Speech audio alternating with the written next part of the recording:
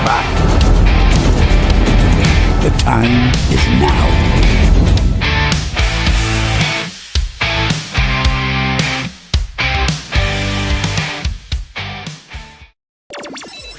NUFC Talk Drive Time with Tim and Peter, the Toon Twins, weekly live on NUFC Talk Radio, the voice of the Toon Army.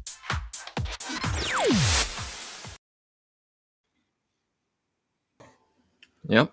Good evening, everyone. Yep. Welcome to Toon Talk Drive on NUFC Talk with myself, Tim, and me brother, Peter. How are you doing, Peter? Doing good. Doing very good. Still buzzing after Saturday's win. Aye. It was quality. It was quality. We'll go through that. We'll go through the Man City game and the Marseille game, obviously coming up now as well, which is the focus tonight. Before we get underway, just if anybody wants to put a chat on, please feel free. We'll get to as many as we can. Obviously, if you want to guarantee it, give us a super chat and we'll get right to it. But we do appreciate all your support out there. It's amazing. Yeah. So, let's crack on then with the show. So, Man City. We beat Man City. I wasn't confident going into that game. And I came on the show afterwards and spoke on there. But what did you think of that game? First of all, Peter, I thought it was brilliant. We asked for changes and we got changes, but not the ones that we expected. But obviously Tino and Shaw came in for Trips and Botman. Didn't expect Tino to be back. And it was brilliant that he was, because his energy made a massive difference. He was really sharp. And you got to give Eddie Howe credit for getting it right. Obviously, don't get me wrong, I'd still like to see the likes of Ramsdale and Ramsey sooner rather than later. And we'll come on to that for the Marseille game coming up, and maybe Everton on the horizon. But obviously, it's probably fair to say that, just to qualify that, we have the luxury of sitting here and saying we need to do this and we need to do that without any consequences. And Eddie Howe, I'm just chuffed that it worked out on Saturday for Eddie. But obviously, we're here to give our thoughts to you absolute legends watching. So that's what we'll do. But it was class. It was kind of in a way the build up to it, I wasn't feeling like what you said there. You were kind of expecting the worst. I thought they would be up for it, because they usually are in these kind of bigger games with the crowd behind them against the likes of Man City and Arsenal's and those kind of teams. So I'm actually not that surprised that we won, but it was, still I'm still buzzing from it. It's still a thrill when you see us playing like that. And I think Bruno, again, I gave Bruno a bit of stick, so maybe I need to take credit for that performance. But he was brilliant. He was brilliant. Yeah. he was. And shout out to just the chat there. Good to see you, Roger. Tony as well. You all right, mate? How you doing? Natalie, good to see you as all. And we've got the main men. We've got win anyway, but they've got the main show coming up. Gary, I think Chris might be on as well, but we've got the main show as well with the live match coming up, commentary that is after us, so stay tuned for that. Big guns are coming up. Right. So with what you're saying there about the Man City game, I mean, I wasn't confident in that. I thought we would turn up and I think the effort would be there. I was thinking, okay, we're going to be showing more steel, because against the big teams at home, like you say, we normally do.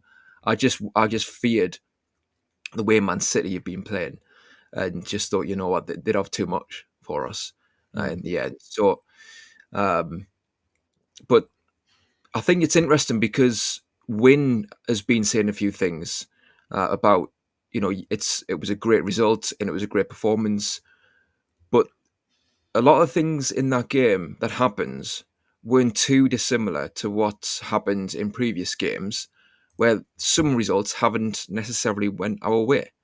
So I'll go through a few things from that point of view as well. because I think he has got a point in that, there was definite changes that led to us winning that game and definite positives that weren't there in the previous games. But there was also, similar patterns of play that were there and just simply weren't punished by Man City. So if Man City do take some of those chances, we're probably sitting here, saying like the same thing, saying, well, there you go. There's this problem, there's that problem sort of thing. And I'm not trying to put any down on it. It's just an interesting outlook how you kind of look at these things and how goals change games. And like Win says, results change games and change the perception of the performance itself. But there was a definite, it's definitely when you compare it to like the away games at West Ham, Brentford, there was a lot more fights, a lot more passion, a lot more organisation in this game against Man City than there was in those games. And so, like, that's obviously just the basics, but we needed to get back to basics. Yeah, so the attitude was first class. Aye. So that was the starting point for the game, and then can you go and implement any tactics that you're putting in place and the skill that you need to have against the likes of Man City. So, and obviously my man Bonds turned up, which was very pleasing. And when the game started and you missed those first two chances, I was thinking, oh my god, like. I've picked him up and I've said, look, he needs to start. And he showed good feet throughout, in the first half and stuff. His build-up play really was play. still quality. It was with Lewis Hall. But obviously, you want to take those chances. So I was thinking, he's just maybe not on it as much as he can be and should be in front of goal. But like I said in the after show, it shows his character to come back from those misses and be that clinical second half and show that sort of composure and that skill, because without the composure you can't actually execute the skill, so like again, it's what I've said. He's not, he's inconsistent at times throughout the match itself in terms of being involved, but more often than not I think he will give you an assist and he will give you a goal, so I think he needs to be in the team going forward. Like, he's our first choice left winger, and he should be given a long run in the side and allowed to make mistakes, like Gordon's been allowed to make mistakes since he came here. And tonight with Marseille, it's going to be interesting as to whether he plays, because it's a difficult one in terms of juggling the squad now and keeping it fresh for Everton, but keeping players in the team who want to actually keep that momentum going. So obviously we'll come on to the Marseille team selection and our thoughts on what we would play. But yeah, I was pleased with Bonds. Obviously Lewis Hall, like you say, full-back's coming back in, but Lewis Hall down the left as well. His quick feet in tight spaces just makes a massive difference, as good as Dan Burn is, and he's filled in there. But it's acceleration as well. Sorry? Yeah, his acceleration, bursting forward from deep. Aye. No, that's it. Anybody else coming to mind for you in the Man City game? Yeah, Murphy again, quality. That him and Bonds actually, I would say, they're a bit of a throwback. Both those players are very direct. They're not really into the kind of tippy tappy that a lot of modern wingers are into, because a lot of modern wingers like to slow the game down. Bonds and Murphy, they're always looking forward. If there's a killer pass, a killer cross, then they'll play it. Murphy, those crosses for that second goal, he's got a knack of putting in this delivery, which just causes chaos. It's just really, he's got a really dangerous cross on him that is difficult for defenders and goalkeepers to deal with. And all that talk about needing a right winger in the summer. And don't get me wrong, I think that maybe signing Alanga might have actually upped Murphy's game. It's kept him on his toes, and that's what a big squad can do. So, exactly. But yeah, big shout out to Murphy, because he was class on Saturday as well. Yeah, I mean, obviously Alanga hasn't taken his chances since he's came in to the club, but it definitely keeps, like you say, Murphy on his toes, and when he's came into the side, knowing that Alanga's there, who's been bought really to be first choice. Murphy then knows that he's got to continue the same level that he's shown in the last few years. So, like you said, the balls that he puts in, the reason they cause danger is because he puts them into that corridor of uncertainty. And it's a lost art, like you say, with wingers these days. I mean, I think it's slowly coming back. I think more and more teams are now actually going back to some of the basics that you took for granted in terms of attacking play and obviously defensive play as well. But like you say, it's a breath of fresh air, Murphy, when it comes to attacking down the right side. And there's one thing like seeing the pass, but it's another thing having the weight of pass and the weight of cross. And like you see, like these crosses come in for all these chances that he creates, and you do take it for granted now. But if it was that easy, then Elanga would be doing it himself when he comes in. But he hasn't been doing it. Do you know what I mean? So it's not that easy to execute these sorts of crosses. And yes, some will go over the bar, some will, some crosses will go out, etc. But like with Harvey Barnes, you know that throughout the game you will receive, X amount of good deliveries in amongst everything else. So that consistency and that quality, I think, nails him down to the right-hand side as well. So, like, going forward, Murphy right, Barnes left in the Premier League. I mean, we said it on the show, didn't we? On the last show, I said, look, who would you want in the box? Yeah. Well, supporting Voltemeda when you're going forward. If Voltemeda isn't get the chances, who else would you want the ball to drop to? And I said, it's those two. The best finishers at the club, in my opinion. So they need a long run. But obviously rotation with the games coming up as well. I mean, Roger says there, Langer, winger kick up the you-know-what. Well, yeah, I mean, maybe, like I say, kept Murphy in his toes, but, I mean, Alanga's another story. I think we'll come on to Alanga later in the show with regards to the Marseille game coming up tonight as well, because it is a fascinating situation with Alanga and how that sort of panned out and how he can try and work himself back into the team. I mean, with the way things are going now, I wouldn't rule out with regards to the wingers, Murphy being first choice right wing, with Gordon being the other right winger, jostling with Murphy for that spot, and then left hand side Barnes first choice with maybe Alanga kind of battling it out with Barnes for that left hand side. Maybe that would be I'm just putting that out there. Let's see what the chat think of that. But that could possibly be a way to get the best out of Alanga, just to mix it up a little bit. See what he's like on that left-hand side, maybe coming in a bit more. And we've seen Gordon. I mean, we've talked about this before. Gordon on the right wing, I think he's underrated that way in terms of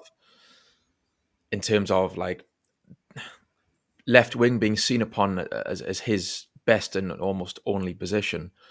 I think when you look at the delivery he put in last season from the right, I'm thinking about that Arsenal game at home. He can do it. He can play right wing. So maybe that's something, because again, Gordon hasn't been. It's been far too long now where he's been off the boil. So that could also help solve kind of the form that he's in. I'd be up for that, putting Gordon right wing, and I've said that for a while, but it is one of the strange things, in my opinion, how reluctant we have been to put him there, considering that he did play there for Everton at times, and his attributes are tailor-made to go on the outside in terms of that raw pace, in terms of that kind of aggressive player that he had when he was at his best, both with us and Everton. I don't know if it's coming from him and that he sees left wing as his spot, and he's looking at England as well, and he's thinking that's a spot I want to nail down because that's where I can go to the World Cup playing at for England. But that's nothing to do with us. We should be concentrating on what we can do, how we can use our players. And with Alanga, he has played left for Sweden quite a lot as well. So, I mean, to be fair, he has came on, I think, and played left He did on at least Saturday. once. Oh, it was up front Right, on Saturday, wasn't up it? front. Aye. So I think that's an option as well, to put him on the left. I don't think that Eddie Howe will change his ways in regards to Gordon going on the right. It's been so long now. He's like I say, he's really averse to doing that. So Mm. I think it's a case of Gordon biding his time in the Premier League and waiting his turn, just like Harvey Barnes has waited his turn. And a lot of players in Harvey Barnes' shoes would have kind of kicked off by now and maybe asked for a move when he's come off the bench scoring goals and not getting any start. I mean, I say not getting any start. I know that he's had runs in the side since he's been here. I get that. But, more often than not, when Gordon's fit, he's put back in the team. After a game or two. Do you know what I mean? But he might be on the bench for a game or two, but more often than not, he'll come back in then. Well, it would have been interesting to see if Gordon was fit, if he had have been fit, it would have been interesting to have seen whether he would have came in on Saturday and we wouldn't have had the goals from Barnes that Barnes then scored. And I would have been like, because I think I was saying that I think it would have been Gordon in if he was fit. I mean, which would have been the wrong decision, my opinion. Maybe he wouldn't have. Maybe he would have put Barnes in. But like you say, Barnes came in and got the goals. So I'm not sure we win that game without that sort of finishing. Because not just the first goal, but the second goal as well. It was such a clever finish. Again, that intelligence that Barnes has that I don't think Gordon has in those areas. Let's have a look.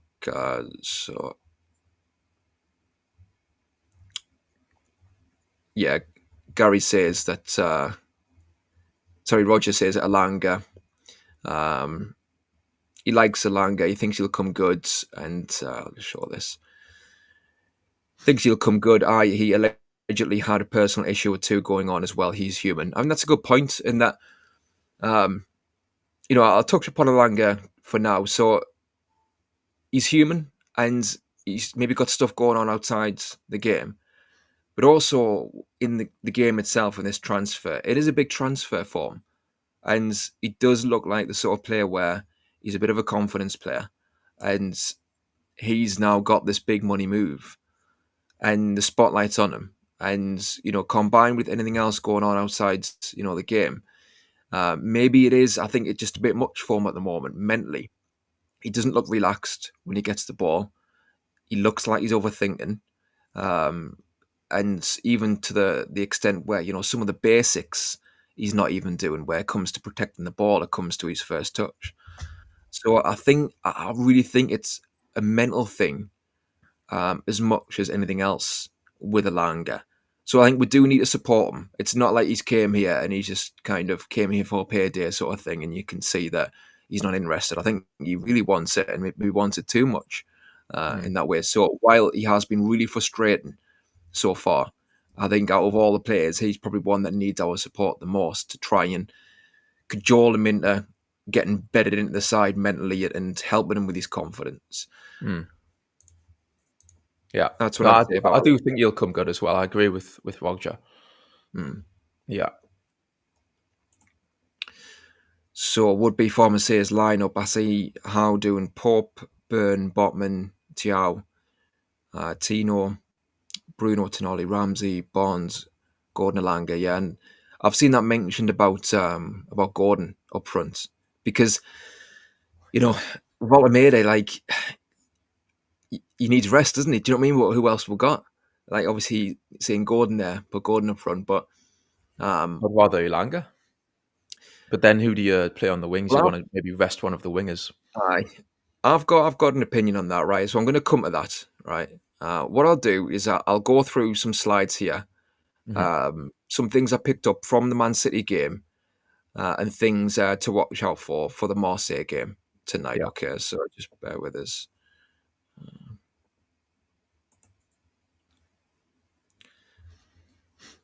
So the first slide here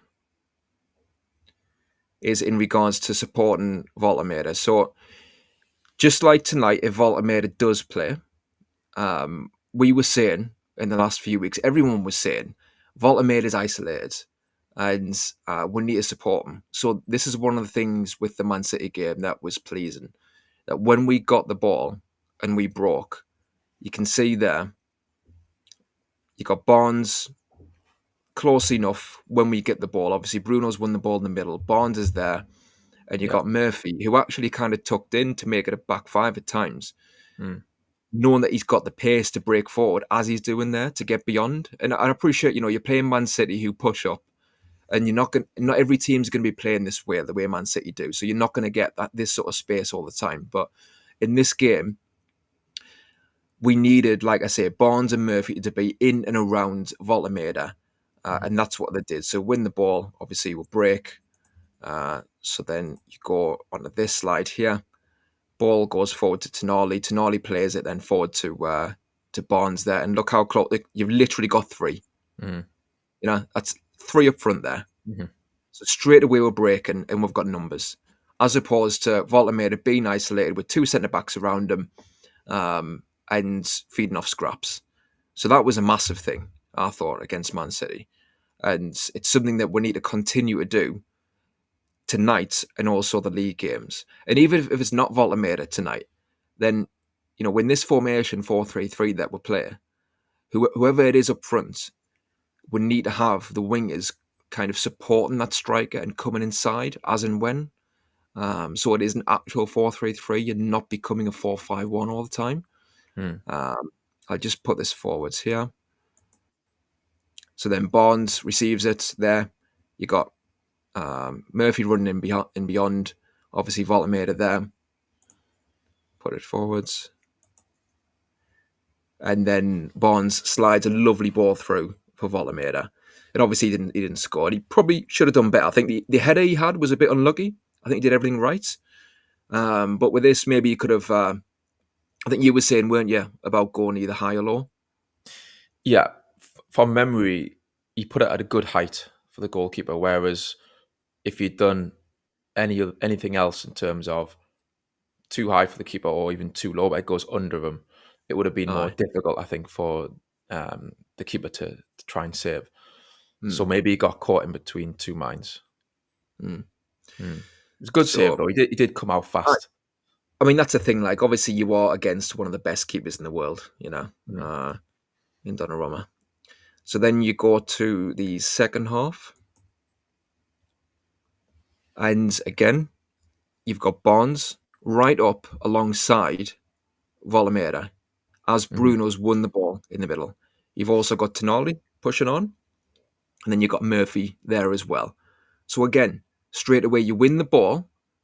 Is there options looking forward? How many times have we said in recent games that we'll win the ball and Voltemeda's isolated? In this, win the ball, numbers alongside Voltemeda. Bruno's got options. And by the way, Joe Linton, I'll just touch upon Joe Linton there.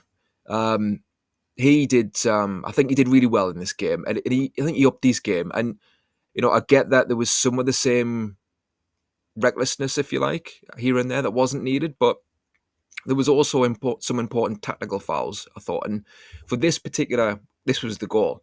And for this move, Joe Linton did really well, actually, to keep the ball.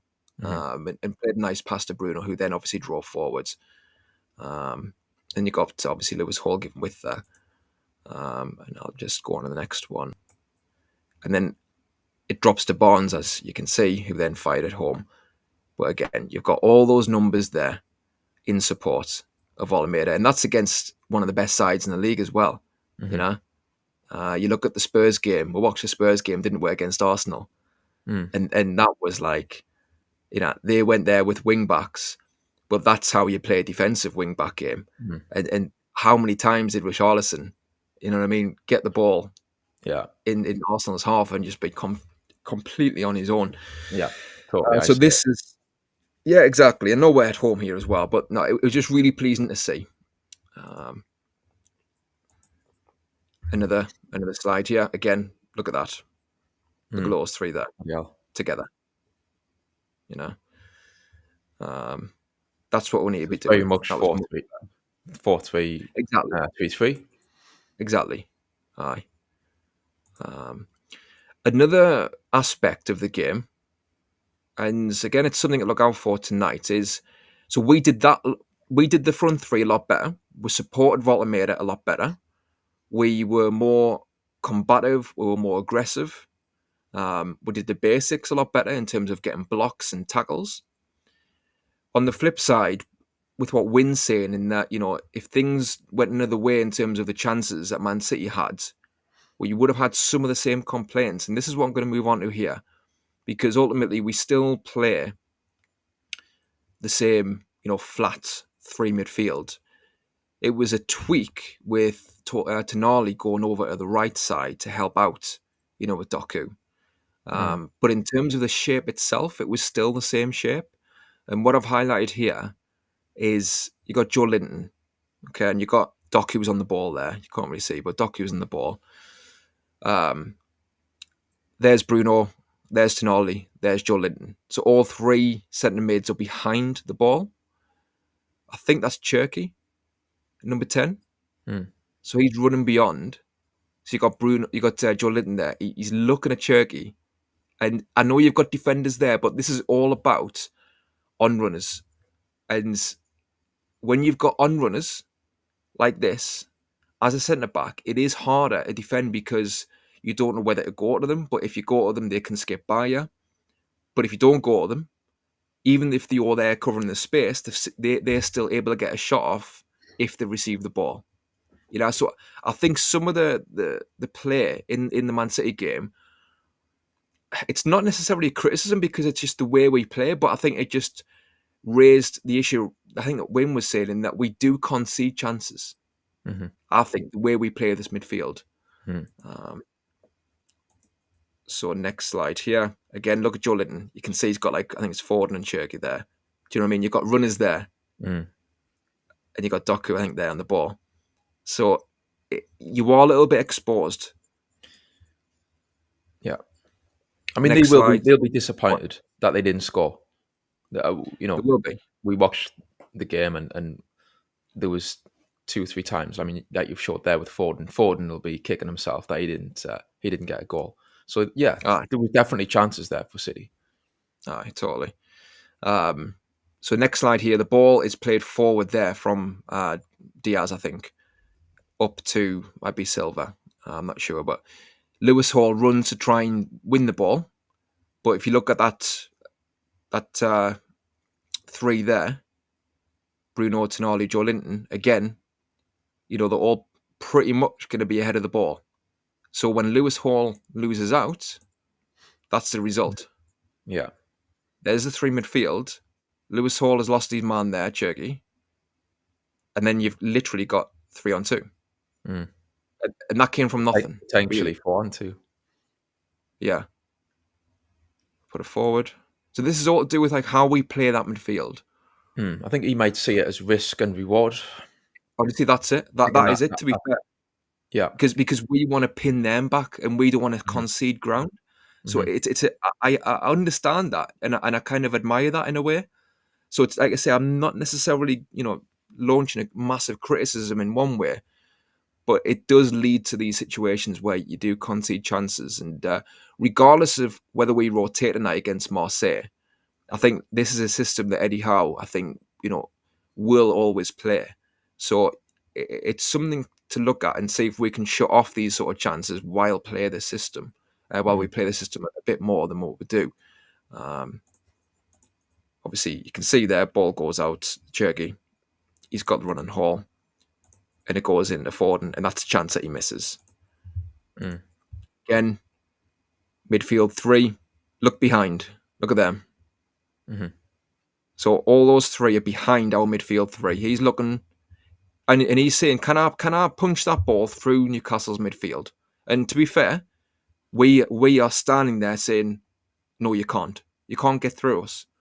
But obviously, if they manage to, then they're in behind. And I like exactly what you say. It's the risk and reward. On this occasion, they do manage to him there, because Tonali there, you can see our 3. He hasn't covered that space. Now Doku's got the ball. Bruno's trying to get back, can't get back. Joe Linton's out the game. Tonali's out the game. And you got 3 runners going at our centre-backs. And that's when Foden has the chance and Cher comes in and wanted the penalty, which, to be fair, may have been a penalty.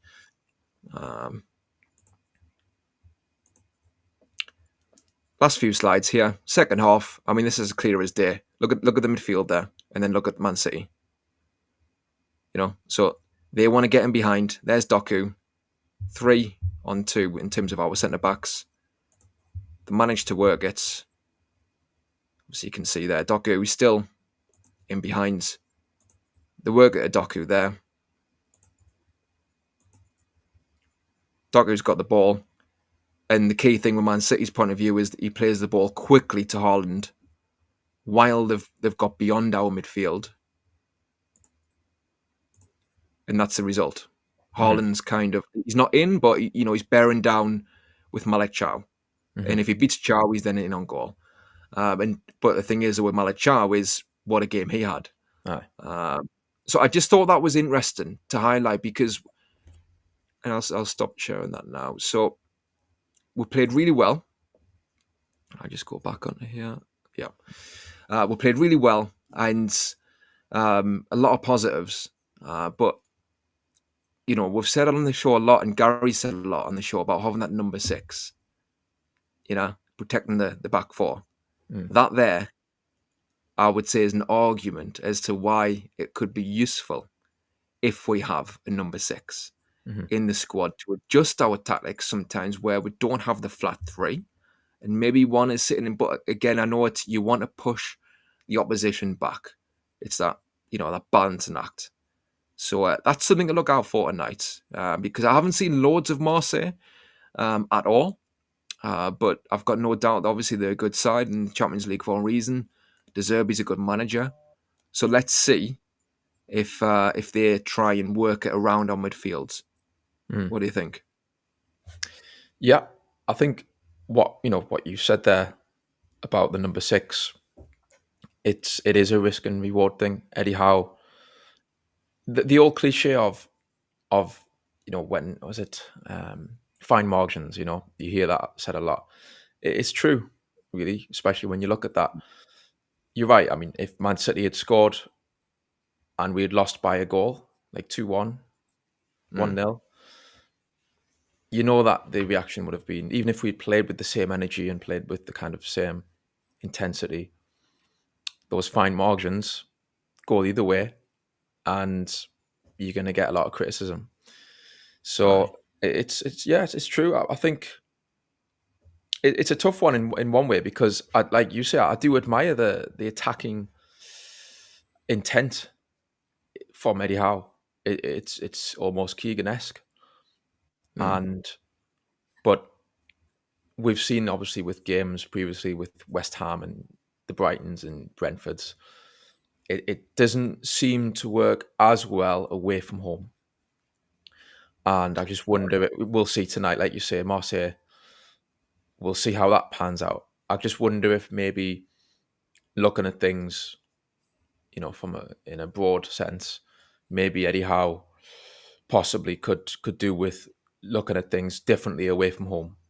Just a little bit in terms of having that number 6, having a centre mid just sitting there protecting the back four, and then at home, maybe you give them more kind of free rein, like we saw on Saturday, and you say, you know what, we probably will concede maybe 1 or 2 more chances than we'd like to, but when we're on form like that, I think it's fair to say we can beat most teams. We can beat any team really when we are on top form attacking wise. We always look a threat. So it's that balance, isn't it?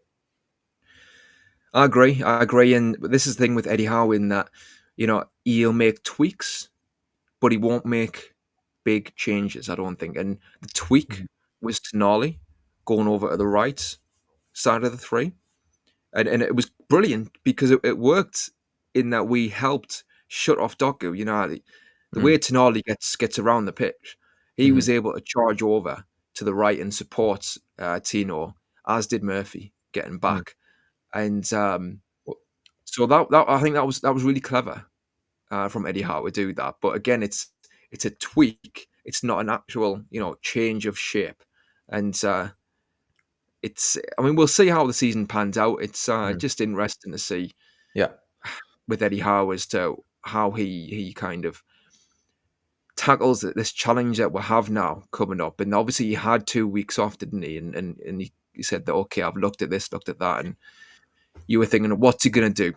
What's he going to change after the last few really poor games? And like I say, tweaks, not massive changes, but obviously we got the result, and a lot of the positives were there that weren't there before, in terms of the competitiveness, in terms of the spirit, The attitude. the energy, attitude, and the technical ability as well, from the likes of Bruno, that he wasn't shown before. And just on those three centre mids as well, I think if I had to try and get inside Eddie Howe's mind and sort of think about what is he expecting from those three, both defensively and offensively, is there anyone he wants to be who he wants to be more defensive minded? I think the way it looks is, because those three have got so much energy, like you said, Tonali, the amount of grass that he covers is immense, and Bruno's very similar that way. So, and Joe Linton gets up and down. So I just wonder if he looks at it and thinks, we've got three of the most lively, energetic, combative centre mids around. So therefore, I'm not just going to have one of them just sit there and kind of be rigid that way. Maybe he thinks, I'm going to have all of them share that responsibility as the game pans out, depending on who was where, who's playing against who from the opposition. But it's about moments, isn't it? And moments in the game where this player might need to get back, that player might need to get back. And I think he sees it as fluid that way. He does. And as Gavin Fuller says there, Eddie Howe keeps saying, we don't play with a 6 or a 10. That's it. Right. It's literally, it's 3 number 8s. Yeah. That's the way Eddie Howe sees it. And like you say, it's fluid, but they don't want to concede that ground. And they're all playing, that same 8. And it's brilliant at home. It just, I wonder away from home if it's something that could be tweaked. But at home, it is brilliant when you see it. You see them play like that against the likes of Man City. It's class, and it does show that they've got the quality, and when they've got the attitude like that. Like I say, they'll beat most teams. Aye. See, Christina said the thing is about Malichao, in terms of, you're leaving your centre backs 1-on-1 at times. But the thing is about him is that he's fantastic, and that's true. And Mark Bates says Chow is the GOAT. And to be fair, sorry, Sosman, I just quickly, I said last week, for me, he's the closest I've seen. It's early days, obviously, very early days, but he's the closest I've seen to Woodgate since Jonathan Woodgate. Oh, I think it is a fair comparison, because he's got the pace, and he's really good in the ball. He's really good at breaking the lines and punching those passes through, and it was a lovely ball at one point against Man City where he switched the play. It was a bit of a blind pass, but he knew exactly what he was doing, and he just got us out and over the pitch. Lewis Hall on the left side. I mean, it's early, we'll see. Early days, but he's been brilliant. Let's see the full season, because I don't want to curse him, but if he carries on like this, then what a signing! What a brilliant signing he's been. And I just go for it. Thiago's been amazing so far. Hope he continues like this. Exactly. Do you not? So Gavin Fuller says, do you not think we are better against the top teams because we let them have the ball, but lower teams give us the ball? And I think that's right, because that Man City game there, and some of those slides there, like I said, Man City high up.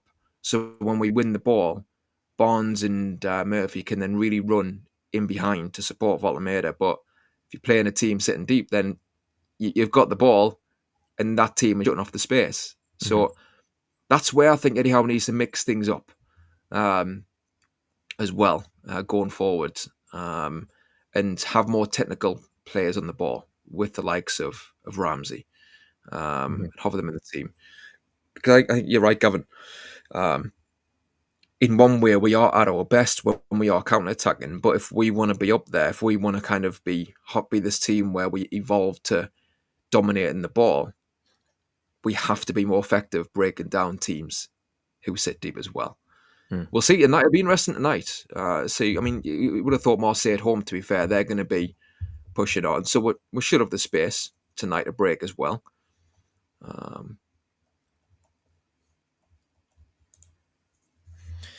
Yeah, I think that's a really fair point. Sorry, just quickly there about Joe Linton. I think Ramsey, Joe Linton, for me, away from home, Ramsey would be better suited for that reason you've just said.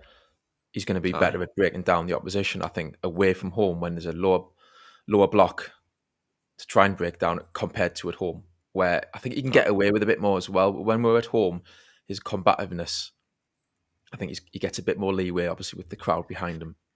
That's true. Like, I think in those games as well, what he does with his physical attributes is he helps with the press.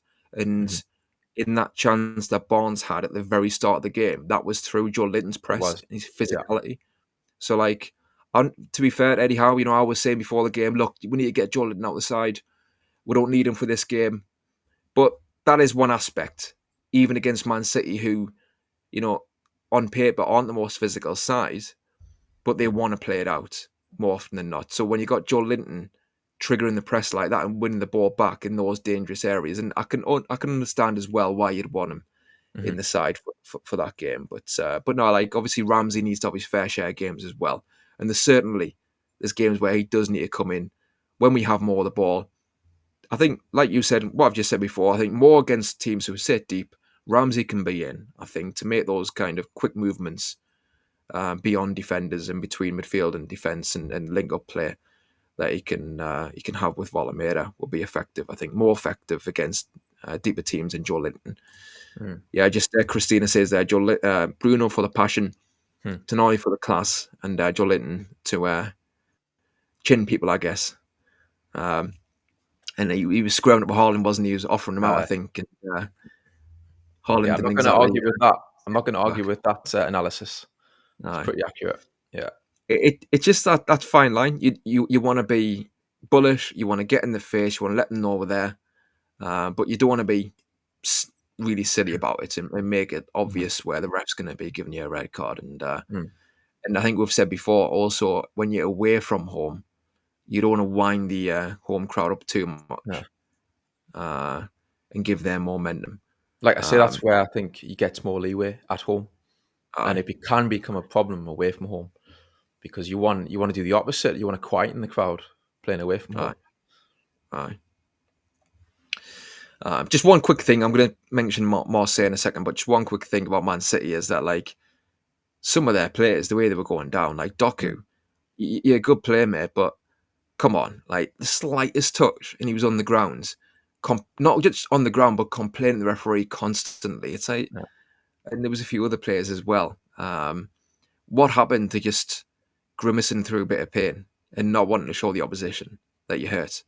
But I mean, Doku wasn't even hurt. He was just dropping to the ground all the time, whinging. Well, I said to you when we were watching it, I said, like, someone like Doku, who's got all the ability in the world, he's got these silky skills. What do you not want to play with a smile on your face when you've got that kind of flair and you can skin players for fun? And he looks miserable. He was so mopey. I thought it wasn't helping City the way that he was going on. Like you say, looking to the ref to help him. He's a brilliant player. He doesn't need the ref to help him. I think if he was a bit more kind of positive in terms of just getting on with things, then I think his game would be better for it. I agree. Right, so Marseille. Let's have a look. Is the lineup out? Is it on Champions League games? I think it's an hour before, isn't it? I know Premier League games is like an hour and a half or something, but maybe we're going to have to wait for that Champions League lineup. So it's an interesting one because, I'd want to rotate. For me, Everton is the bigger game There's been a bit of a debate around this, and I think Wynne was saying no, it's this game, and I think Borky was saying no, it's Everton. But I think we need to be turning up in the Premier League, and we need to get up that league. Yeah. And like for me, I can't help but prioritize that game a bit more in terms of like the team selection. But at the same time, Barnes is on a run. So if Barnes can physically play these games, these 2 games coming up, and to be fair, he hasn't played every game this season. Do you know what I mean? So there might not be the burnout there that there could be with the likes of Almeida. So what I was thinking is you want to give Almeida a rest. And if Gordon's fit, maybe give him a run out. So maybe you could play Gordon left and play Barnes up front. In that Gordon kind of left, false Barnes up front. Aye. And by the way, like for me, whatever happens tonight, Barnes is left wing against Everton. You know, that's that for me. So I'm just putting Gordon in the side to give him a chance to get up to speed a bit more. But he's not going to just get back into the side for the Premier League based on tonight for me. Mm-hmm. But that's what I was thinking. I think you could, to rest Voltameda, maybe that's an option to play Barnes there instead. Because Voltameda, I'd want to play him tonight because I want to win tonight. And he's obviously the only striker we'll have who's fit right now. But he's playing every game, and maybe he can play. Maybe he can. And a lot of people would say, well, so he should. He's a young lad. But it's those fine margins when it comes to fitness, and it's a new league that he's been adapting to. So part of his things, have him on the bench, have Harvey Barnes with the momentum that he has, playing in the false 9, say to Gordon, okay, here's your chance, left wing, show us more of your old self as to what you can do, so you're ready for the Premier League if you're called upon. And then have him on the bench against Everton he plays rubbish against Everton anyway, all the time anyway, doesn't he? But Gordon. His head's, I think he's trying to play he's trying too hard to impress Everton. Maybe possibly. Aye. Show them what they're missing. Aye. But it goes either way. And yeah, it's the crowd obviously going to get to him, I think, a little bit. So yeah, it is tricky, like you say, with what I do tonight, because I personally would also put Everton as the more important game, given the fact that Newcastle have got a lot of, was it 8th in the table, Champions League? They've done really well in the Champions League so far. We're not in a must-win position. We don't need to win tonight. Obviously, it would be brilliant if we do. But you would rather, for me personally, I'd rather that we get the points on Saturday if you had to choose. And so I think actually this is a good opportunity to rotate. We've got, like we said last week, we've got a squad for a reason.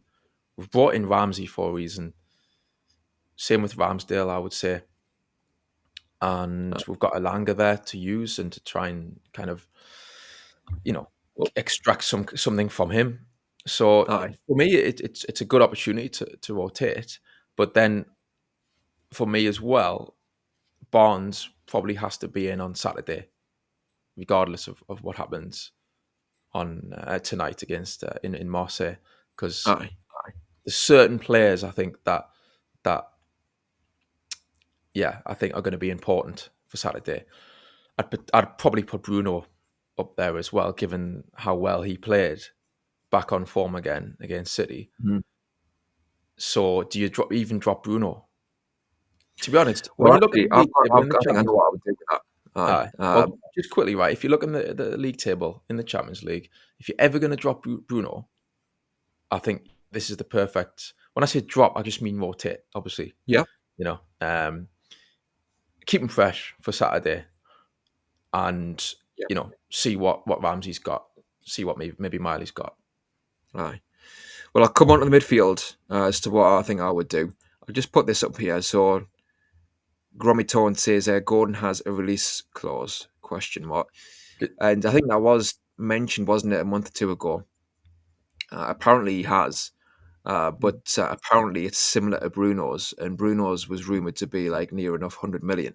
So if it is that, then I think you'd be hard-pressed to find any club willing to pay that sort of money for Gordon. And And frankly, I said in the summer that I would take 70 million for him. And there was some eyebrows raised then saying, 70 million? You want more than that? And I think right now, I'd snap your hands off if somebody offered me 70 million for Gordon. So, like, yeah, I'd be, to be honest, it's brutal, but we need to trade better. I'd be looking to cash in, no doubt, for that sort of money. I would. And you've got the likes of Semenyo or Bournemouth. And granted, Semenyo might be waiting, maybe for other clubs to come in because he has got a release clause. And by the way, that's apparently 65 million. That's active for the first 2 weeks in January. And it expires after those 2 weeks because Bournemouth want time to get a replacement in.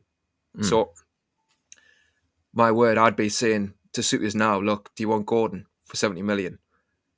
With the view of getting Semenyo in for 65.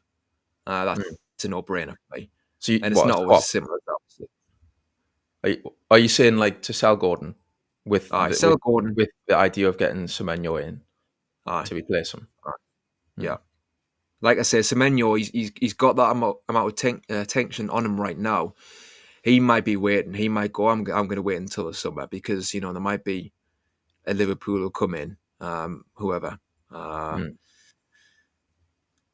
Probably not Arsenal, but like another club who's up there who he might want to go to. So he might just hold firm and see what he can achieve with Bournemouth this season. But I think he's the real deal in terms of he can play left and right, and he's got the skill, he's got the pace, and we'll probably missed a trick. And we might have tried to get him in the summer. Who knows? And we might have battered away potentially. But so you've got. Still bad dad saying Semenyo only wants Arsenal. He already said that. I didn't know that. But Arsenal have got Eze, they've got Madueke, they've got Saka, Trossard, So maybe Arsenal won't want him for that reason.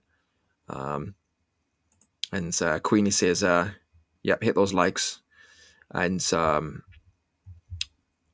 a look. Assists and Gordon in his hairstyle choices.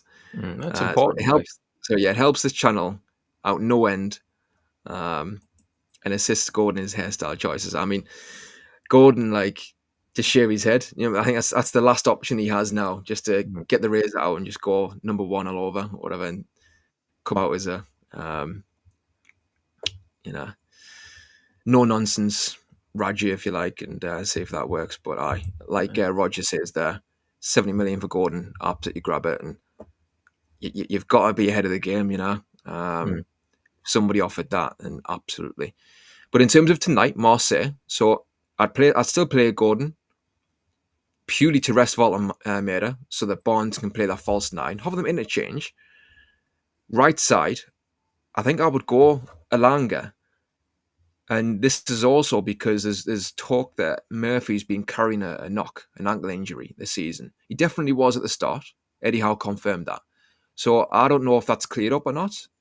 But if he is still carrying that, I mean, it's not ideal to be playing him anyway. I mean, he's still doing his stuff and he's massively important. So obviously that's why he is playing still. But if he has got that knock, then I think, again, you've got to be sensible and not play players until they break down. So for me, needs must. Rest Murphy. You've got Elanga. You've paid the money for him. It hasn't worked out so far. I think you've got to be careful with him in terms of how you bring him into the side with the way his head is right now. But at least tonight with Marseille, you would have thought they will leave some space in behind. And obviously that's what Elanga's game is all about, running beyond in behind. So I would start Elanga on the right. When it comes to midfield, I totally agree with Bruno in that, Bruno's been overplayed, I think, in the last few years. And I think tonight, I think you can play Miley and Ramsey. And I think you can, to be honest, with Joe Linton, I think we've said before, right, for this Everton game, I would rest Joe Linton. Do you need Joe Linton against Everton? I know it's an away game and you want to be combative, but I'm not sure if you need him there. I think for the Everton game, that's where, I think I was saying before, you bring Ramsey in against an Everton side who are going to be sitting deeper than what Man City were. You need more skill to unlock that door. You've got Tonali and Bruno to come into the side fresh. So that's what I'd have in mind for tonight. So you've got Miley having his chance alongside Joe Linton and alongside Ramsey, is it? Yeah. So that's what I'd be playing with that front three as well. That can interchange. Nice. So just run that. Who's on the wings? Run that You've buys got again. Barnes left. You've got Alanga right, and then you've got Harvey Barnes playing like a false 9. And like I say, they can swap over. And you've got Volomir on the bench, and you can bring him on. Certainly bring him on during the game if you need to. And then you'd go Ramsey. Who in the middle? Ramsey, Tonali. So I'd rest Bruno. I would rest Tonali. So I'd have Joe Linton, Ramsey, and Miley. And then I would play Ramsey against Everton still, alongside Bruno and Tonali. Obviously, the question mark is, can Ramsey play at night and Everton? So maybe you can play one of Bruno or Tonali instead tonight. But that's what I'd be thinking of in terms of like tonight and the Everton game. Did Bruno and Tonali, they both played full 90, didn't they? Against City. Yeah. Aye. Shout out to Betsy, by the way. Hope you're well. Just in the comments there. Aye. Nice to see you. And also, I noticed to me earlier, there was a comment from Tez, James's brother. And he was telling us to mind the gap. So, fair play, fair enough. I admit there's a gap there at the moment. So we'll see if that gap, see if we can catch you up. Just earlier, quite a way further back. Was it? A bit of a bit of a dig, but no, fair play. Sunderland obviously have been brilliant this season so far. It's taken you long enough, like Jesus. Exactly. Enjoy the Champions League tonight. That's all I'm saying. But that's it. But no, I mean, I was saying before, it's like the 99-2000 season. When Sunderland got promoted then, and under Peter Reid, and they had momentum, and they had the spirit, and they were up there, the top 7. They finished 7th that season. Yeah, it is a bit like that this season. We'll see how long Sunderland can maintain that. Obviously lost against Fulham. See if they bounce back with that. But the derby is finally poised, I would say. And Sunderland, I think they're at home. First game in the league in a long time, nearly 10 years. So they're going to be well up for it. And I'm sure you're looking forward to it, Tez. And I'm sure you'll be singing some very nice songs about Newcastle. Revenge. And it may well be revenge, but hopefully, when you come to St James's Park, you'll have a good game. But it's, I was saying before the Man City game, my word, I'm not looking forward to that Sunderland one. But if we can show that same fight that we showed against Man City, and to be fair, like Eddie Howe, he does normally get us up. He hasn't got us up for the last few games before Man City, but you'd like to think we'll turn up and show who we are. But we're not playing the Magnums tonight. We're playing Marseille in the Champions League because we are a Champions League club. And looking at the team again, in terms of defence, I would, you're looking at left back, you're looking at Lewis Hall, you're looking at Tino. Would you rest them? It's if you're doing all these changes, there's a lot of things that you're kind of changing around, and you might lose momentum that you've got against Man City. But they've been out for a long time, Tino and Lewis Hall. So would you play them in this game as well? Or it really is a tricky one because they are the first choice now going forwards, regardless of whether whether Trippier's fit or who you got for left back as backup. Really, that's the other thing. Is on the other side, we've all talked about Dan Burn at left back, how that kind of came to it's hit a brick wall against Brentford last week. I think he'd done, to be fair, right, I will say I don't think he'd done too bad left back up until that game, really. Maybe West Ham as well. West Ham away, he was a bit exposed there. But yeah, so ideally, obviously, Lewis Hall is the best left back we've got. He's a brilliant left back. He's going to be probably England's international sooner rather than later. So Should be.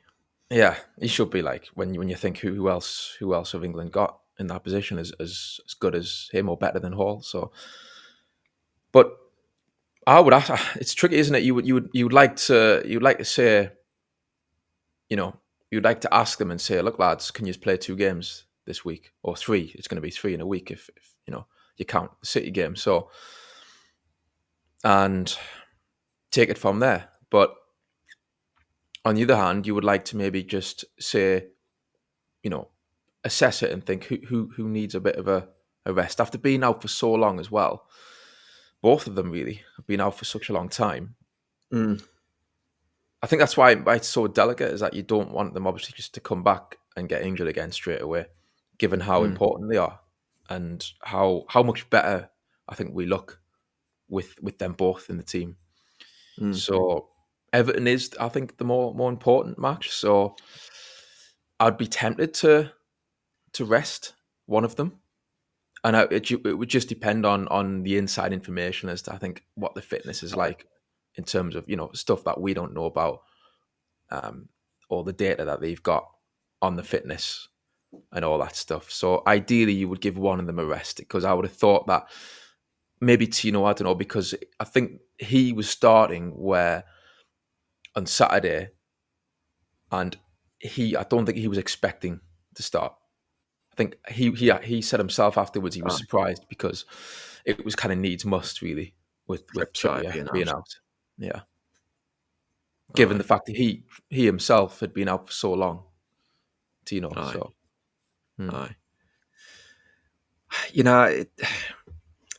like you said, a lot of it depends on the inside information in regards to their fitness and how they're looking after that game. And this is where Bunsey comes in as well. Steve Bunce. Steve, isn't it? Steve Bunce. I think so. In regards to kind of what he thinks and what the data tells you. Because in an ideal world, for me, you rest both them. And you've got a squad for a reason, and you have to bite the bullet and use it. We've got that bit of cushion in the Champions League as it stands. That's not to say like you're taking things for granted at all. And it's going to be a tough game. James Bunce, by the way. James Bunce, James Bunce. You got Steve from like. Steve. He's Steve now. But I just think the last thing I'd want to see is like one of those two break down again. We've seen how much we suffer when those two are out, and they've been out so long. And I'd be tempted in a way, and I know a lot of people won't like this, but to play Kraft right back and Burn left back and just bite that bullet. I mean, you could actually, I wonder if you could play back 3. So, but then, so you got wing backs. You could play like Thiaw, Cher, Botman, or Burn as the back 3. Then you've got maybe a Langer wing back, but who would you play left wing back? No, it's a tricky one that I think. I mean, you could play Gordon maybe at wing back, but I think maybe just bite the bullet and play Dan Burn left back, Kraft right back, keep Cher and Thiaw together, and then you could have Tonali, Miley, and Joe Linton maybe tonight, and then with a view to having Ramsey in against Everton. And then you've got the front 3 of Gordon, Bonds up top, Elanga right. that you've got that squad for a reason. I just think you've got to bite that bullet and use it, and then bring in the fullbacks against Everton. And I'll just pick this up. Sorry. So you've got Michael there saying you play Tino or Hall, rest one, and that's what I'd want to do. I'd want to just rest one because we've got a game tonight. We want to win, and we're playing against a tough side. But again, what if one of them breaks down? And I'm kind of being a doom monger here, thinking, the worst is going to happen. But they've both been out for months. They've both been out for 2 or 3 months. So can they play 2 games in 3 days?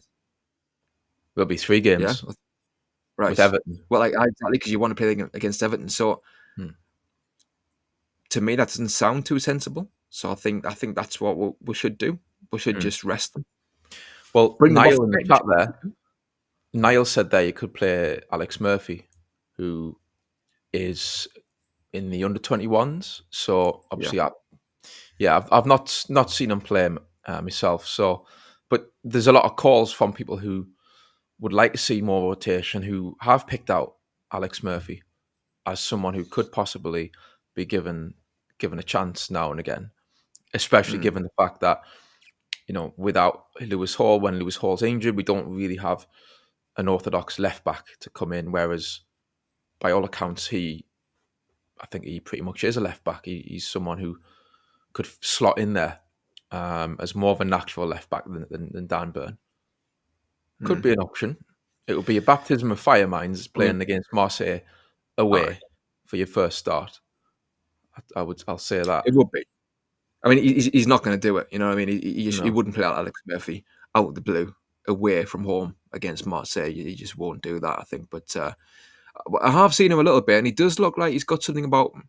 And I think, what we've said before now, I think everybody said that Eddie Howe should be rotating more and should be giving some youngsters more minutes. So, if Alex Murphy had played more minutes before now, then I think that could be an option, a realistic option.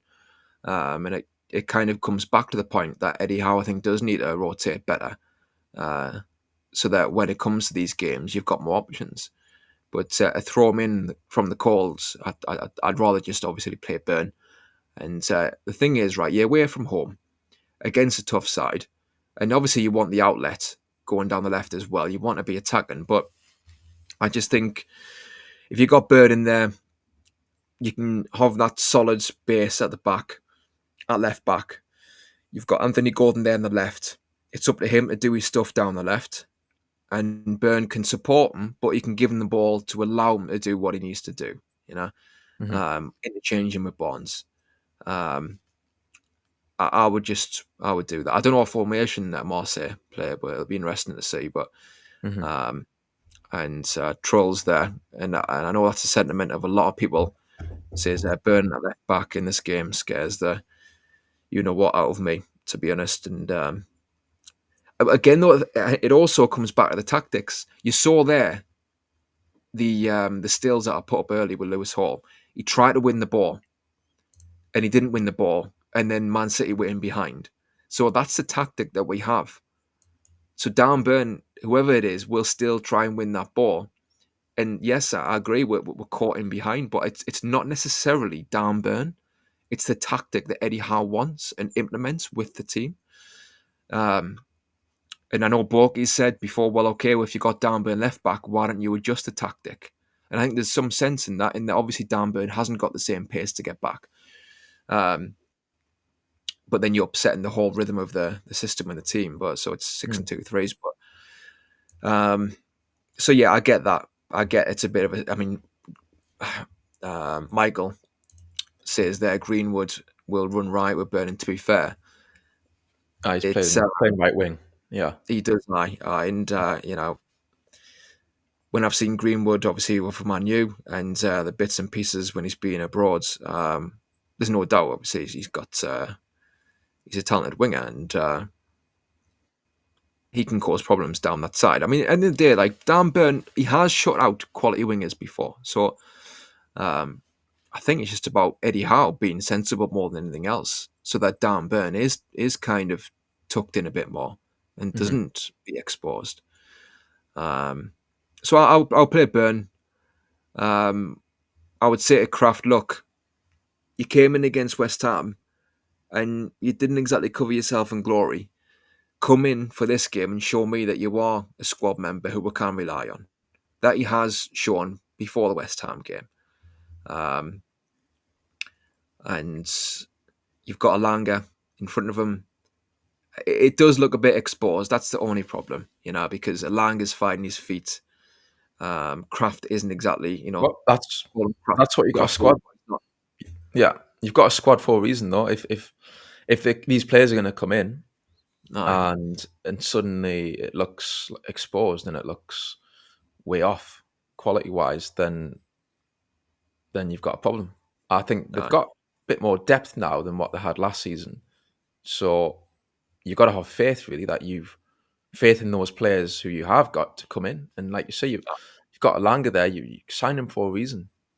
They've went and paid over 50 million for Alanga. So you've got to have faith in him, surely, if you're the management. So I wouldn't worry about him coming in tonight. To be fair, I think it'll be good. It's good to see him. Hopefully, show a bit more of what he's got than what he's showed so far. And like I say, I do think it will come good for Alanga. It's obviously taken longer than what everyone expected, but I think he could be someone who could come in very handy, kind of when you get to the business end of the season. Hopefully, he's found his feet by then. And to quote, Alan Pardew, it'll be like a new signing at that time. So, but yeah, I think I'll be surprised if he doesn't start tonight, because I do think Eddie Howe will look at it and think it's kind of the perfect opportunity to rotate. It's the perfect chance to kind of give other players a chance to show what they've got. But like you say, not making drastic changes. He's not that type of manager usually, but I think he will put in a few players from the cold, given the fact that Saturday is pretty important. I think against Everton, that's going to be a big match for a lot of people to look at that and say it's great to beat Man City. It's great that we play that way at home, but the problems we've seen this season more often than not have been away from home. So I think Eddie Howe will have one eye on that game. Again, given the fact that we're already quite high up in the Champions League table as well as it stands, so it's not like a must-win game. You can kind of say to these players who come in, shows what you're made of. Go out there and give it to them, and go and get the result, lads. And yeah, you got to have faith in the squad, I guess, and that's what as a manager, you'd want everyone to play a part, and not have a massive drop off just because we make a few changes. So yeah, there shouldn't be, because like you say, we're supposed to have a really good squad now, and Niall Powell says that Wynn will have a heart attack if it's more than 2. So I think Wynn's been banging the drum saying, no, keep the same team. This game's more important.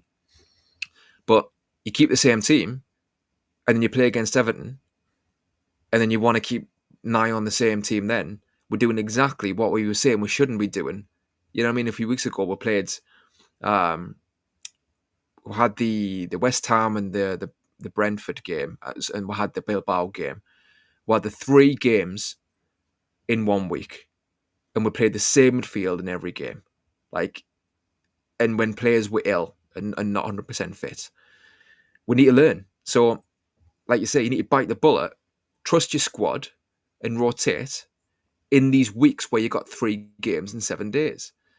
So I just don't see how you can't not make changes, in this game. And how does that affect the Everton game? Because can you imagine if whatever happens tonight, if we lose against Everton, or even if we draw, we're back to square one. You're back to tension. You're back to everyone on edge. You're back to questions being fired at Eddie Howe. And that uncertainty of, this isn't panning out this season. We are wherever in the league. Yeah, we're doing well in the Champions League, but we're literally floundering in the bottom half of the league. So the Everton game is massive. It really is. And we need to be going there and winning that game. And they've just won against Man United, and obviously they are a good side. There's no doubt they're not, they're not one of the best sides, but they're certainly not one of the worst. They're a very good Premier League side, and it won't be easy. So someone just said there exactly what I said at the start. How about Barnes striker, Gordon wing? That's what I would do tonight. We have to. Voltamata, he does need a rest at some point. I don't know how we fucking wait for Wissa, but you want to play them together anyway potentially. So I think tonight, if you look at Barnes' finishing, he's playing withdrawn from off the striker for that goal against Man City. There's no reason why he can't take up those positions tonight with runners coming from deep and taking those shots and scoring goals like that. So I would rest Voltamata. By all means, bring him onto the pitch off the bench. What a sub to have to come on tonight. So that's what I'll be doing. In terms of the midfield as well, with Dan Burn as well at left back, if you got Joe Linton in midfield tonight, he can cover Dan Burn. That's normally the idea anyway. So when Dan Burn's playing left back, keep Joe Linton in tonight. He can keep an eye out for that left back position and cover when needed. Let Joe Linton run his heart out, run his lungs off, do his stuff, make those runs, make those tackles, play that tactical game that Eddie Howe wants him to play. Great. Do we need that against Everton? No, I think play Ramsey against Everton. Against Everton, we need technical players to unlock a team sitting deep. Let Everton will. Everton will sit deep. They're not going to be, like a League One side dropped in, but they're going to sit deeper than what Marseille are going to be, I think. And certainly what Man City were. So that's where you bring in Ramsey, who can unlock those doors. Keep Joe Linton in tonight for this game. So Trolls says there, if Big Joe covers Burn, his performance drops like a rock. I mean, maybe so. Maybe, if J7 is concentrating too much, it takes away his game. But it's needs must. You've got to play it in front of you. You've got to kind of take the hit. And it's about the team, not the individual. And if Joe Linton can help out Dan Burn while, having a competent game, then that, for me, that's what you do. So you've got, obviously you've got Bruno. I think Bruno, love him, much better against Man City.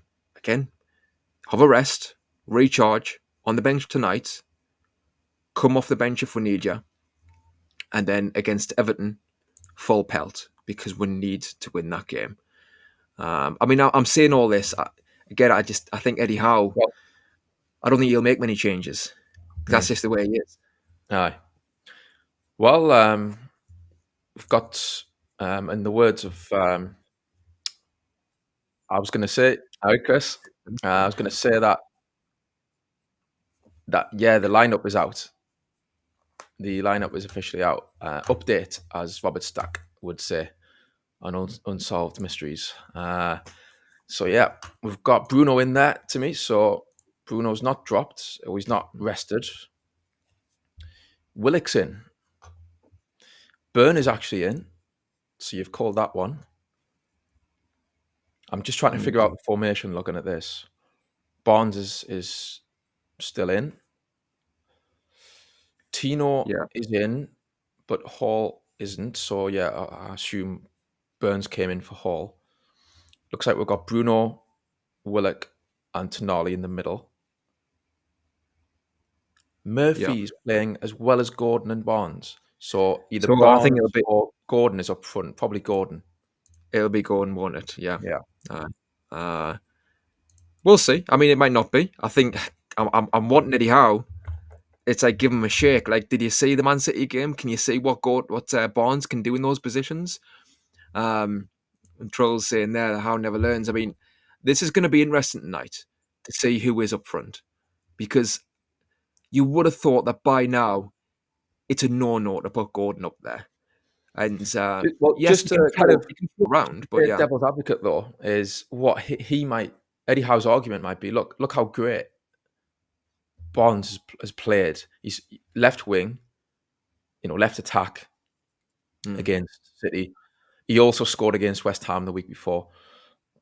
Coming in from that left-hand side, he might argue if I move Barnes further forward as a striker, I'm then losing what I would get from Barnes, what we've just seen against City on the weekend. We're then losing that against Marseille. That would be his argument to Well, keep him there, because if it ain't broke, why fix it, kind of thing. but I know what you mean, but like it's not necessarily any different, because Barnes was coming inside anyway, and he was taking up those positions.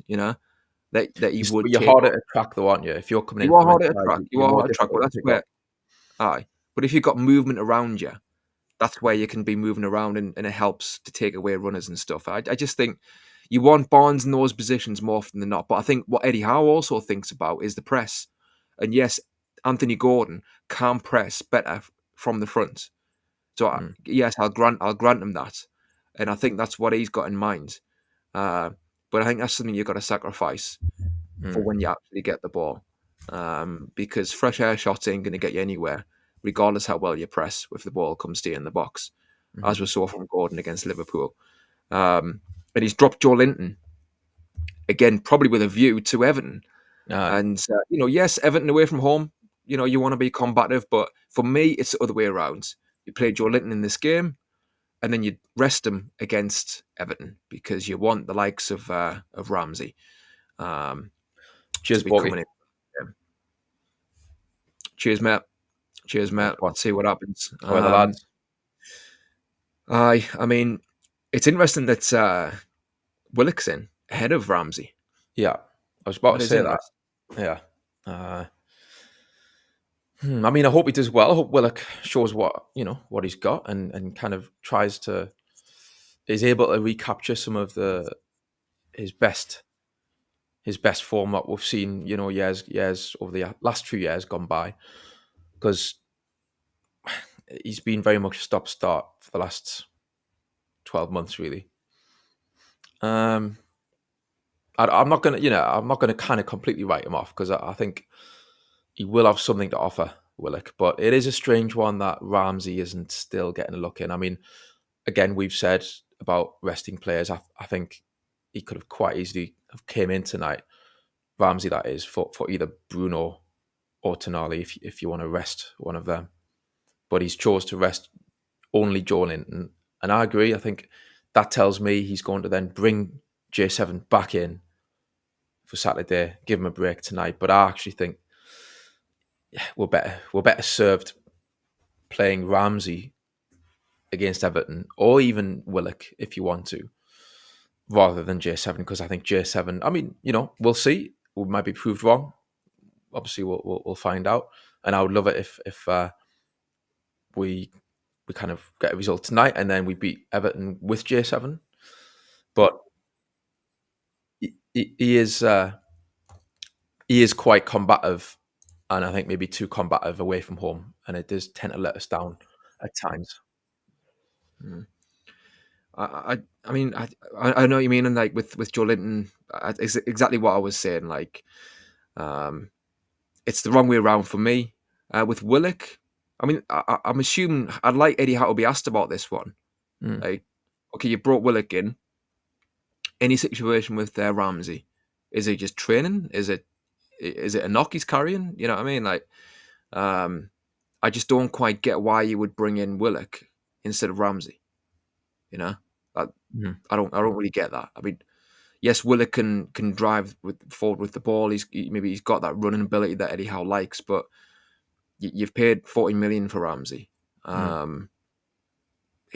me, he should be in. If you're going to be rotating, exactly. If you're going to be bringing somebody in from the core like that, then it is Ramsey. If he's resting them, if he's keeping Ramsey fresh for Everton, then great, because I want to play Ramsey against Everton. But I've got my doubts, very much so that that's the case. So I would even say about Ramsdale. It would have been good to see Ramsdale tonight. I want to see, like you say, Ramsdale. We've brought these players in. I'm kind of dying to see them. I want to see what they've got, and potentially Ramsdale could be an upgrade to Pope. But obviously he's went with Pope again. I think he kind of just hangs his hat on him, 100% really. I know what you mean. I think the time for Ramsdale was the Man City game, so that he would have had a run once he was in. And to be fair, Pope, he looked solid again against Man City, so and he pulled off a great save against Holland. So I said before, Pope comes in and then suddenly looks like the normal Pope, where he looks reliable, and you think, oh, okay, he's actually, fine to keep in goal. But then all of a sudden, 4 or 5 games down the line, he'll have these ricks up his sleeves. So I think the time for Ramsey was against Man City, but obviously we won and Pope played well, so you don't want to be negative in that way. So Mag Debate says it's pretty clear that Eddie didn't want Ramsey. I think he did. I think he definitely wanted him. Why he's not playing him much now is a bit of a mystery, and I think it's something that the journalists should be asking him about. Because out of everything that we need sort of in midfield that's different to what we have, in terms of playing against low blocks, I think Ramsey's the one who would bring that something different, that technique, that Dortmund run, and that quick link-up play, and that snappy passing. So it is disappointing, really. It's a big week. We'll see what these next 2 games are. More so Everton, like we've said, but tonight as well, with the changes or the selection that he's made tonight, it's going to be interesting. But I want to also say as well, because I know Chris is listening, that Kevin Keegan, he said once, he wants the fans to dream about their football clubs. So, I'm not saying we're going to win the Champions League, but however, Chris, let us dream. Because there might be a very small chance, but as long as there's a very small chance, I'm not going to give up that dream. So yeah, we're just Newcastle United, man, Peter. We're just Newcastle United. We can't win the Champions League. I'll back win up though on that one. Yeah, that's very true. Well, if Tez is still watching, who's a Mackham, who someone that I know from years gone by, then smash the likes, mate. Give us some support. Smash the likes, Mackham or not, doesn't matter. But yeah, so yeah, if we win tonight, Timmy, I'm sure you'll be playing the Cat song, won't you? That hidden gem that Chris unearthed a few weeks ago. It certainly wasn't what I paid for, and he still owes us $2 for that. So I have to get that sorted on a Friday night.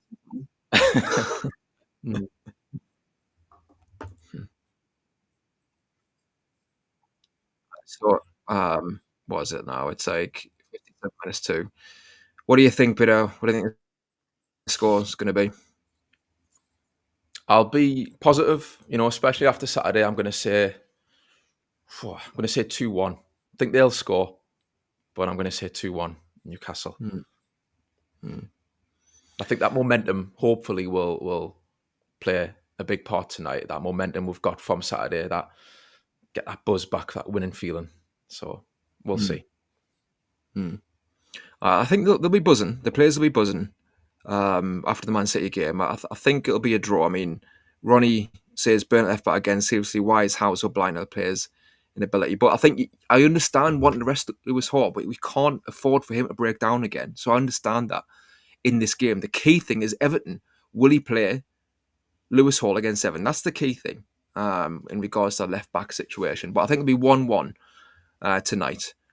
I think they'll score, but I think we'll score as well. But we're going to miss Voltemera, no doubt. So maybe he'll come off the bench and get a goal. But I think we could get 1 goal, but it could be a struggle to get more than that without Voltemera, unless we can work Barnes into those positions. Aye. All right, well, we'll wrap it up there, I think.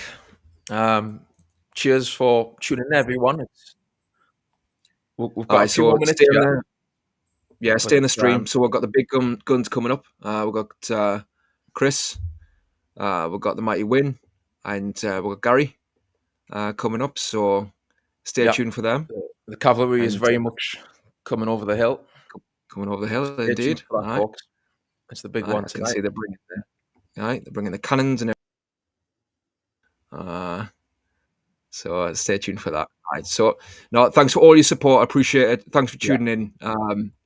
Let's see what happens tonight with the lads, and stay on this stream. and then tune into the post-match reaction as well. Okay, so all the best. Yeah. How are the lads? You are listening to NUFC Talk Radio. the voice of the Toon Army. Live daily on the website, on YouTube, and on every online radio directory. NUFC Talk. The voice of the Toon Army.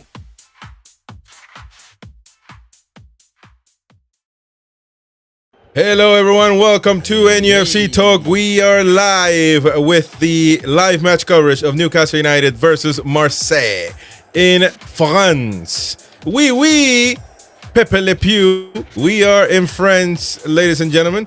The home of the French toast, the French kiss, the French fries. Oh, never mind, America's made all that, my bad. Anyway, so here we go. Well, we got to thank the French for the Statue of Liberty, though. Appreciate that very much indeed. Anyway, folks, we are live here at NUFC Talk. The Toon Twins, unbelievable, good stuff. The more they do it, the more they sound proper, man. Like their handle, they host the show well. I love it. I love seeing young folks. Well, they're older than me actually, but either way, they don't look it. Can I just say, Chris, we have got thousands of similar statues of liberty. Well, Eiffel Towers, more than statues of liberties. We've got they're called electric pylons, and they cover the entire country, lad. That's true. I actually agree with that. They all look the same, man. They all look about the same. In France, they charge you to get in them. Exactly. Newcastle United versus Marseille, ladies and gents. A lot of games tonight in the Champions League. Tuesday night, of course, 7 p.m. in the UK. Don't forget to smash the like button. Subscribe to the channel. We got the build up here, and of course, the live match commentary and the post-match reaction. So full, many hours ahead of us of talking Toon. So welcome one and all. We got the lineups, ladies and gents, as the lads were saying. They were a bit shocked. But the lineup for Newcastle United, of course, is Pope at goal, Schär, Tonali, Gordon, Barnes, Chow, Livramento, Jacob Murphy, Willock, Byrne, and Bruno Guimaraes in the lineup, in the starting 11 for Newcastle United. We'll have to do some digging and try to come up with how actually the starting 11 is going to look like, whether, what's going to happen, of course. But, I mean, if you tell me that Barnes will play at center forward, more or less, like a false 9, then I will shake your hand and take that to the bank any day. If you're telling me that Gordon is going to be in the number 9, which is most likely what's going to happen, then I'm going to have an issue with this one. But lads, what do you make of the lineups? It's that. I mean, we rotated. When you're knackered once again, because yesterday we told you we would rotate, and you didn't believe it. So there you go. Well, the rotation is certainly not what I was expecting with Willock coming in. I half expected Gordon to come in for Voltemada, which has happened, of course. But Willock is a very strange choice for me. I don't know. Is he doing something in training that we haven't seen? No, he isn't. He isn't. Don't lie to yourself, man. Be true to yourself. You know what you're feeling. Express that. I mean, Willock, his time is over. You would assume that Eddie Howe would try the one that he hasn't been trying, or maybe the most important game is we see we're being there's rotation. Maybe Gary, he believes that Everton, as the majority believe, that's the most important game, and he'll play Ramsey over there. But then Joe Linton, he's not playing tonight either, so. No, I mean, to me, I think there's a potential that you'll see Gordon through the middle, up top. We often hear Eddie Howe says, that's where he likes him playing there. I can't see what the attraction is, because to me, it doesn't look like he could hit a barn door from 2 yards. But Willock, I mean, is Willock going to play in that free role? Is he going to be the one that just comes in and has that, I wouldn't say number 10 slot, but he'll be the one that roams behind Gordon, and it'll be a way of maybe Tonali and Bruno staying in the 6 a little bit more, hanging a little bit deep. And obviously what we've got today is obviously Greenwood, who's their top scorer, up against Dan Byrne. And again, do we look at that as an excuse if anything happens? I hope not. At the end of the day, this team has been put on this field because Eddie Howe believes that the team that he's picked should beat Marseille. That's the intention. That's what we're expecting. I just have my doubts about where we are going with this team because, like I say, when you haven't got an out-and-out striker, and I'm with you, Chris, I would have much rather have seen Harvey Barnes playing even in a false nine, even if he just went and stood in the middle and then moved around a little bit, because we know the lad can shoot from 25 yards, both left and right-footed. We know Murphy can do the same. I haven't seen Anthony Gordon do anything with his right foot, which is supposed to be his good foot.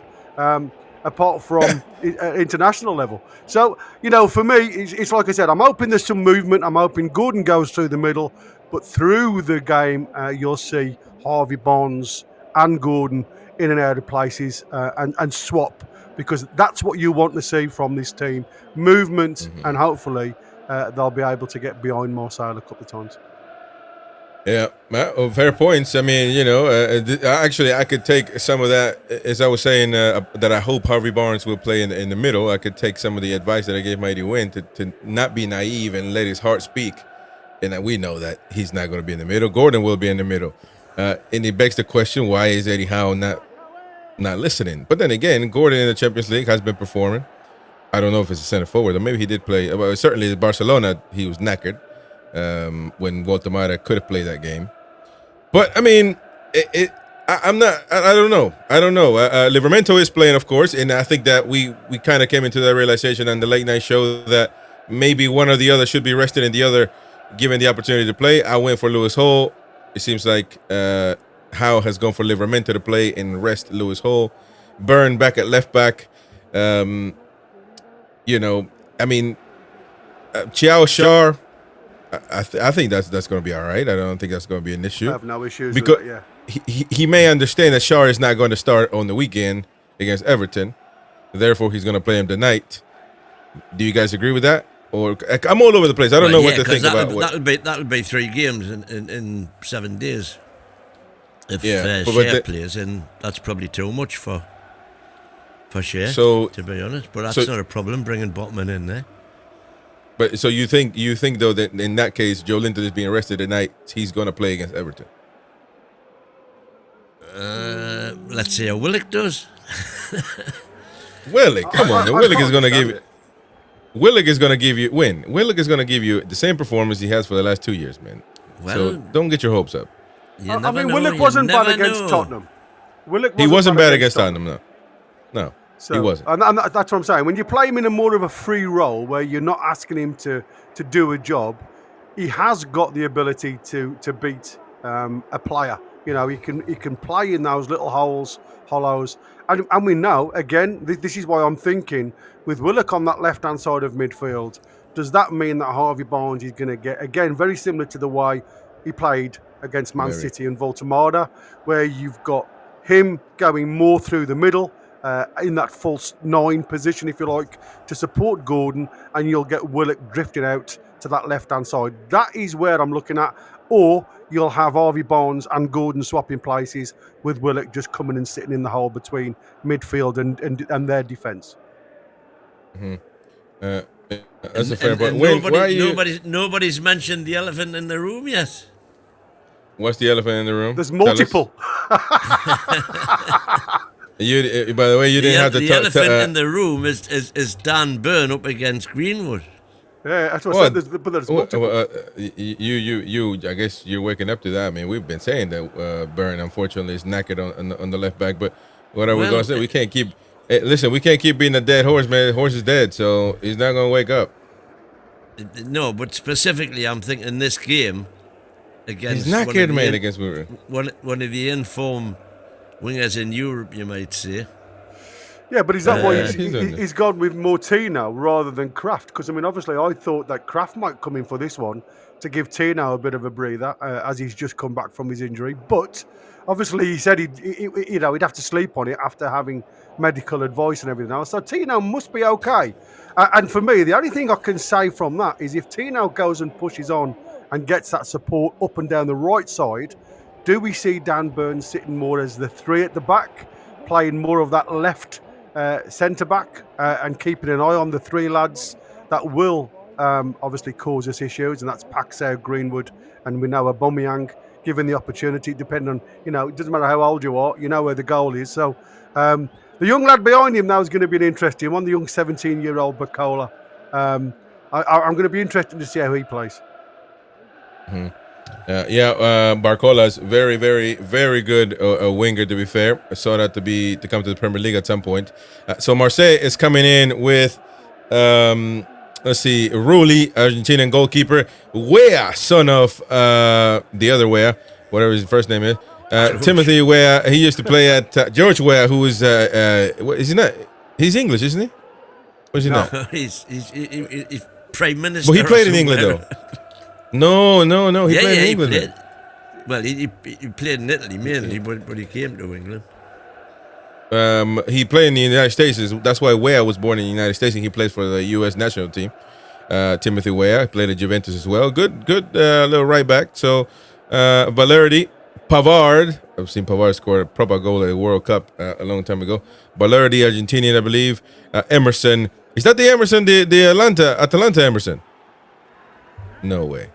The one that we were supposed to get. That's Edison you're thinking of. Edison, okay, I got you. Emerson. Okay.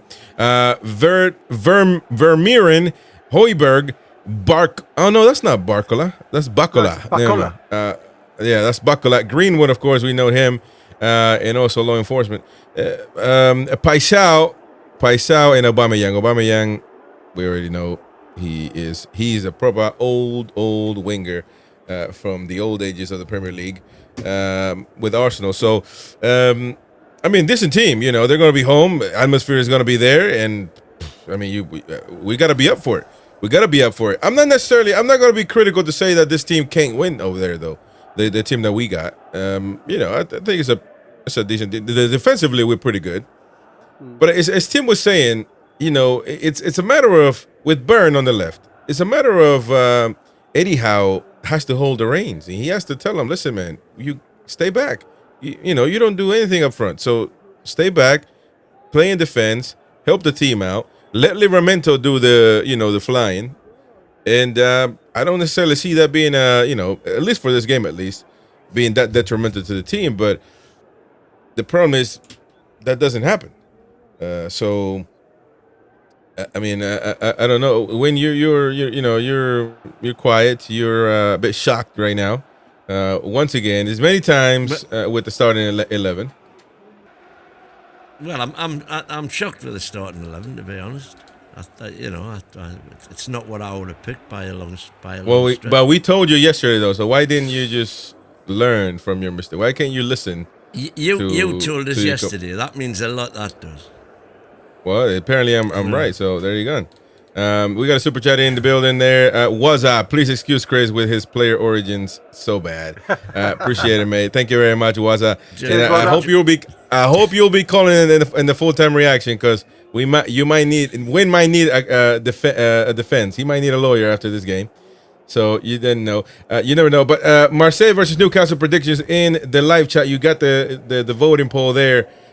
Toon win, Nibada 67%, a draw 23%, a loss, proper knacker tonight is 10% of the voters. So the vast majority think we're going to win tonight.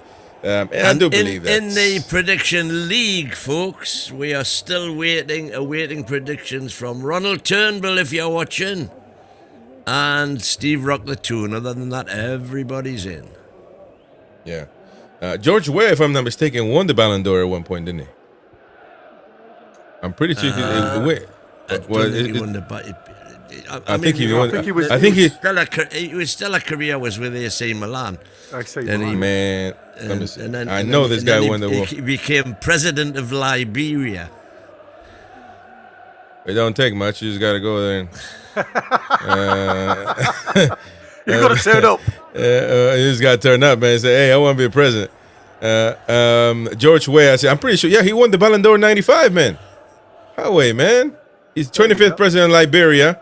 I knew a girl served with me in the military from Liberia, and shout out to the Liberian folks. And how many new Toon fans in Liberia? Might be, I don't know, a few, literally. So Yeah. It So depends George on who we played. The whole area GM in the local phone box. Yeah. I'm telling you, Yeah, man. You George must have come in a taxi. Anyway. George Weah won the 1995 Ballon d'Or. Right? See, I knew it. Good Google, exactly. But I knew he won the Ballon d'Or. I didn't know when though. But yeah, it must have been. Yeah, there you go. Imagine. So that son is playing at Juventus. Good player, man. So we're gonna have to fear him, of course, a little bit as far as that side is concerned. Google has them playing 3-5-2, so I'm not sure that's gonna be accurate, but. And he's going to be on the right wing, Weah. But the thing is all about Newcastle, isn't it? I mean, was it his brother or his cousin or somebody that Graham Souness signed for Southampton? Oh man, Graham Souness. Graham Souness signed for Southampton on the recommendation of a video. And the first time he put him on the pitch, he took him out. He subbed him after 10 minutes. I'm not 100% sure about that. Yeah. It was definitely a Weah. Yeah, maybe so. The outside the Velodrome at the moment, ladies and gents. Look at that. Well, maybe not at the moment. Maybe before the fans got in the stadium. The orange Velodrome right there looks proper, man. That stadium, man. You talking about it's an old stadium? I don't know. It doesn't look old. I mean, it's just had a revamp, hasn't it? And when you're in it, it looks steep, like the old Camp Nou.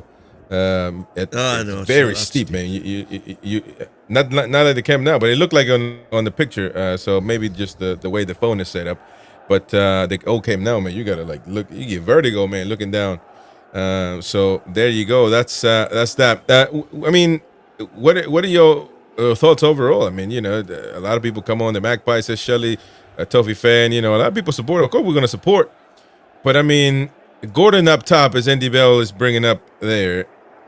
It's a worry because what's his name? Murphy can throw as many balls as he wants in there, but I mean, not much is going to happen there. Yeah, but we said Berardi's probably the one that will be the trigger point. We were talking about it last night. He's not very clever on the ball. He does play some risky balls, and I think under a bit of pressure, under a bit of a press, you could see these guys losing a lot of possession high up the field. That's if Eddie Howe sets it out at that. And again, you look at some of the lads in this team. Willock Kane, he's got a bit of it about him. He can pace it a bit. We know Barnes can get in and behind, and we know Murphy can always work off a shoulder. So I think these will go 4-2-3-1. I think it'll be a more 4-2-3-1. Bacola's more of an attacking midfielder, the 17-year-old kid.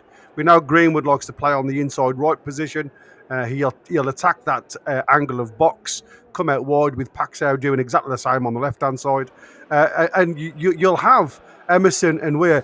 What he's trying to do now, Chris, is he's trying to have this fluid system. So you'll have, very much like Spursy, at some point you'll see maybe two players sitting on the halfway line and everybody else will press into the Newcastle half. And I think that is potentially why he's picked Gordon in the side, because they do like to play the high line. And if you've got somebody with a bit of pace, I mean, there's a couple of old boys in this team for them. I mean, I think there's like a couple of 29, 30-year-olds. So pace isn't their game, but they do like to press high. So for me, there could be a little bit of an out for Newcastle with Anthony Gordon. The problem is Anthony Gordon's got to do what he's been put in the side to do.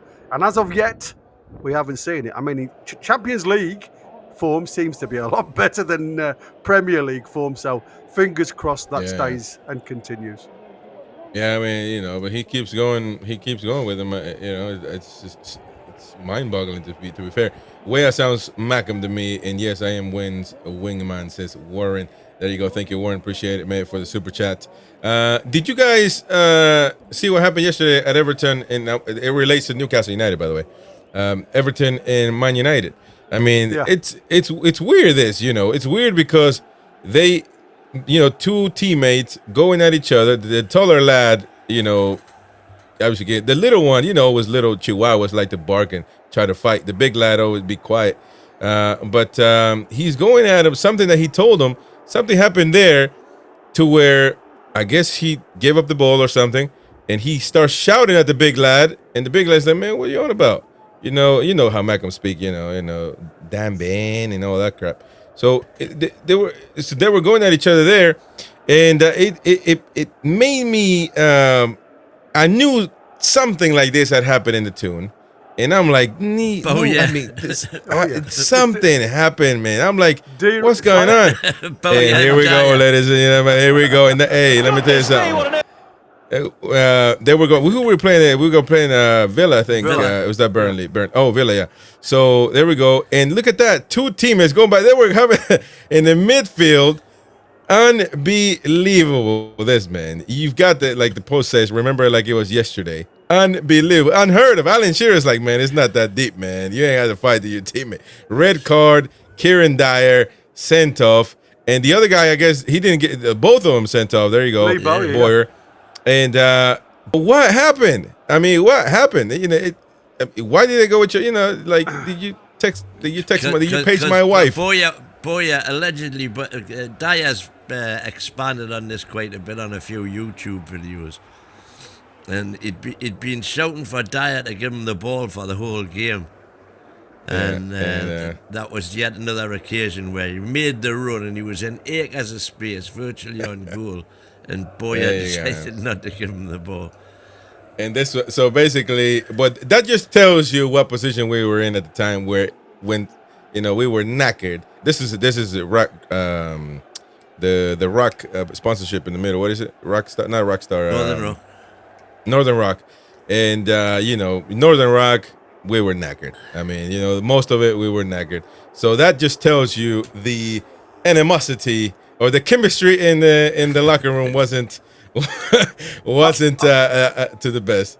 I tell you what was funny though, Chris, was the way Souness got them both out in front of the cameras the next day, shaking hands and apologising too. I don't want to see Graham Souness in a dark alley. I know that. He's like a volcano in the suit. But he was certainly that's it. That's old school parenting. Sending them in front of the cameras. but you could tell neither of them wanted to be there, and neither of them certainly didn't want to shake hands. No, not at all. It was certainly mocked up, mate. I'll tell you. I had to look it up. Newcastle United teammates fighting, and that's the first thing that came up immediately. Yeah. So there you go. Were you at the stadium at the time, or you didn't have a season? You gave up your season ticket, didn't you? I was at the stadium then. I gave me ticket up for 2 years.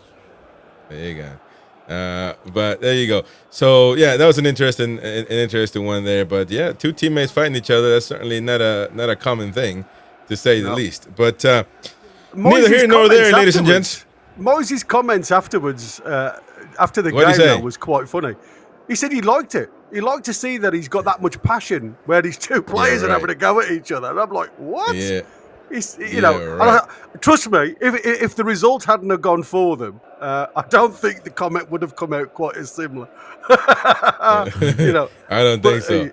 Mental. Yeah. But I tell you what, it certainly fired them up for the rest of the game, didn't it? Because that was 78 minutes with 77 minutes with 10 men.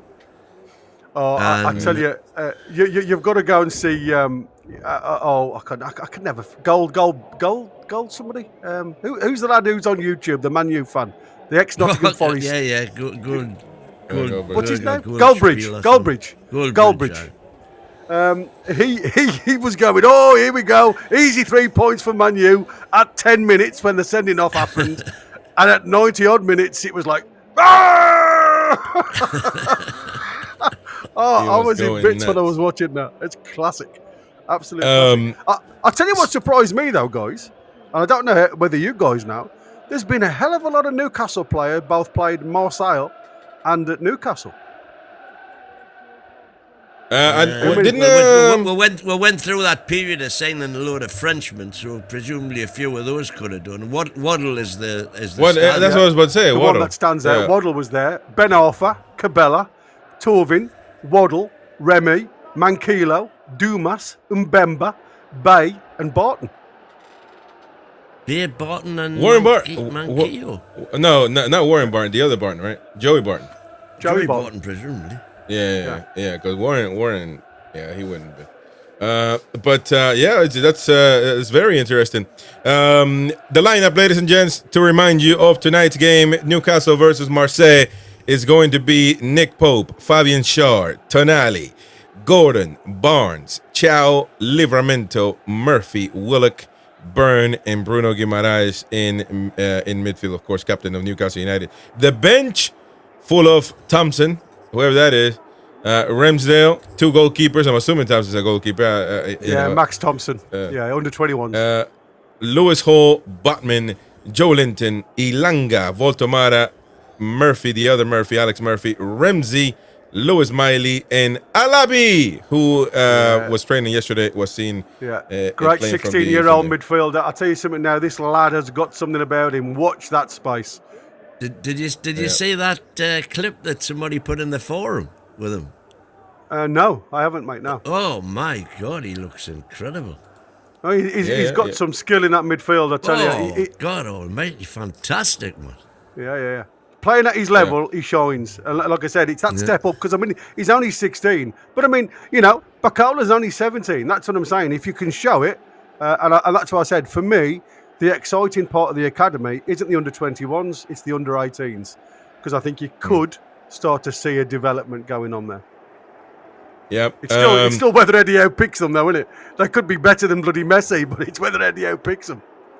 So a lot of upset fans in the chat. Some are not bothered, but some are about the lineup, of course, of tonight. Again, I don't understand the Willock situation. I don't understand the Willock pick. I don't understand the Gordon pick at center forward. Again, we're saying C center forward, but I guess there is 5% possibility that he plays on the wing. But I don't think so. I don't think he'll do that. But we'll have to see when the kickoff, of course. But some people are saying, Eddie Howe doesn't learn. In Mighty Win, you're admitting that you're knackered by looking at that lineup. So he doesn't learn, does he? Well, we'll see when we see the result. No. That's an easy cop out, man. That's an easy cop out. It is not the lineup I would have picked. End of story. Yeah, but it's an easy cop out though. But if they get a result, then he's right and I'm wrong. How is that? That's so. That makes no sense, man. You can win. They can score an own goal, and what does that mean? Well, that means that he was right and they were wrong. That makes no sense, man. Makes no sense. I don't know why the need of it, but it's happened. So let's go with some comments here and see what people are saying. Peter says people in their high horse about people having an opinion. Well, I mean, everybody should respect everybody's opinion in the chat, please. If there's a mod out there, make sure that everybody's behaving. Of course, freedom of speech reigns, and we give people a lot of lead as far as this channel is concerned. We don't ban anybody on football opinions, so please respect each other's opinion, please. Let me see here. Jacksman says, Willock, WTF, and no Nick, FFS Eddie. So I guess he's not happy about that one. Steve Waldo, how obviously not impressed by Ramsey. Well, that's kind of a weird one because, you just sign him. You signed the player. You paid for him. And you're going to give Willock the chance when it's already done and dusted. I don't know. I mean, that does seem weird. Is it the last throw of the dice? Is it the last throw of the dice for Willock? Well, yeah, perhaps. I mean, are they having a look at him? Are we coming in? We're nearly into January, the new year, where obviously there will be players coming and going. We know that. But you're right. I mean, why go and pay £40-odd million pound for a lad just to come and sit on the bench? And these are the ideal opportunities to actually get a good look at them. And I'm not saying you should just throw them in and say get on with it. I'm saying these lads now have been with the club for a few weeks now. It's not as if they've just come in fresh. Yeah, he's had an injury, but he should be up to speed by now. And like I say, to get him fully up to speed, you've got to utilise him in these type of games where he's got 60 minutes under his belt, whichever way it goes, and then throw the likes of Willock on. Don't do it the other way around because the lad's never going to get match fit. And you may need him at one point. This is what we were saying. Lewis Hall has to be thrown back into the team. And I'm glad he was, don't get me wrong. But Eddie Howe hadn't got another answer. He couldn't do that when Byrne got suspended. So it was a case of sometimes your hands are forced to make a decision. And I just think that one was a definite for me. It is strange. But like Wynn says, maybe this is shop window entity. Mm-hmm. Yeah. By the way, a Tyne and Wear Metro update right now for people that maybe obviously going to the game. You've probably already been on your way anyway. But the early delays have now been cleared. Thank you for your patience, says the Tyne and Wear. So there's no delays right now at the moment. So if you need to get gunning, you better get gunning. Because right now, Win. Last stop on the line of the Metro in Marseille.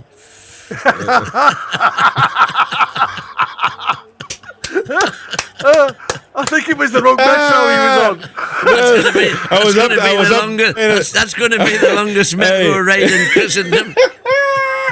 I was up there. Hey, I was up there. And you're on the Metro in Marseille, man. The Tyne and Wear in Marseille. There you go. Steve Gotti says, shocking lineup. Steve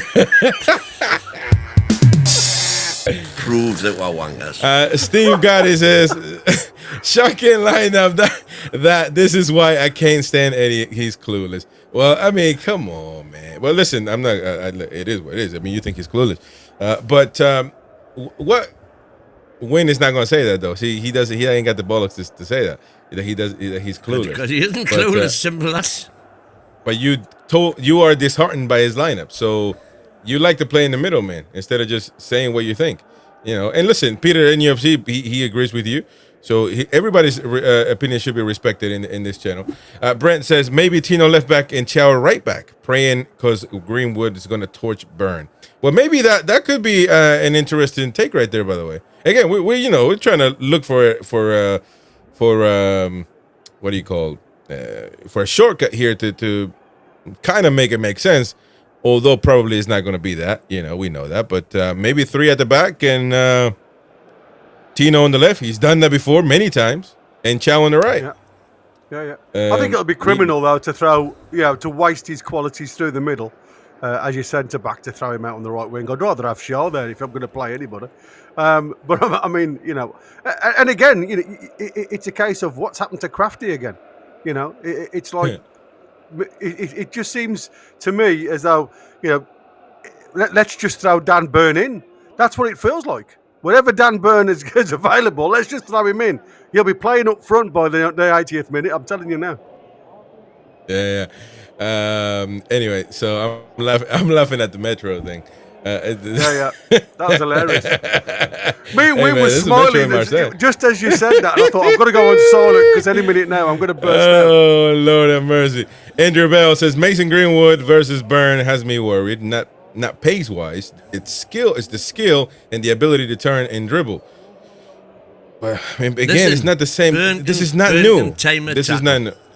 No, he can't. Well, he actually, I agree with you. He could, but then again, if this is the same battle we go in at every time he plays left back, man. This is nothing new.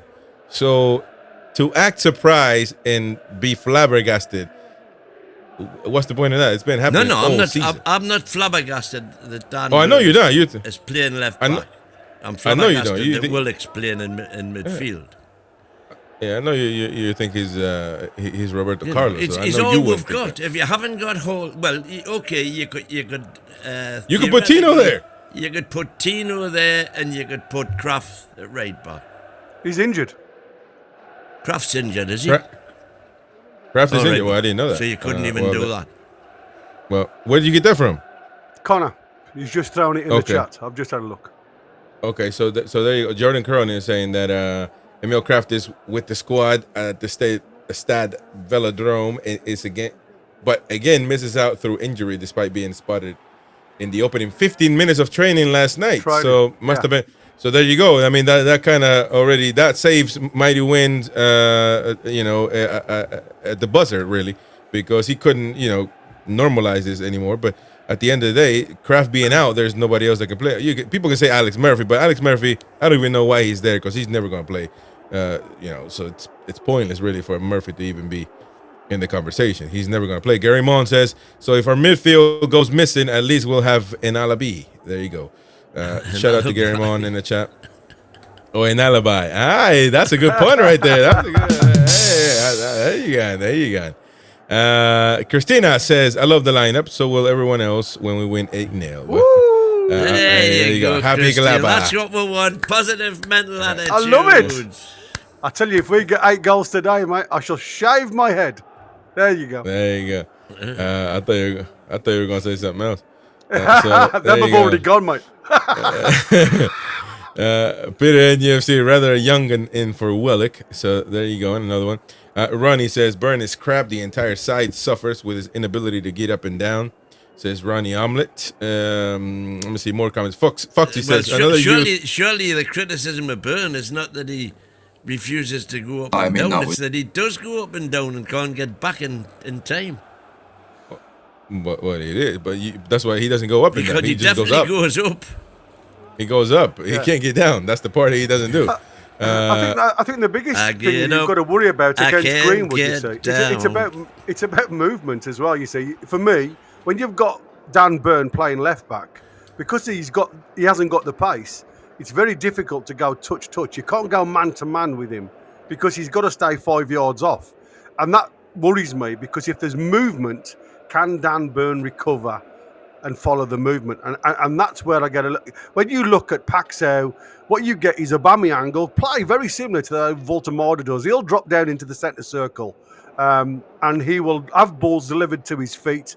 And then you get the likes of Greenwood and Paxo will run into the spaces that he's vacated behind. It's something that we've been screaming for Eddie Howe to do with Voltemada, is get players running behind. And it's not happened. Happened against Man City because of a few changes. That's very similar to the way Marseille will set up. Aubameyang will drop in deep and Paxo will run and exploit the space behind. That's why I think Malik Chow will stay as a centre-back because, again, Shaw isn't the paciest guy in the book. But I think he's probably got a little bit more than Botman has. And I think that's why Shaw stayed in the side, because of that pace and the element behind.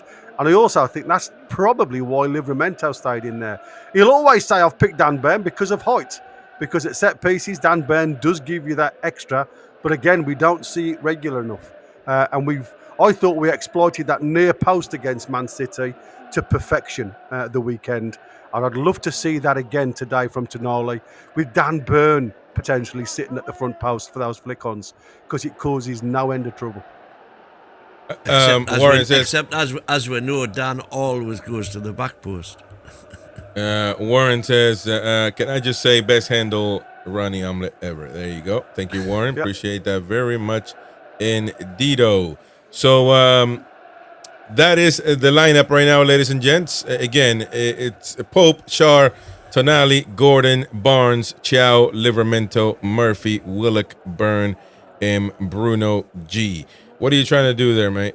What are you trying to This is why I prioritised today, because right now we're sitting on 9 points, and that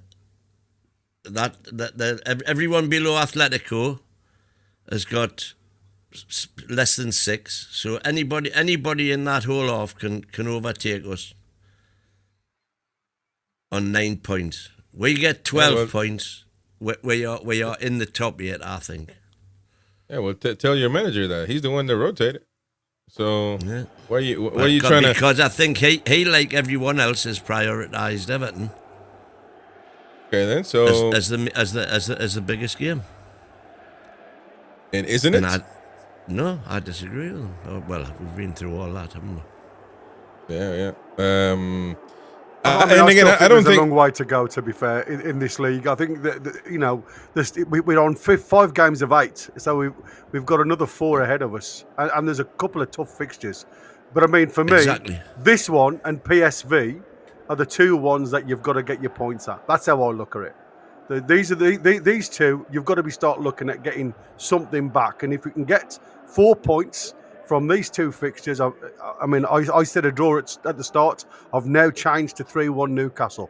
That's how strong I believe we will win. Well, I don't think that this lineup is weak at all, to be honest. I mean, people might disagree, agree, whatever. I mean, I do believe that Willock is not going to do anything, but I think it should be enough to beat Marseille, or at least attempt to. Actually, now I'm looking at Gordon in the middle, and I'm trying to go back on my word now. So I don't know where the goals are going to come from. But I mean, look, I think Harvey Barnes is going to have to. If Harvey Barnes is at his best, we're going to win this game. I think we're going to win this game. Well, you got something to say, Win? You're letting out gas there. If Harvey Barnes is at his best, we're going to win this game. Yeah, just like he has won every game for Newcastle United this season, pretty much. Him and Voltemara. Yeah. What? Look at the stats, nonsense. Man. It's simple. How is that nonsense? Look at the stats. He leads in assists and goals. And a guy that hasn't even been a regular starter for Newcastle, the same as last season, by the way. And no matter what he does, he will never be good enough for you. That's the problem. That's the bias. That's the agenda right there. It's clear. It's evident, man. What I'm saying is, you know what you're saying. It takes more than Harvey Barnes to be at his best. Your statement was, if Harvey Barnes is at his best, we'll win this game. Yeah. Harvey Barnes is relying on another 10 players to feed him. Yeah, that's fine. Yeah, you can say that about Messi too. And at the end of the day, he won the game. So it's pretty simple. So you're now comparing Harvey Barnes to Messi. No, what I'm saying is that he is our best attacking player in this team. So you depend on him to score goals and assist and create plays. You depend on him. It's simple. Of course, you need defenders, you need center, you mean midfielders, you need right back wing. But yeah, of course, you got to have 11 players. But at the end of the day, you got to give him the ball. And if he actually the one with the proper magic. I would rather say if Willock is at his best, we'll win the game, because we're then. How could you ever say that? Because we're then playing with 11 players instead of 10. All right. If you can rationalize that, then I guess. I have nothing to say to you, man. If that's how you rationalize things, I'm gonna make myself bigger. I feel as though I'm sat on the naughty boys chair in between you two. Willock, if you don't tell you something, don't hold your breath that Willock is gonna have a good game, man. Please don't. Well, actually, or maybe you need to. But listen, it's not gonna go well for you if you actually believe that guy. I'm not putting all me eggs in the Harvey Barnes basket. Well, I would rather put all my eggs on the guy that can win the game, and he can win the game. Again, I don't know what else he's got to do for you to like him, but hey, I don't think he cares anyway, so it's irrelevant. As long as he's on the team and wins his games, I'm okay with that. Vendetta, oh dear God, Gordon playing striker. Please tell me I'm wrong. Well, we don't. Again, technically, you're not wrong, or you are wrong. We don't know. But there is a possibility that Barnes might play again. Harvey Barnes, if you think about it, scored every goal and was so important. Playing as a 10 right there, or as a false 9, however you want to call it, however you want to see it, right there in the middle, giving a little flick to Bruno. Bruno gives him the ball back. He shoots, and the other goal, he was in the middle, found the ball. He's right there. On paper, he might look like he's on the wing. I'm almost sure that's where he'll play, because then you've got Gordon. But he can't. You've got Gordon to cover back for. No. Big Whoa, so you're saying that you're saying that Gordon will play left wing. But I'm saying Gordon's work rate is far higher. Oh, here we go. Here we go with the work rate, man. God, dang, that's boring, man. That's what gets where we got to.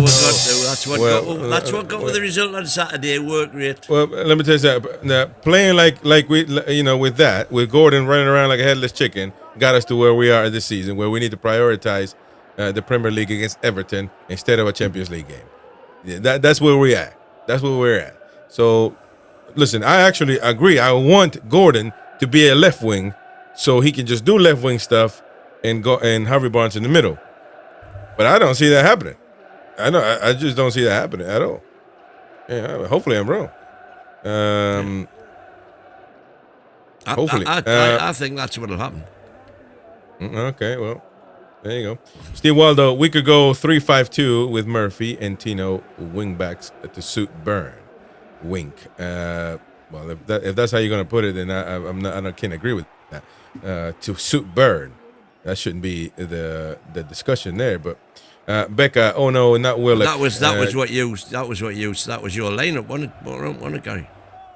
Yeah, similar. It was similar. I mean, I did have Hall in, but like I say, I said if you're going to go 3 at the back, then you can always try and put a left midfielder on just to do a job. But again, he's Willock, that type of player. He's Gordon, that type of player.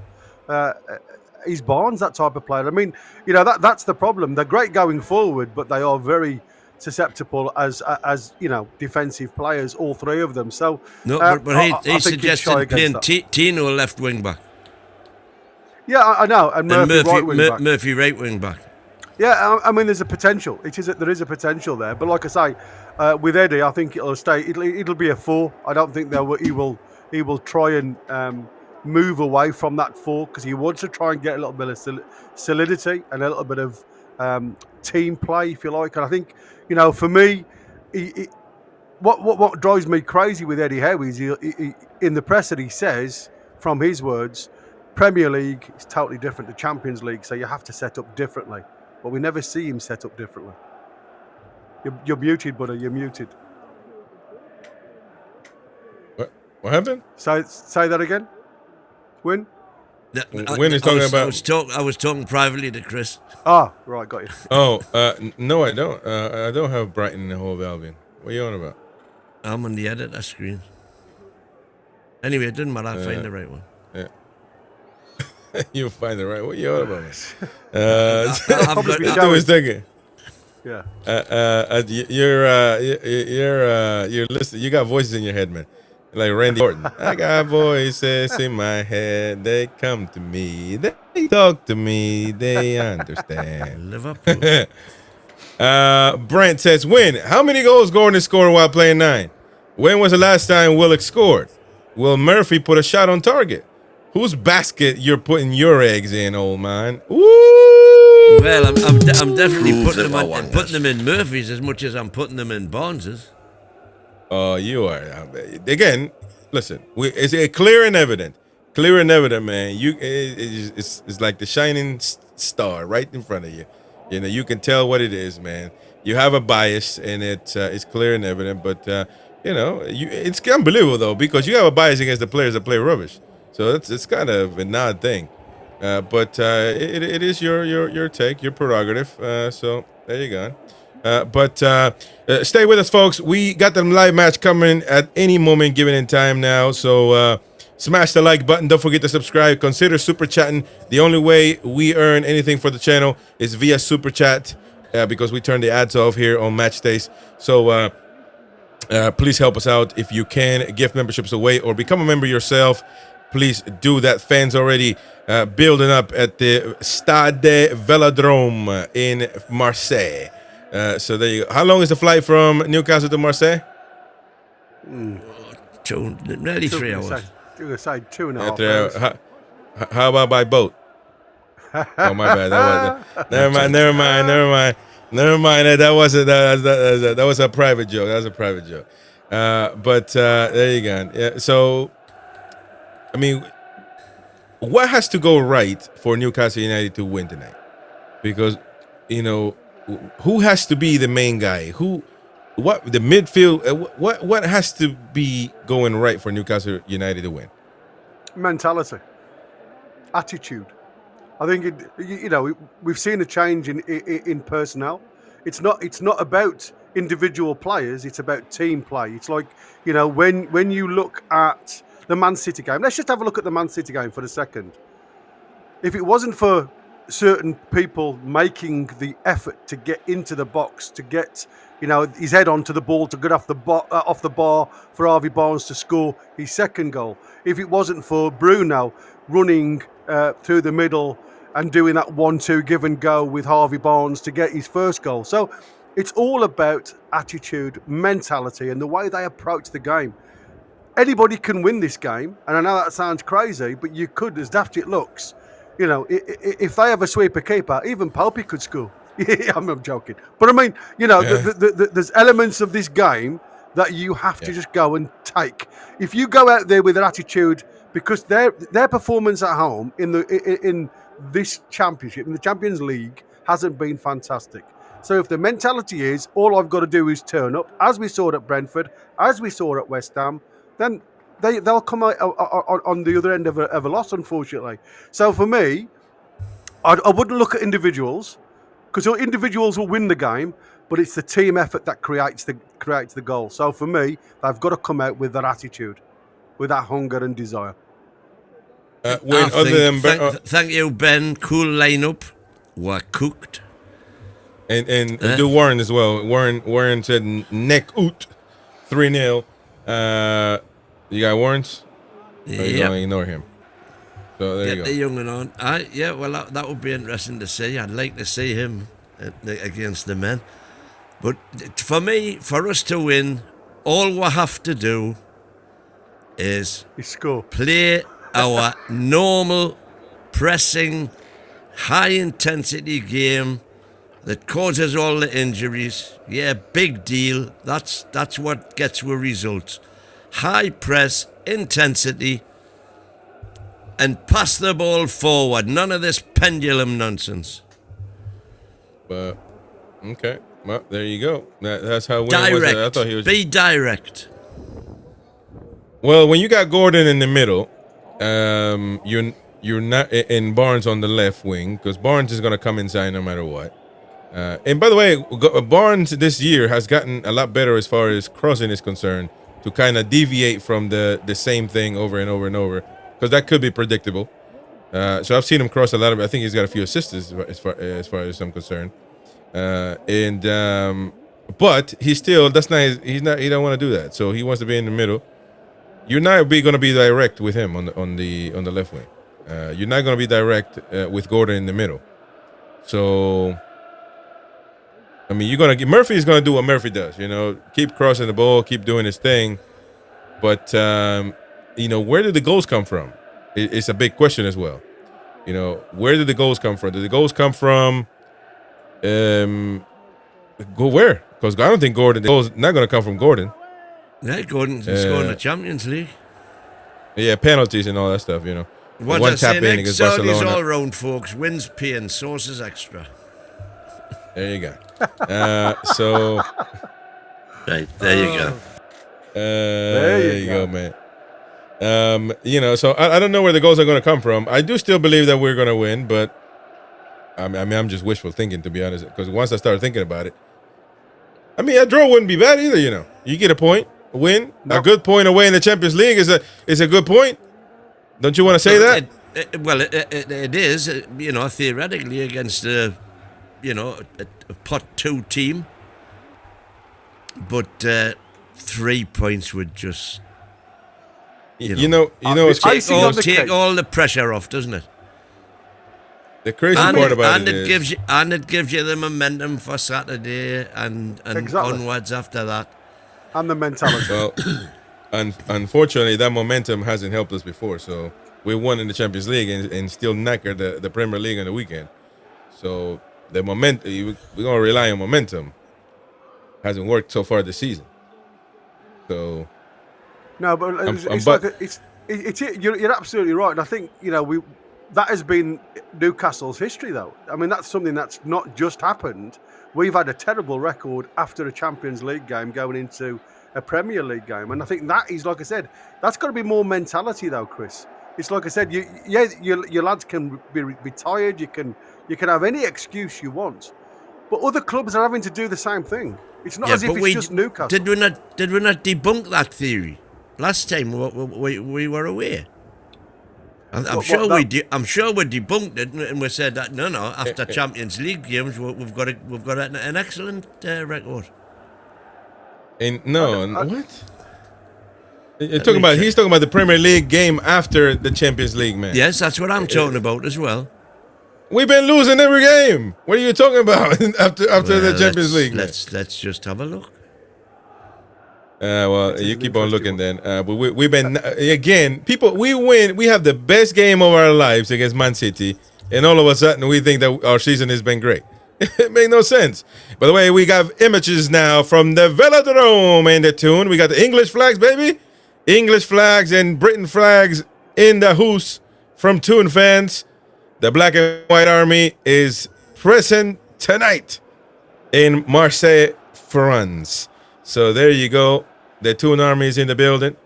You better believe the away end is going to be rocking up tonight. But of course, Marseille fans won't fall behind in the light blue and white stadium there. I think fans obviously got to turn up. They got to do their part. But look, the more you get closer to kickoff, man, the more you think about, man, we got to get in for that. We got to win this game. You know, we got to win this game. Well, let's have a quick look at how they've both fared up, if you like, in the Champions League. Marseille, after 4 games, they've conceded 6 goals. 5 goals, scored 6, so they're +1. They've got 6 assists in all that competition. Roughly average 1.5 goals per game. Shots on target 4.5. Big chances per game 1.3. Big chances missed per game, half 0.5. Ball possession seems to be their thing. Just over 51%. Accurate passing, again, 85.3% accurate passing. So they certainly look to pass the ball well. Accurate long balls down to 39%. So that's a drop off. They're slightly in front on the accurate passes per game than Newcastle. Look at this. They drop well off at long balls. Look at that atmosphere at Dortmund. My goodness, man. You guys missed that first shot. But the yellow submarine is submarining tonight. Lord have mercy. I mean, it's proper that atmosphere. And but Wynn says that we taught him about atmosphere. That's what he said last time we talked about this. But good stats, by the way, about Marseille. Good stuff. They are second, I believe, in the Ligue 1. Yeah. Do you want to talk right? about They're atmosphere? Did you say this? Well, you're knackering already, man. We got 4 minutes to go. You haven't you shown this already? Oh, wait a minute. So why you want to show it again? It's 20 years ago. Makes no sense. Here you go. Yeah, it's on the screen though. There you go. You're knackered. You're knackered. Okay, now, man. Anyway, thank you, Alexander Axel, for becoming a member. Appreciate that very much indeed, matey. Thank you very much for that, ladies and gents. The players now coming onto the pitch, about to. Everybody playing at the same time. The Toon and many others. Napoli, Dortmund, Villarreal, Chelsea, Barcelona. That's a proper match. Man City, Leverkusen. We're gonna be going to Leverkusen at some point. So Gary's gonna be doing the commentary the whole game. You asked for it, you got it. The man in charge is going to be Gary, of course, with the commentary. The Toon coming out with the blue and orange strip, if you will. Here we go, ladies and gentlemen. The champions. Look at that, though. Look at that tifo. Man, pay attention, Wayne. Put the phone down, man. Like a little bairn, man. Like a little bairn. With the phone. A proper atmosphere, ladies and gents. You talk about Greenwood he has turned his career around unheard of, because obviously the things that happened in his life, not many, I'm telling you, 90% of them go downhill. I don't know if he's changed. I could care less about his personal life, but as far as football is concerned, Marseille gave him the hand, and it looks like he's returned the favor nicely. So there you go. What does that say? All in the blue. Pour my veal, something. Yeah. For the Toon. No, for Marseille, man. How man? He said, pour ma ville, pour mon. Yeah, pour ma ville. For my city and me. There you Pour go. ma ville. Au moins le s'appelle quoi? Allez-vous Ah oui, oui. Ah oui, oui. Ah oui, oui. Alice.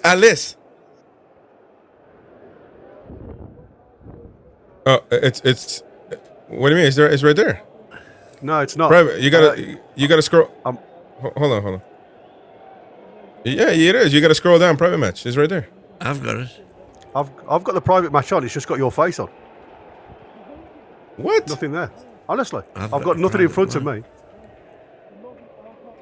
I'll try it again. I'll go off it and I'll Have come you back clicked on on it? Yeah. All I've got is Chrissy's lovely face. I haven't got the stream. So What about Still now? not showing it. No, nothing. Not a thing. What? And How about you give it a quick update. refresh then? Yeah, okay. Yeah. And we'll get going. Don't forget to smash the like button, folks. The match set to kick off in just minutes. Minutes away. It's showing for you, right, Win? Yeah, fine.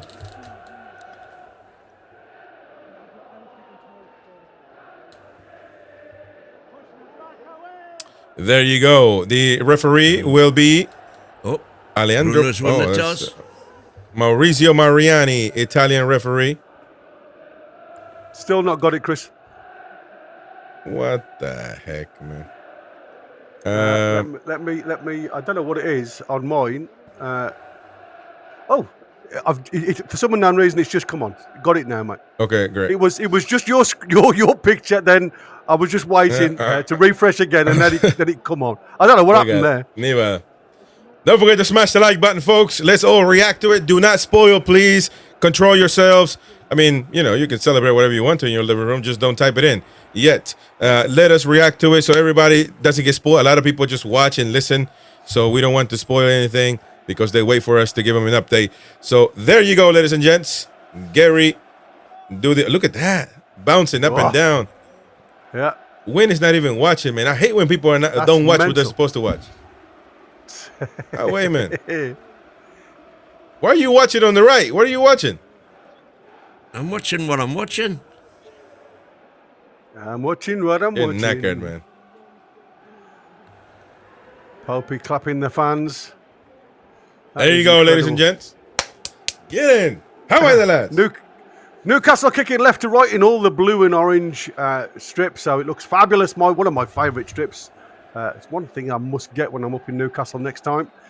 So Marseille to kick off, kicking right to left. And here we go. Bacola just kicked off, and we straight with Pavard, who's gone long, looking for Paxao down on that left-hand side, and it's looking to be just cleared. And then Murphy decides just to shoulder it out and left it for the throw-in. Murphy's looking to stay on this right-hand side, to be fair. Oh, yeah, that's going to be interesting. Look at how they're playing. Yeah, there you go. Look how they're playing. Yeah, exactly. So it does look like Chow on this left-hand side. It looks like that was just sloppy. Sloppy there, yeah. And it does look like he was right. It looks like we've got T now playing left back. Or left wing back, I should say. So we're playing with Murphy three. Right back. Yeah, we're playing Murphy's three centre right backs. back. Yeah. We're playing with three centre backs and two wing backs. That automatically makes Barnes and Gordon play as a double striker up there. Yeah. Figure it out, run around. So that's actually, I'm not too mad about that. No, it's really good. Well, that was Shaw there with the header up, and we've got Barnes now down that left-hand side. Barnes to try and get into the box. Oh, I'm in towards Gordon, and it's cleared for the corner for Newcastle. Corner. Excellent. I think that was Nice. Balerdi. Nice. Yeah, just Balerdi who got in front of the keeper there, in front of Rooley, and gets his toe on the ball just ahead of Gordon, and it's out for a corner to Newcastle. And Tonali's going out there now just to do an in-swinger. Let's see where Dan Burn stands. Ooh, get on that near post, Dan. You got the clock on your screen so you can sync with us, ladies and gents. Sync with us and react to us with us. There you go. Tonali knows. Lots of height difference there in the box with Dan Burn looking down on the mere morsel. That I think is Bellardi or Pavard, one of the two lads that are trying to mark him. Yeah, I think it is. Who's the captain? Balerdi. Oh, nice. In towards that back stick. Barnes heads it into the middle and it's cleared. Push! Oh, shot was blocked there from Bruno. And Paxao now goes into the centre, trying to look for the quick break. But Tino's back there, passes all the way back to Pope, who takes a touch out of his box and goes long again, looking for Gordon's run. Ball. It's headed clear. And now Pavard there's a slip here. And son. here we go. We've got Willock down the right-hand side, and there's a foul by Balerdi. Already and a yellow card. Oh, there you go. On the press straight away. So Balerdi's in the book. Oh. Interesting. Oh, wait, man. Well done, Willock. taking up that role down that right-hand side instead of Murphy. I was half expecting him to be stretchered off after that challenge. He's made a glass. I'll sort the clock. No worries. And again, Tonali looking to whip this ball in. All the big guns up there for Newcastle. Come on, lads. Tonali just settles up. Just waiting, starting to get the runners going. He starts his run up. Good ball into the box towards that back stick again. Headed in towards goal! Oh, off the line! And it's a shot! Oh! Just wide. I think that was by Willock who got twice. Chow who gets the final shot on goal by the looks of it. Yeah, header over the keeper and just cleared off the line by the Marseille player. It was Chow. Gets up really tall. Chow. Oh, why didn't Gordon go for that? He was Gordon. he should have committed to that, shouldn't he? He was on the goal line. Just jump. Stop the player from getting there.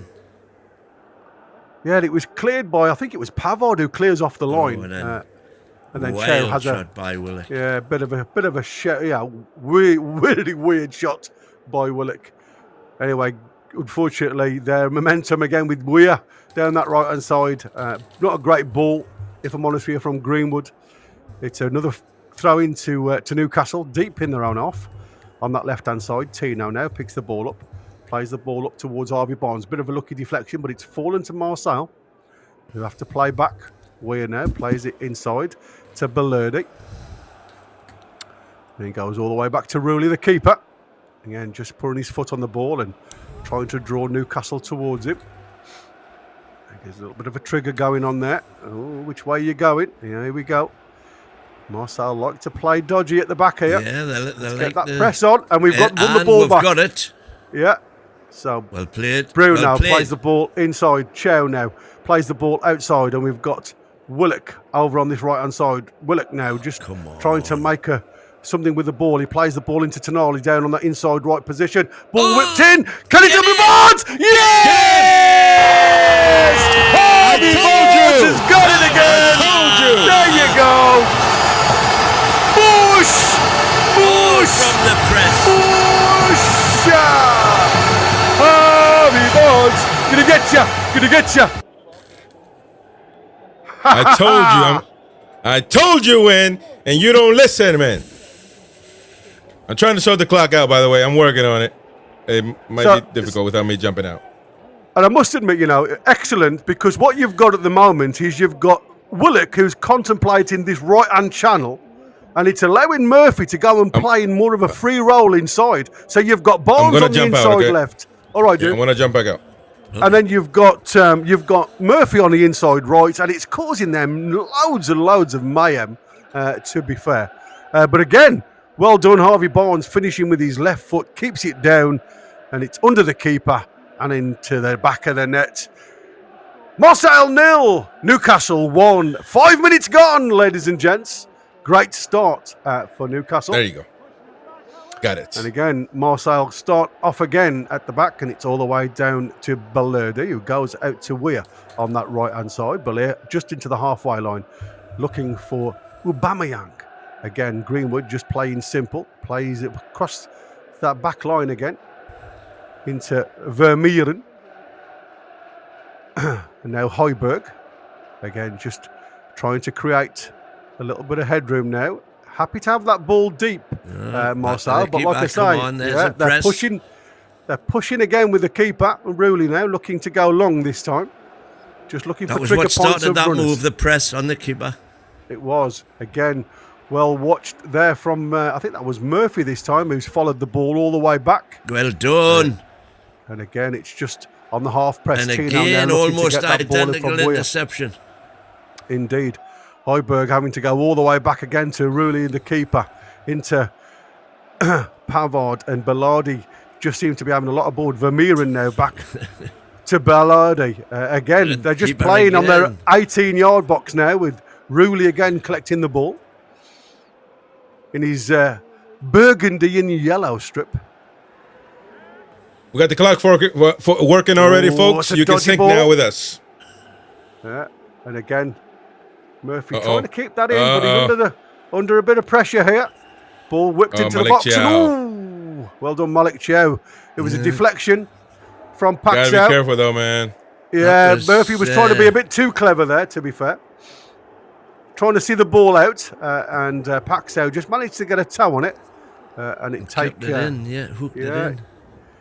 Took him out of the game a little bit there. Greenwood here now to take this corner for Marseille. They've gone short. Vermeeren. Ball into the box from Paxao. It's headed clear there from the back line. I think that's from Fabian Shaw. Again, Marseille picked the ball up. And we are with Weir. Passes it over to, I think, 33. I'm trying to think who 33 is on their team. Don't know. Thought it was Emerson. I beg your pardon. He's gone a bit further forward than I expected, Emerson. Again, Weir picking the ball up. Valerdi. First touch of the ball, really, for Bacola. Plays the ball out to that right-hand side. And again, there's a lot of movement here from Marseille with Paxao. And the ball is out of play again from Fabian Shaw for another corner to Marseille. Bit of pressure. But I said if you can keep them quiet for 20 minutes and build on the game, that's excellent. Good defending there from Fabian Shaw. It does look like Fabian Shaw sitting on that left-hand side as well of the three. Playing more of the central role. It looks like everybody's got a job to do in there.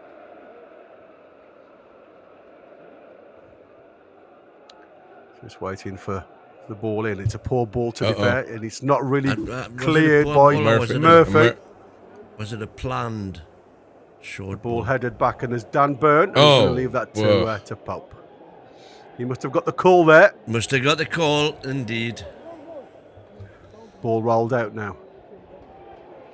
Bruno just picking the ball up, giving it to Dan Byrne, who brings it back all the way to Shaw, who gives it to Chow. Chow now sees the run of Willock down this right-hand side. Murphy inside him if he wants him. But again, it's set up so you can see the narrow three in midfield. Now Willock and Murphy change position. Nice movement, this, lads. I like to see this. Murphy now on the right-hand side, looking for the ball over the top. Ooh, cleared. Last-minute clearance there from Pavard. And again, to try and get the ball forward from Marseille, they've given the ball straight back to Newcastle. 10 minutes gone. Boys, what you happy? You happy? What have you seen so far? Certainly happy with the way it's going right now. Harvey Barnes again. Nice intentions there, but I'm a bit concerned about Murphy because an attacker trying to play defense. Willock's playing further up than Murphy. Murphy is definitely playing right wing back, and Murphy's playing and Willock's playing in front of him on the right. Because Willock's had the ball 3 or 4 times now on the right-hand corner of the penalty area. I'm not concerned with Willock, where Willock is playing. I'm concerned of Murphy's defensive attributes. He's already been a bit dodgy there for a second. Yeah, he was dodgy the one time he was put in. Even hoofing that ball on the left side. By the way. Unlucky, man. That looked like it was good. It should have been going out. 9 times out of 10, that goes out. Yeah, you got Dan Byrne now playing right centre back. Look, with Shaw in the middle.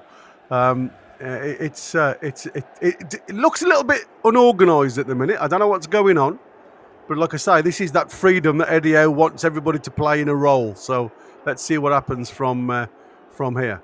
Ball into Weir's feet now down this right hand side. Fullback comes high up the field, like I said they would. They'll press really high.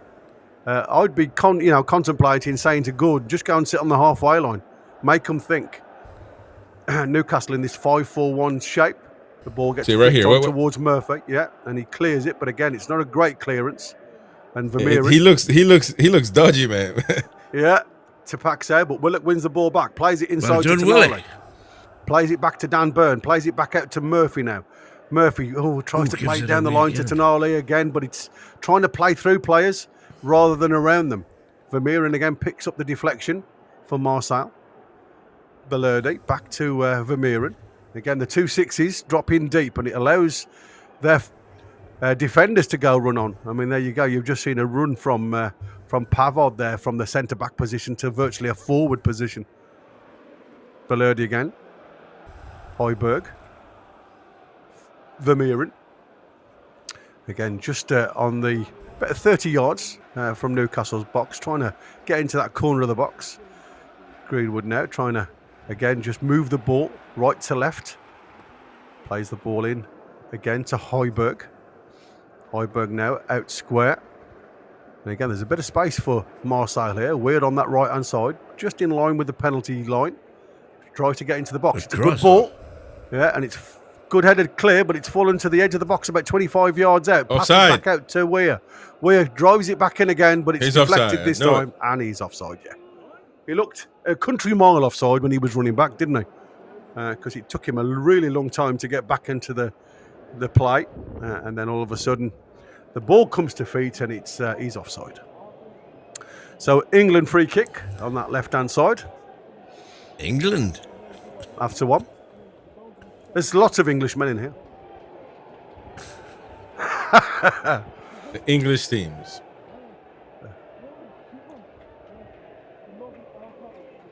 Well, we found a goal, so it settled things down a bit.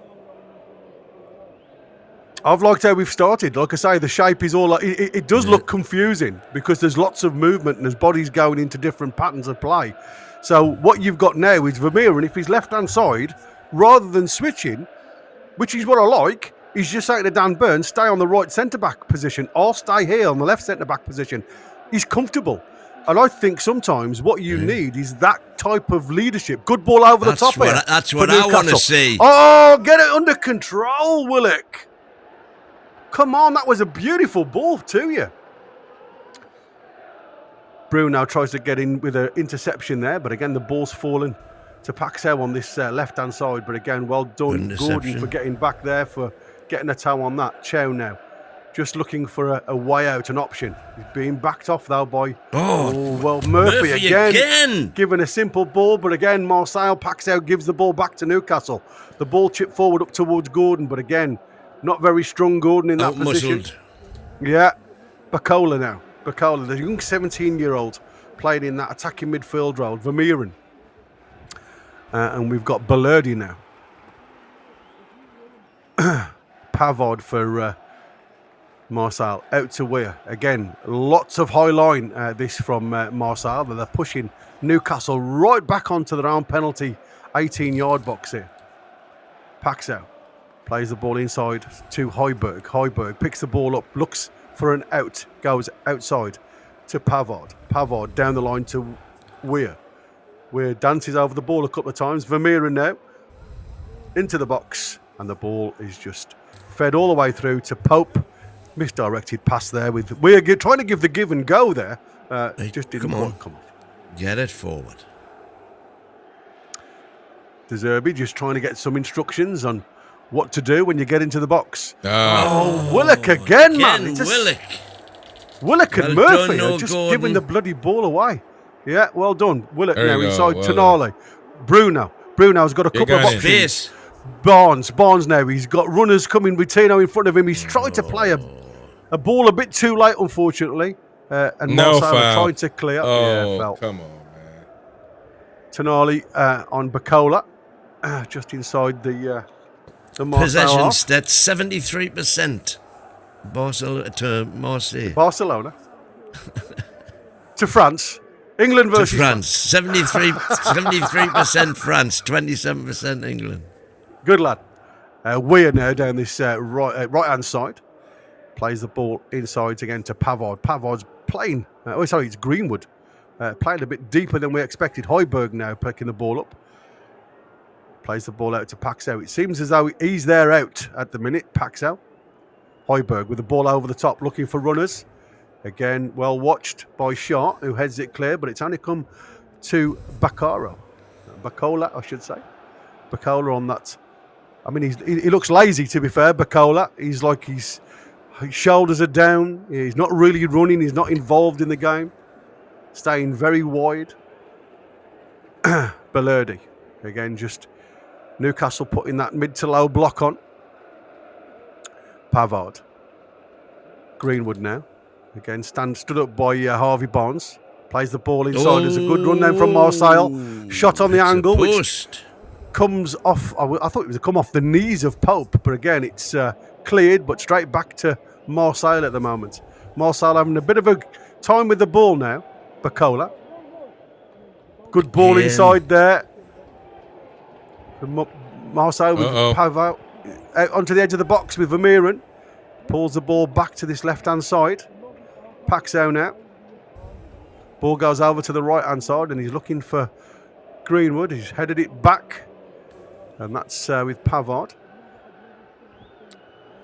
Greenwood again looking to chip the ball over the top. There's two in the box here. Save. Aubameyang there, I think it was. Yeah. With a turn and shot on the edge of the box. Good ball in from Greenwood, to be fair. Excellent ball. Chow playing the ball. Fantastic control by Aubameyang. Yeah, beautiful. And hits it first time. It's heading into that far post. And it's saved by Popey. Out of nowhere, yeah. Just that movement, Great isn't it? save. 5 yards. Yeah.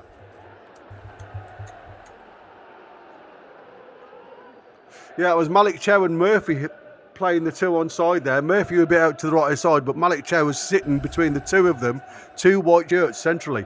Ball into the box from the corner. Headed cleared again by Dan Byrne. Out for another corner. Under a bit of pressure, Newcastle.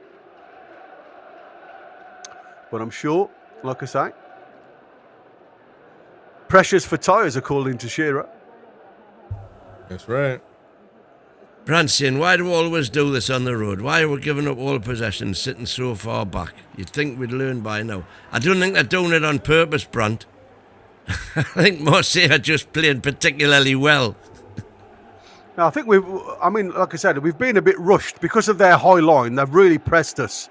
And that's why I said, for me, I'd just say to Gordon, we've got a 5-4 here. Just go and sit on the halfway line.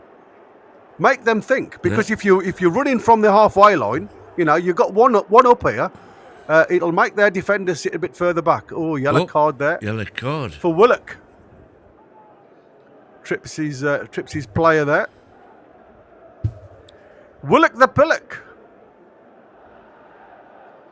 On the yellow. That was, there's no need for that, was there?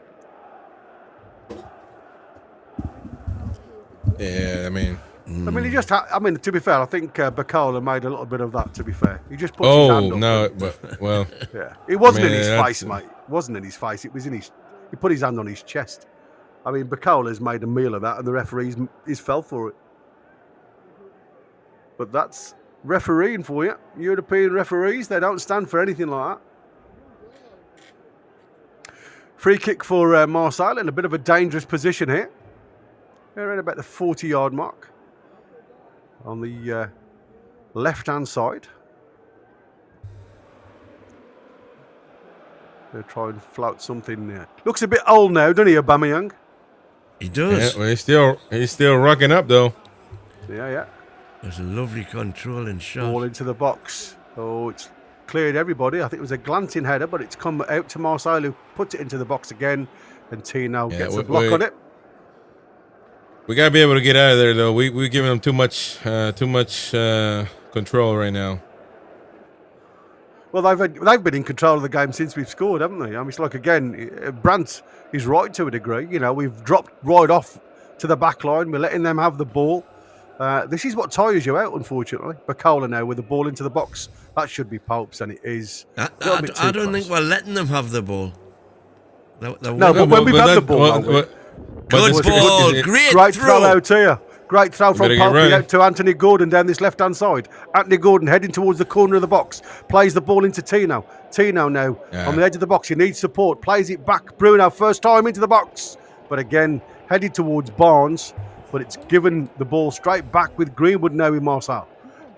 Greenwood plays the ball right to left. And it's not really to anybody in particular. And that was heading back towards the halfway line more than the Newcastle goal. And it's a throw into Newcastle. 23 minutes, and it's Marseille 0, Newcastle 1. Yes! You're our lolly! Yeah, we should have done more with that one, though. Bruno made not a good pass there. Yeah, that was a great throw by Pope. Ball over the top here for Tonali coming on to. Some nice movement here from Newcastle. Tonali on the right-hand side, looking to get the ball into the box. Oh, there we go. Get it back. Cross, but he gets the ball back. Tonali! Oh, shot straight into the keeper, unfortunately. Really able to get down to that. On target. Yeah. A bit too close to the cherry. Yeah. in the middle. Trying to force the ball into the corner on his left peg. Marseille now just trying to, again, nice and slowly build up play. Just trying to tempt Newcastle to close the space down. Balerdi. Again, trying to get down the line to again, but Paxao delivers a really awful ball back towards Emerson. And it's out for a throw into Newcastle, deep in the Marseille half. Come on then, lads. We need to be a little bit... Ooh, what's happened there with Man Tonali? down. Tonali's down. Now that we have a hiatus, Yes? I thought I would just recheck on the post-Champions League results. And it favours So, us. since the last time we were in, so we've played 10 games in the Champions League in the last couple of years. Post-Champions League results, 5 wins, 3 draws, and only 2 away defeats. Not good enough. According to Bauke, not good enough. Anyway. So it's a mixed bunch then. 50-50. No. 5 wins, Nice goal, man. 3 draws, and only Look at 2 that goal, defeats. man. That great play by Tonali, by the way. And I mean, lucky deflection on the goal, though, wasn't it? Yeah, it fired in from Tonali. Gordon gets something on it. It comes off, I think it was Balerdi, and then Barnes then just fires one really low, and it goes between Pavard's legs and into the bottom corner. Great finish. Tonali looks good to continue. He was just having his hamstring tweaks a little bit. Ball down the line now towards Willock. Willock Well done. drives the ball in and gets another throw in. Bit Oh, I further, thought that bit was a closer. corner. Yeah, fired in towards Emerson, and it was deflected there. Oh, what's happened to Dan Burns' long throw? Come on, Mr. well, he's Nine centre back Fingers. now, man. Oh, it's never stopped him before, Chris. You know that. Yeah. that's Tonali true. with the throw. Throws it ball in to Oh, Bruno. what the? Bruno sees Tonali in the crowd, I think, somewhere there. And he kicks it out for the throw into Marseille. Oh, my God. I'm going to give him the That's benefit poor. of the That's really doubt. poor from him. That is Dodgy. insane, man. Dodgy clearance from How was Marseille that? again. Playing the ball into Vermeeren now. We've got a bit of space to run into. Vermeeren plays the ball on the outside now to Weir. Looks like Greenwood's playing again, very narrow in the middle. Weir now driving towards the byline, faced up against Tino. And the ball, there's a ball into the box. It's headed clear this time from Fabian Schär. Comes out to Baloka. Baloka has a shot! And it's an eye up and under. And yay, Cola. 3 points to Wigan. High and wide. Schär being the anchor role in that 3 at the back. And there you just seeing the offside position from VAR. Nowhere near. Nowhere near. Harvey Barnes' goal was looked at apparently for offside. Little ball into Tonali at the Go top. on. Again, it's playing with Russian roulette here. Yeah, well, this is the Marseille. press. Ooh, Tino, you get out to that one. Greenwood now. Weird on the outside, gives it to Weir. Inside to Vermeeren. Vermeeren plays the ball back to Højbjerg. Bacola now. Again, can't go forward, has to go back. Balerdi.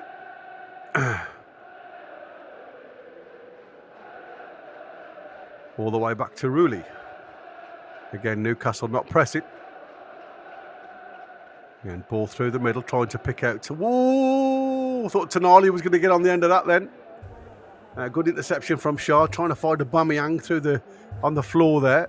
Schär gets the interception, kicks the ball forward straight away, and it was just the wrong side of Tonali. Goes all the way through to Rulli. Rulli now plays the ball again to Bacola, who's come deep. Vermeeren. Again, Greenwood plays out to Weir. And Pavard and Oh, nicely pressed. Go press now, go press. Now pick up the second ball.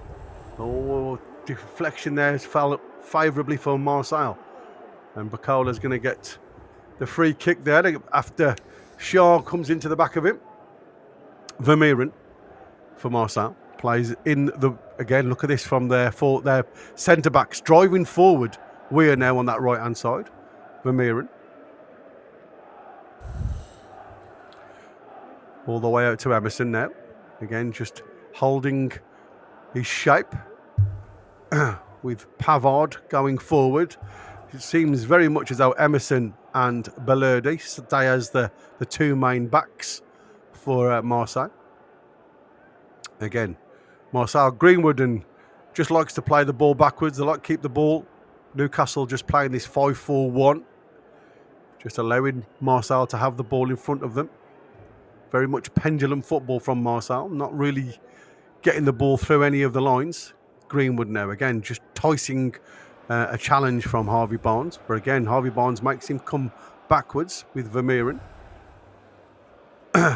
Again, looking for options now, Marseille. Paxo on this left-hand side. Inside to Emerson. Emerson now.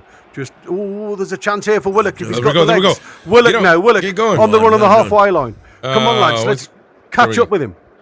Willock plays the ball inside to Gordon. Gordon inside to Bruno. Bruno sees a pass, but it's a terrible pass towards.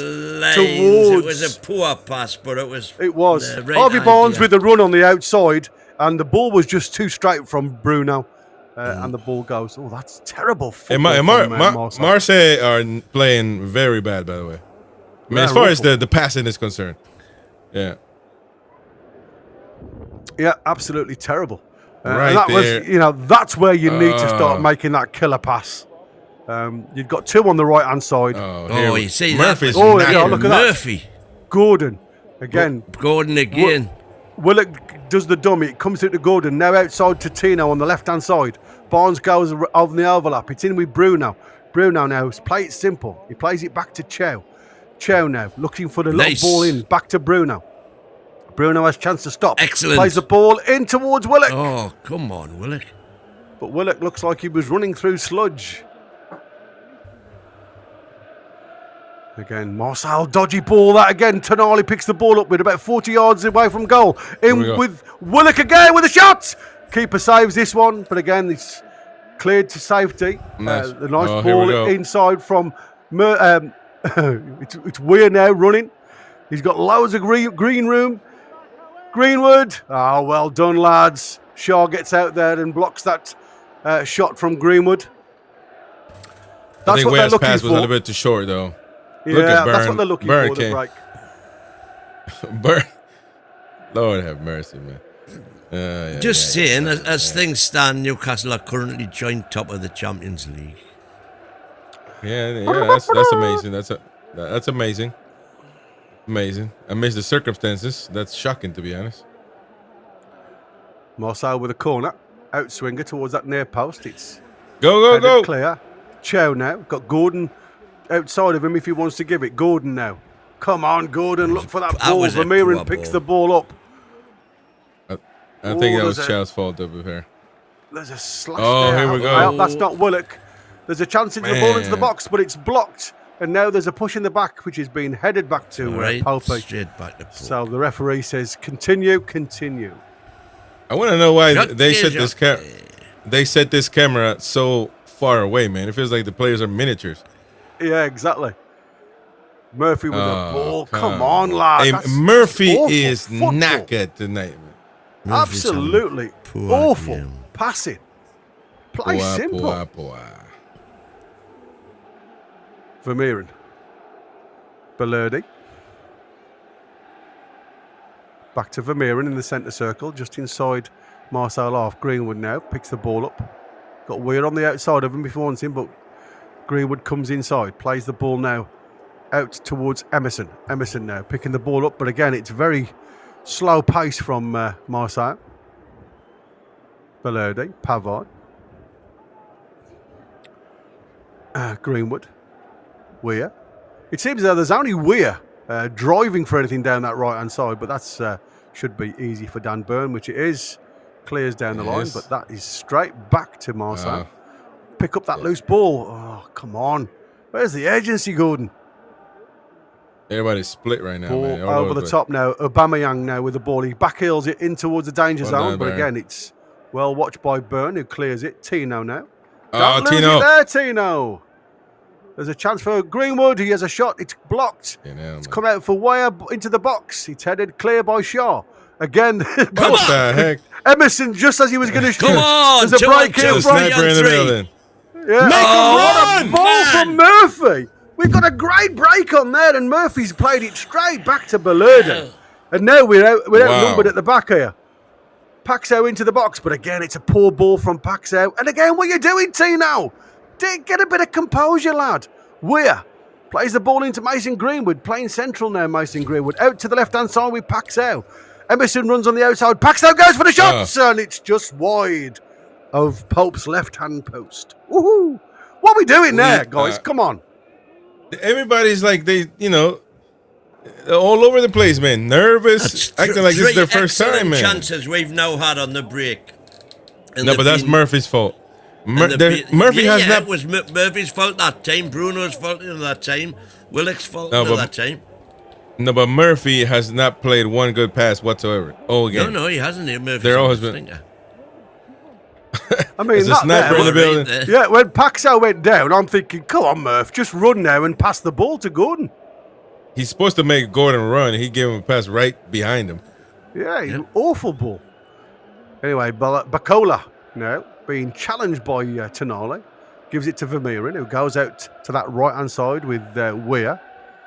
Plays it inside now to Pavard. Again, Vermeeren and Højbjerg just sitting deep to support the two centre-backs. Højbjerg out to Paxo and Emerson. Paxo again. Emerson. Back to Højbjerg. It literally is yo-yo football at the minute, guys. Vermeeren. Greenwood now. Back to Vermeeren. Again, coming back the same way as it went. You've got Pavard, who's trying to make these runs from deep, from the centre-back position, running in to try and upset and move some of our players around, and nobody's going with him. Everybody's leaving him alone. Bacola now in the box. Penalty. Oh, referees. Yeah. No, referees giving him he a dived. simulation for dived. diving. Yeah. Well, they'll be looking at that. Whoa, I thought he was. I I don't thought it know. was a penalty all day. Yeah, I don't know. That looked He dodgy dropped right his there. shoulder and come inside, and I thought, oh, somebody's got a trailing leg here, and he's gone. No, nothing. Oh my days! wow. Oh my yes. days! Talk about Well a done. sniper. Well done, Well referee. deserved. But why go down? I mean, he had a clear shot at goal there. If he hadn't have gone down, why did you go down? That's shocking. Yeah, that is. that's I'd be poor. going mad if I was the coach. When you've got a clear shot at goal 6 yards out, wow. Chow. Oh, again. What the bad hell? ball. Back to Marcel Vermeeren now. Out to was Greenwood. Greenwood now with a chance of a shot again. Blocked well there from Dan Byrne. We're now with Marcel. Marcel continuing in this pressure, knocking on the door of Newcastle, but Newcastle just will not open. Wow, yeah. With Tino again, just turning him round. Greenwood plays the ball into the box towards Aubameyang. Oh. Lemney bithead. Aubameyang 6 yards out, puts it wide. Ooh, that was another opportunity. Indeed. How many of these do you think we'll have before they score? Because they're getting closer. Oh, Threpney bithead. What are you doing? Shocking. Laurel and Hardy football, says Vendetta. It feels like it, mate. Oh, I feel like doing that. Oh, Jesus. Ball up to Gordon. Didn't mean it, Ali. Yeah, exactly. It is. I mean, to be fair, both sides are poor. But I mean, obviously, they're having a little bit more control of it. But Newcastle are letting them have it. It's when we have the ball, we're just not doing anything with it. Again, it feels rushed. It feels nervous. You got team. Team. Now I don't know why I don't know why, though, we've got Murphy as a centre-back at times. I mean, I'm happy with the fluidity, but why Murphy's dropping in at centre-back, God only knows. Again, Pavard just into Balerdi's feet. Balerdi looking back to Rouley, the goalkeeper now for Marseille. Again, Marseille happy to build from the back. Vermeeren gives it back to Rudy. Again, a little bit of a press now from Newcastle. Gordon on Balerdi. Ooh! Balerdi takes a chance and a risk coming back inside, and he gets away with that one. Rudy now. Marseille have already completed 290 passes 73. to Newcastle 73. That is the worst That's stat I've shocking, ever that. seen. That is Jesus. unbelievable. Murphy into Willock. Willock plays the ball first time to Tonali. Bruno, Tonali. Have a bit of the ball, Newcastle. Yeah, exactly. We've got 200 passes to make up here. Tonali. Harvey Barnes there gets in the challenge. He plays the ball to Dan Burn. Dan Ball down the line. It's got to go up. Tina. Yeah. Bruno now getting pulled all over the place by Vermeeren. And he gets the free kick, but I tell you what, if he hadn't have done. Yeah. I mean, he was he was playing with fire. Oh, there's a here we chance go, again here we go. here. Well done, Chow. Oh, Chow gets the challenge in. Aubameyang still has the ball at his feet, even though he's down. He swings a foot at it, and the shot just goes wide of Pope's left post. This is scary. But look at this. Mate. Look at this. I mean, They catch us lacking Tonali. What are you doing, Tonali? But I mean, you know, I wouldn't care who've got I'll tell you the something ball. now. Chow didn't get the ball there. So are they looking at this? Well, I think they may be. Nah. Well, but I don't think it's. I don't think so. I'd be well upset if that was given against us. It's body Anyway, to body. Newcastle. Doesn't matter. Yeah. Shaw with the ball again, long ball looking for Gordon, but it's nowhere near these balls. Give it to him. There you go. Ball outside now to Willock. Willock running towards the byline. Willock now just coming backwards on himself. He gets a turn, looking to the byline, gets the deflection. That's going to be a corner to Newcastle. Right, exactly. Well, takes a bit of the pressure off. Well, certainly Willock. I mean, look at that, man. We give up the ball, and Chow gets in there just in time.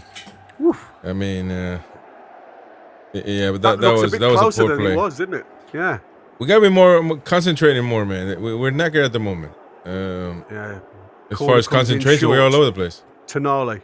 Murphy plays it inside to his left foot, comes back out to his right foot, plays it back out to Gordon. Gordon now, we've got Tonali on the right-hand side. Tonali comes back on his left foot, plays it back to Murphy. Murphy now just looking for an option. Bruno gives it to him, back to Willock. Willock now fires the ball up to Murphy, who loses it again to Vermeeren. Now Marseille. Gordon has a tug back. That's a yellow now for Gordon for being petulant. For Gordon, yeah, absolutely. For being a naughty boy. A naughty boy. For what, man? It makes no sense, man. It's just awful. It's just really awful football. You need to wake up, guys. I mean, okay, you foul him. He didn't get the yellow card for that, I don't think. He did. Oh, he did? Yeah. Okay. I thought he spiked the ball, that's why. No, that was Byrne who kicked the ball. Okay. But I mean, obviously that was just as the referee blew the whistle. We are now down on that right-hand side on the halfway line, Marseille. Just bringing the ball back towards Balerdi. Balerdi now picks the ball up. It comes out to Emerson. Or is that Paxao? No, it's Emerson. Emerson down the line to Paxao. Paxao now again facing his own goal.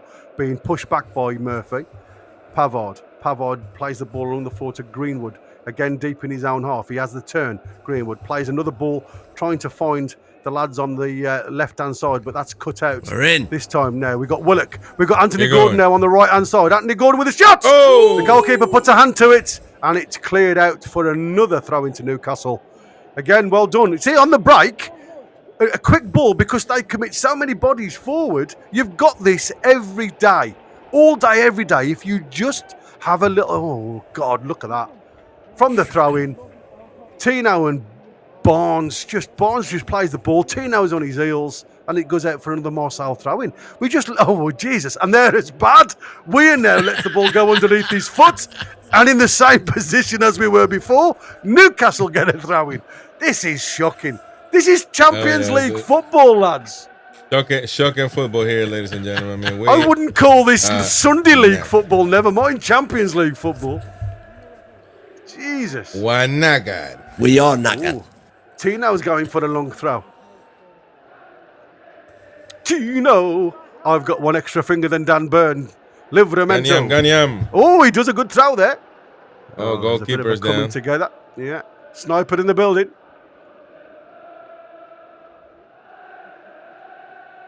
Dan Burns saying he didn't touch him in Geordie and the referee hasn't got a clue. Oh, he treads on his head. This was a shot for me. Almost, though. That's a good block, though. Do you That's reckon on the bottom of right his there. studs he's got "I'm from Blythe"? You know. Yeah. I bet that's imprinted in Rooley's head now. This is shocking. It really is bad. He's from Blythe. He'll never ever be Dan Burn. He's from Blythe.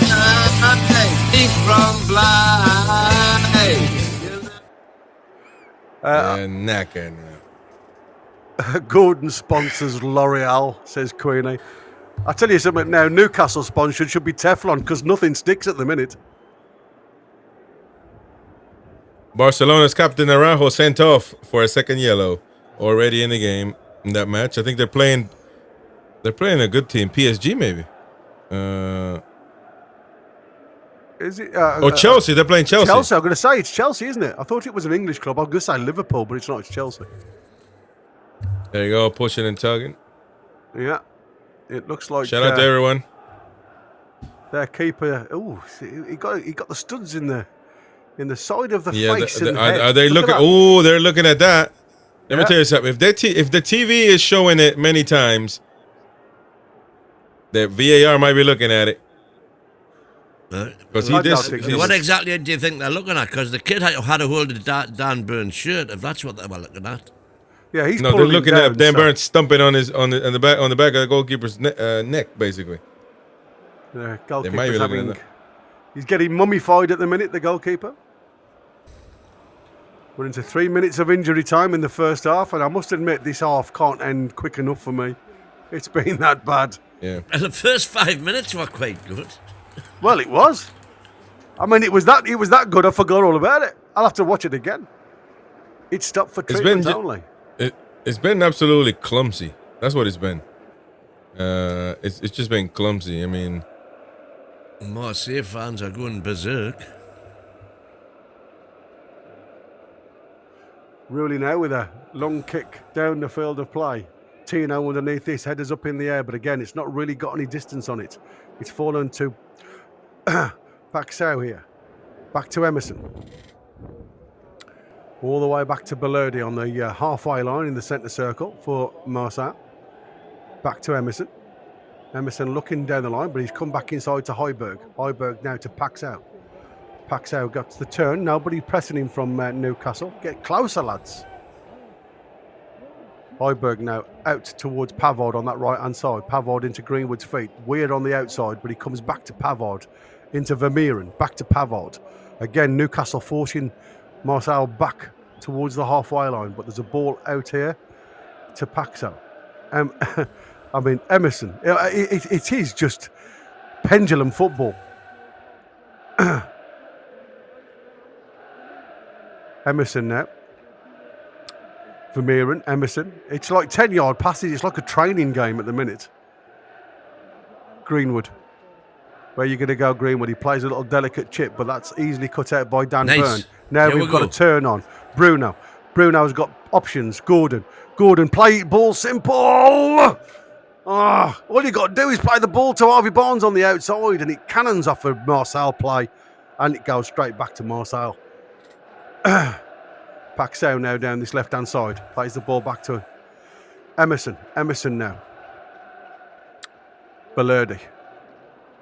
Again, the lads at the back, Pavard, just like to go forward. They're not, they don't mind sitting and coming from that deep role and being that extra midfielder, just overloading that midfield. And it's something that Newcastle need to deal with, get sorted at half-time. Pavard out towards Weird on that right-hand side. Again, he goes on that run from centre-back. into the inside right position. There's Greenwood now. There's Vermeeren with the ball now. Again, Newcastle overloaded on that right hand side. There's an opening on the left hand side if it can get there. Half a block on Willock, and it's out for a Marseille throw-in on this left hand side. Bacola now. I'm not sure where Bacola's playing. I don't think he knows where he's playing at the moment. He seems to be a free roll, Bacola. Paxo just trying to trick. Now we've got a turn here with Willock down this right hand side. Willock on the run. Nice. Well, over the halfway line. Well being done. challenged Right by there. Bacola. Right there. Ball into the box. He's got Gordon with the bloody ball. Gordon with a chance. He is so rubbish. He's not a 9. He's rubbish, man. Gordon now picks the ball up, plays the ball back to Shaw. Shaw now. We've got Half-time. loads, and the referee gives half time. What are you doing? Oh my God, that is absolutely knackering. All you have to do is shoot. I'm flabbergasted with that one. I thought that was a clear, a clear opening. I thought it was a goal. Oh, that was awful. I mean, wonderful play by Willock, by the way. I didn't think his cross was gonna get there. It was the perfect ball, if I'm honest with you, because you haven't even got to change. Absolutely spot on. You haven't even got to change the way you run. Yeah, I'm saying I didn't think that he was gonna cross it that good. So I thought he was just gonna bottle it. But there you go. It is halftime, ladies and gents. You can give us a call right now. Have your quick say about the game. There you go. 0191 916 8864. Have your say quickly and in a hurry. Give us your quick thoughts on what you think. Whatever you want to say about this game in particular. But that last play right there, that should have been it to seal this first half, and seal the deal. Yeah, more or less, exactly. I mean, it's been pretty damn awful, hasn't it? If I'm honest. Again, Willock has done some good stuff. He's done some bad stuff, but he's all-round play, same as Murphy. They are always susceptible with a pass. It's snippets of quality, but again, this is what I keep saying. You throw Murphy as wing back, and he doesn't know what to do. He hasn't got a defensive mindset, and he plays that percentage ball. And instead of going round players, he's trying to play the ball through players, and you can't do that in a defensive third. You've got to either be 100% sure that the ball's going to get to your mate, your player, but you can't start playing the ball or trying to meg players in your own defensive third. It is absolutely criminal what I've seen this first half. Tino doesn't look half himself again, because again, do I go, do I stay? He looks very hesitant to actually do anything down this left-hand side. When we've broke, and we look dangerous every time. But again, it's composure. It's just that final third little thing. They're committing so many bodies, Marseille. Just the final ball's been non-existent. Been dire. Just to dire. put Newcastle's Champions League performances this season into some sort of semblance, we beat Benfica, who are currently beating Ajax away 2-0. We beat USG, who are currently beating Galatasaray away. Barcelona beat us, and they're currently getting beat off Chelsea. And Bilbao is 0-0 at half-time with Slavia Prague. So, yep. For being numpty teams, which we all said they were, me included, they were not bad. Galatasaray at the top of the league. I'll We tell you should have put something this now. game away, though. Yeah, Karabak's the thing for me. They seem to be one of them sides that it's never a gimme against this side. And like Napoli at home are struggling at half time, 0-0. Yeah. I mean, Napoli are struggling in the Champions League, full stop. Yeah, but even with the wonderful McTominay. Hey, we've got McBarnes, mate. Don't come here with it. That's right. And by the way, if you thought that Scotland doesn't need Barnes, they better be begging him to go and play for Scotland. Let me see here. 7 minutes ago, so Steve says, Chris, do you not fact check anything? What are you on about? 7 minutes ago, I probably wasn't even talking. So, specify. Let me see. Steve Rackham says here, Gordon needs to stop mediating. FFS. Meditating. Well, look, he's not a good striker. We know that, and the manager still puts him there. He's irrelevant. I can't wait doesn't to do see anything. this miss again. Nor me. I mean, why would you want to see that draws again, man? Come on. Well, I want to see how close he actually was. Or, I mean, true. I mean, it looked like all he'd got to do is put his foot through it, put his laces through it, but he stopped. I don't know what happened. Yeah. It's crazy. Gary tells us, Gary Mon, lads, stop being so negative when we get the second goal. I bet you change your tunes. Yeah, but we got the second tune yet. The second goal yet. So what do you want us to be happy before we can be happy? I mean, yeah, it makes no sense, man. Listen, I'm not completely going to say that we're playing draws. I am. I think it's just been. I think we're just two clumsy teams. We can't, crazy passes that are not completed. I guess you could say some individual players are not performing, but this goal right here, that goal, wonderful thought by Tonali to get that play. Deflection, of course, but Harvey Barnes right there to push that ball in. He's certainly the man in form, and because of him, we're winning. Gordon somehow gets an assist for that. No, he ain't got no assist for that. Bouncing twice off his two legs. He tried to score, by the way, and that's how useless he is as center forward. That bounce got and that last play though, man, I don't know. They didn't even show it. You see, they're like, we're not going to do that to Newcastle fans. We're not even going to show it. So there you go. I'm sure there will appearances. 5 appearances, 4 goals for Harvey Barnes, 1 assist, compared to in the Champions League, obviously, compared to the rest. And Gordon has the same numbers, 5 of course. and 4. They're 5 and 4. It's criminal, isn't it? When you look at it, 5 and 4, and he looks like a worldie, and he's just so bad. It's unreal. Yeah, 2 of those penalties. Should have been 5 and 6. Or 2 of those that he stole. Those penalties that he stole from Walter Mata. So that's saying much. Can we shoot out a Pope if somebody wants positivity? Says Strasbourg Steve. Well, shout out. Hey, He's talking about shout out. Fantastic save, one of them. Yeah, he had a great save. He had a great save. But nobody's ever doubted his shot stopping ability. It's a question of what you give up. Listen, these ain't a great side. I don't care. That, another 74.1% possession to 25.9. That is criminal, mate. And if you were playing somebody like Barcelona or something like that away, then fair play. But you're not. You're playing Marseille, who are an average blooming team. These aren't any worldies at all. And to be fair, they play very much an Ange football. High line, you've just got to play the right ball at the right time, and you should be behind this all. This should be 2 or 3 goals up, easy now. Yeah. In the words of the old song, Gordon is a moron. Gordon is a moron. La la la la. Cheers, Warner, for the super chat. Phil says that was a sitter for Gordon at the end of the half. There you go. I mean, a sitter. That was more than a sitter. That was a laydown, man. That was more than Brian Quinn. Our usual suspects are doing what they do. No surprises. And Brian Quinn's a happy clapper, So but again, so I'm not so, I guess, angry. I just measure this by how angry I get, I guess. But I'm not angry at the game per se. We're winning. Maybe that's what changes everything.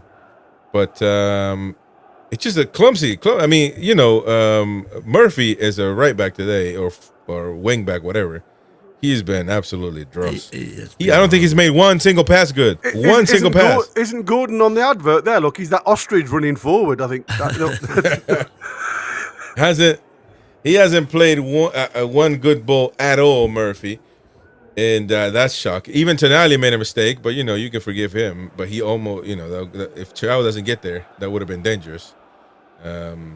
So those situations where Aubameyang gets the ball and is able to pull off a shot, those are scary ones. You got to be careful with those. Can't concede too many of those. Marco says, I'm frustrated because simple passes and we're through is so frustrating. Frustrated. That we're through. Absolutely. Yeah. I agree. Andy Bell, other than a counterattacks that have lacked a final bit of quality, we have been clumsy. However, we do have the lead. So we have what's up with everybody typing, man? Come on, now take a moment and type your message the right way, man. So there you go. You know why Queen? They're like 2 negative terminal battery. They're like 2. Foxy. The header was a pour from Auba. Fortunate to have a clean sheet so far. We are. Well, yeah, but I mean, you know, if we also had done right, we probably could have another goal or so. So. Well, like I say, on the counter, these should be put to bed now. These should be going in. This sort of validates all those. In the games we've won this season, it's when we've had the least possession. Yeah. I mean, for me now, I'd get you've got to make a couple of changes for me now. I think that first half summed it up perfectly, and I think do you drop Murphy? You probably give him the benefit of the doubt, but with the amount of room that they're giving you at the back, I would throw Alanga on for Willock. You know, if Willock's playing in this right-hand channel, I would just say to Alanga, go and play, but sit on the halfway line. Don't go deep, and play this. Maybe even play like a 5-3-2 if you want to, and just play with 2 fast forwards. As great as Willock's play was at the end, that doesn't reflect how he's played the whole game, man. He hasn't been lighting it up whatsoever, so I wouldn't be opposed to getting somebody in there. But with Murphy, I'm telling you, man, those defensive lack of whatever you want to call it is not good, because he cooks it up one time and we could be in a bad predicament. So own goal. He doesn't seem. Yeah, it was an own goal by Jules Koundé against Barcelona. And of course, they get a man sent off as well. So Chelsea up at halftime in London, and so I mean, I'm telling you. But again, I don't know who. You can't really replace Murphy, so he's not going to make that change. Other than that, putting Chow there and go back to 4-3-3. You can put Hall on and put Tino there. Well, true, by the way. That's actually true. I mean, you know, halftime, he's gotten 30 minutes of rest. He's got all the way until Saturday to play, so to rest. So, maybe you do got a point there, actually. Fair point. You can stay the same system, the same shape, but you can have Tino on the right-hand side, Hall on the left-hand side. It gives you a bit more balance. You can make a bit of a change up front if you want to hold the ball, bring Voltemada on for Gordon, somebody who can hold the ball, drop in deep, and then get your speed merchant. And that's why I said I'd have Willock off, and I would probably put Alanga on just for that pace in behind, because the amount of space that Marseille are actually giving you, you could exploit that space with a little bit of pace. And that makes them think and maybe hang back a little bit. And then you haven't got so much of the high press. It gives you a bit more time on the ball to get the ball away. So I think there's a number of things that Eddie could do now just to make the game easier. Mm-hmm. More comments here. Says Steve, it's inevitable Marseille will get a goal if we keep playing like this in the second half. Well, I mean, you know, they're certainly looking like they could score anytime. We don't want to give up. That's the point, though. We don't want to give up this lead. Now, you know, the whole talk before the game, whether we can win, you know, should we rotate, all of that talk is nonsense now. You're up 1-0. So you got 45. It's a 45-minute game now. So you're in this situation. You certainly cannot give up this lead and give up this game.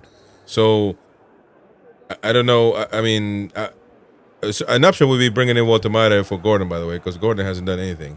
Will he do that? I highly doubt that, because Gordon's feelings is something that we got to take into account at Newcastle United moving forward. So, yeah, that's kind of in the stipulations. You know, you got to worry about Gordon's feelings every game, you know, before you're taking him out. So I don't see that happening. I don't see Murphy coming out. So what's going to change? Maybe adding Ramsey in midfield, in proper midfield, not as a winger, we might have a little control, because the possession, although possession doesn't say it all, I mean, it's staggering, man. You guys brought up a stat: 200 passes, 250 passes for them, and 70 for us at the time. I mean, come on, man. That means we're giving up control whatsoever of the game as far as the ball is concerned, and that has to be worrying. We got 45 minutes, man. We cannot give up this lead. I don't care what Happy Clapper gets on here and tries to say otherwise. I don't think we should do that. So, I mean, it's easier said than done, clearly. But it's easy saying we shouldn't give up the lead. No, it's easier. But I'm saying that we have something already frequent that we give up leads, like it's going out of style. So we can't repeat that. Michael says, "Don't be daft, Gary. They had 72%, but we created chances. Is working apart from finishing." No, but 72%. That's too much. That's too much, man. That's not a way to look at it. I respect everybody's opinion, but you know, no, because we have created chances. With our 27%, we've created chances on the counter. On the counter, yeah. Yeah, you know, but that's what I'm saying. The problem is that the plan. The problem with it, yeah, but if you're going to execute a plan from letting them, then you got to execute the whole way. Then you've got to go, and when you've got the opportunity to break, you've got to make sure that what you do at the end, the final product, is there. Yeah. It's all about that final quality, and we've looked rushed. We've not got any composure in today's game, and that could be the fact that we are playing a little bit unbalanced, and we haven't got that little bit of of understanding with this system. And we've often said it, don't go 5 at the back because we look all over the place. And unfortunately, it looks the same again in that first half. And it's just having that composure. The lads are professional footballers. They should be able to be passing a ball 20 yards to feet, no issues. And that's what frustrates me. It's not the fact that, we are playing against Marseille. Marseille isn't a great club. They're not a great club, and you can see that in the first half. It was awful. It was a comedy at times, the amount of times that they were letting the ball go. We were letting the ball go and giving it straight back. Then they felt sorry for us and get it straight back for a throw-in, and you're like, what are you doing? And that's what I'm saying. You play any team and play like you did against the first half, and you wouldn't be 1-0 up, I'll tell you now. You'd probably be 2 or 3 down by now. There you go. Second half about to get underway, ladies and gents. Smash the like button. Subscribe to the channel. We're only playing Marseille. And there you go. Yeah, new headband for Gordon. That's the only change. No changes, by the way. That's right. Only the headband. Love it. Anyway, Newcastle to kick off, kicking right to left as we look at this from this faraway camera. We are winning. Be happy. Exactly. Imagine if Boki is happy clapping, hell has frozen over. Yeah, indeed. Anyway, Newcastle now with a long ball punted forward, looking for Dan Burn. Dan Burn gets it up in the air. Bruno now heads head tennis a little bit. Again, just playing back into the Marseille half, and it's Bacola now. Got an opportunity to play Aubameyang. Popey comes out. Aubameyang drowned him. There's an open goal. Aubameyang scores. Wow. Pope. What on earth is Pope doing there? We are 20. No, let's see everybody clapping in the chat now. Wow. 25 seconds. One ball out. Man. One ball out, mate. That is criminal. No, what's criminal is Pope, man. That guy cannot start against Everton whatsoever. I mean, that's hey, listen. Some people wanted for this to happen, by the way. We'll when he cooks it up, and this is enough for Eddie Howe to take him out. Look at this. Man, look at this. One turn, look, we're all over the place. One run behind. Shaw steps up. Chow then says, why is stop. But I mean, to be fair, Aubameyang does well there. No, he does, of course. But he's covered by Chow. Chow is telling them, get out of there, man. Why would you go to him? Straight in the middle of the game. Oh, my God. From a tight angle, that was a great finish from Aubameyang. Anyway, it's 1-1. 100%. 46 100%. Minutes, and it was a long ball, and it's headed clear by Marseille too. A throw-in deep in the Marseille half. Again, hopefully that just gives Newcastle the shake that they need. Tonali. Bloody hell. Willock and Murphy now. Murphy down that right. Again, just runs into a white shirt. Gives the ball straight back. Ball long. It's Shaw now that chests it clear. The ball over the top looking for Willock to run onto this. Willock and Balerdi. Balerdi just kicks it up in the air. Come on, lads. This is your ball. It hasn't gone 20 yards yet. Tonali underneath this, Vermeeren underneath it. It falls to Harvey Barnes. Harvey Barnes has got Tino. Harvey Barnes shoots, but it's straight down Rulli's neck, I should say. Ruddy's neck. We're going to have Ruddy forwards in a minute. Marseille again trying to play out, and again they've given the ball away. Newcastle 4-on-4 here. Come on. Gordon Shoot, Willock man. on the right hand side. Get in! Get in! He's offside. He's offside. Offside, man. Oh my God. Why did Willock not shoot the first time, man? Oh my God. I mean, this is what I'm saying. That if you put the Right half there. press on, Yeah, he was is he offside. offside? Is he offside? Yeah. It's tight. That is from that angle. It's not as clear as we first thought. I'll tell you now. No.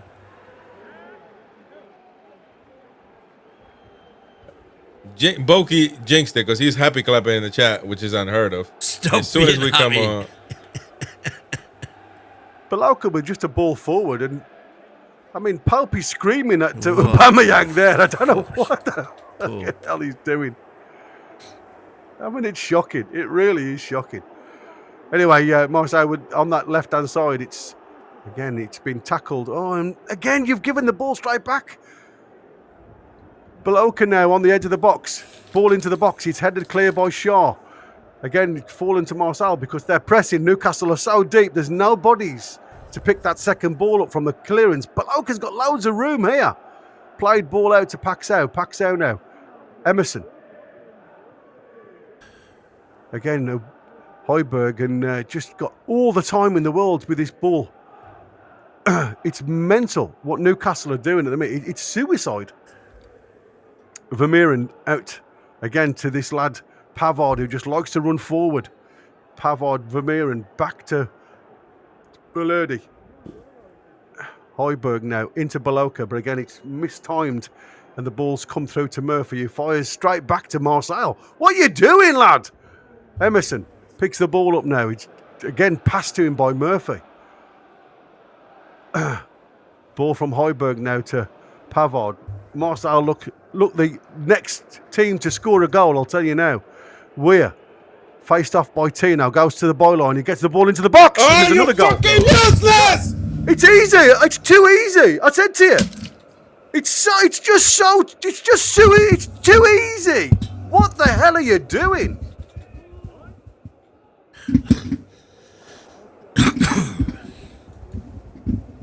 Jesus.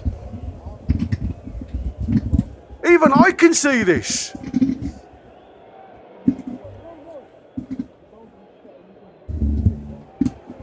My God. You can see who's had the talk, can't you, at a half time? And who's had an orange.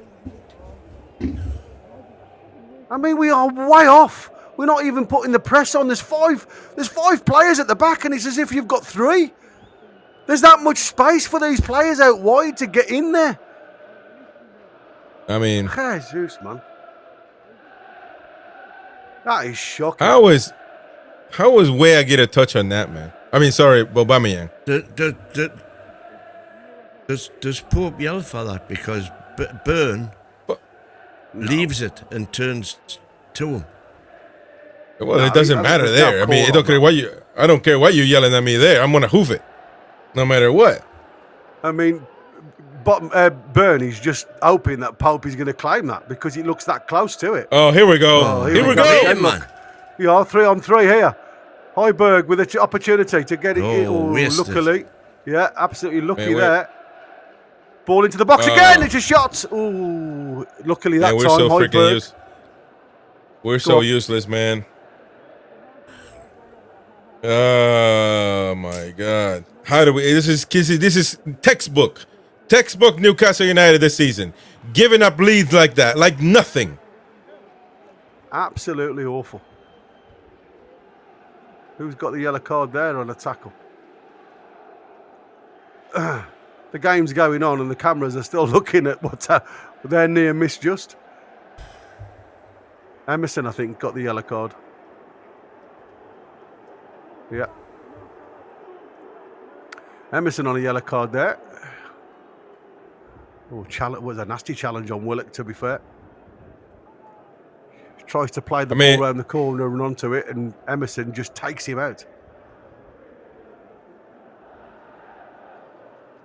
I'm 2 goals speechless. in 7 minutes, I don't know. man. That's ridiculous. Yeah, that's that. No proper team that should happen to, man. Absolutely ridiculous. But this is what I said. He looks unbalanced. No Willock's on the deck. Man, you better get 52 minutes. You better get Voltamata and the whole lot in right now. I don't care about resting, nothing. Yeah. Apparently he trusts them. It's crazy. Ball over the top for Anthony Gordon. The ball bounces, but they've cleared it again. Players like Willock just running inside. Now commitment towards that ball there. Again, Marseille's heads are up now, playing with a bit more confidence, passing quicker. Headed again forward there from Chow. Chow picks the ball up on the halfway line, plays the ball into Willock. Nice ball out to Murphy on that right-hand side. Murphy plays the ball back to Tonali. Tonali gets it over his feet. Again, looks for Murphy down that line. Murphy now, faced up by Paxo. Gets towards the byline, gets the ball in, and it's a deflection for a corner. Paxo's questioning whether that ball was already out when he kicked it. Come on, let's react. Rescue dog time. Yeah, me too, mate. I need it just to get it out of my head.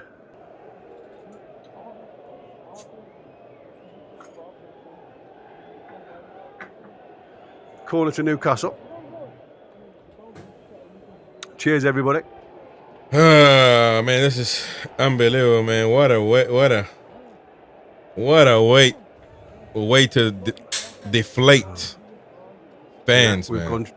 We've gone short again. Murphy now with the ball into the box. Keeper comes and punches that to the edge of the box.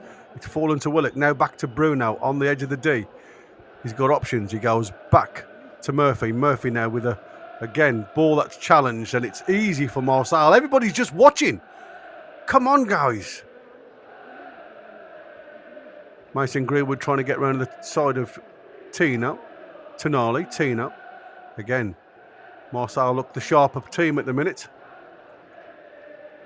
That ball's gone out of play for the Marseille throw-in again. Wanting the ball hungry.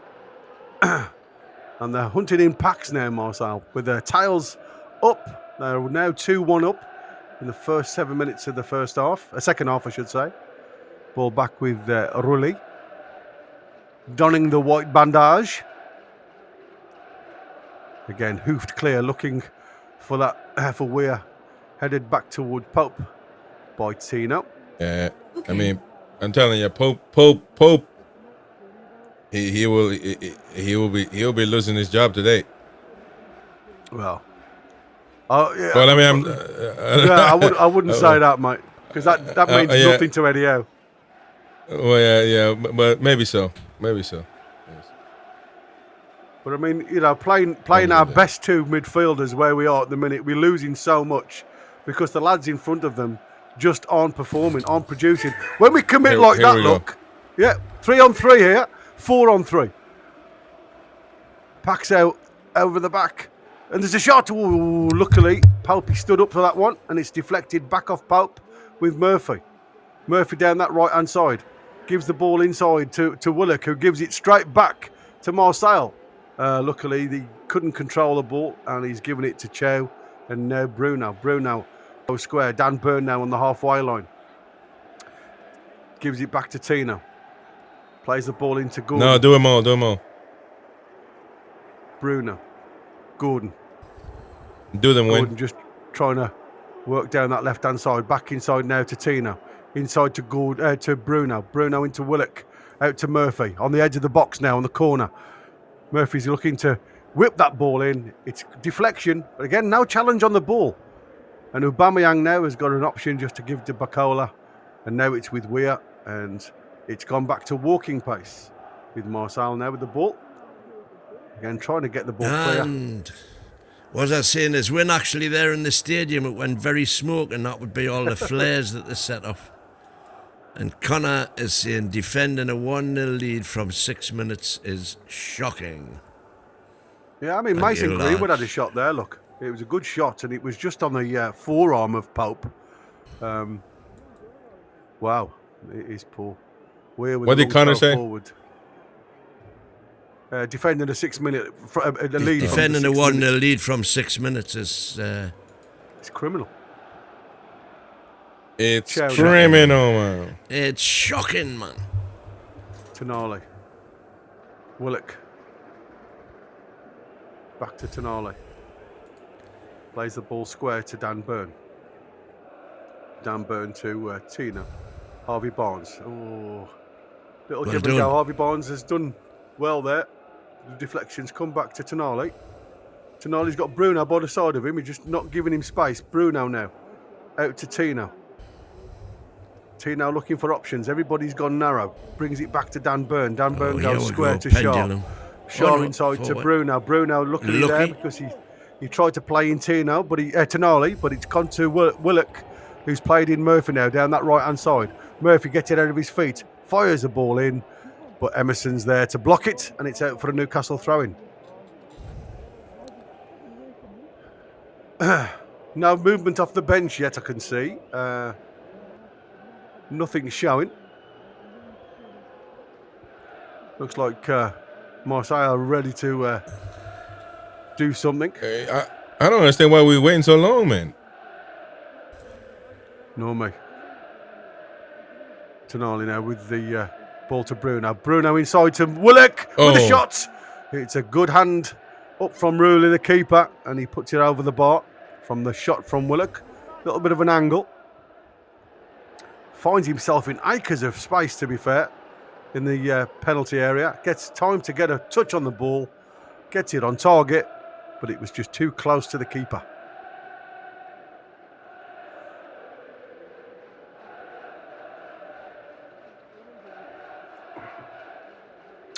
Ooh. Crazy. Tonali with a corner kick. Ball comes in towards the penalty area, and there's a chance. Oh, that's a goal. Just bounces over his foot, and it's a goal kick. What a way to deflate. It's deflating, man. I mean, look at that. Shaw with a header down. Again, it comes over Burn from the corner. Shaw with a stooping header. It was to nobody in particular, but it this evades right everybody. here, it's insane, man.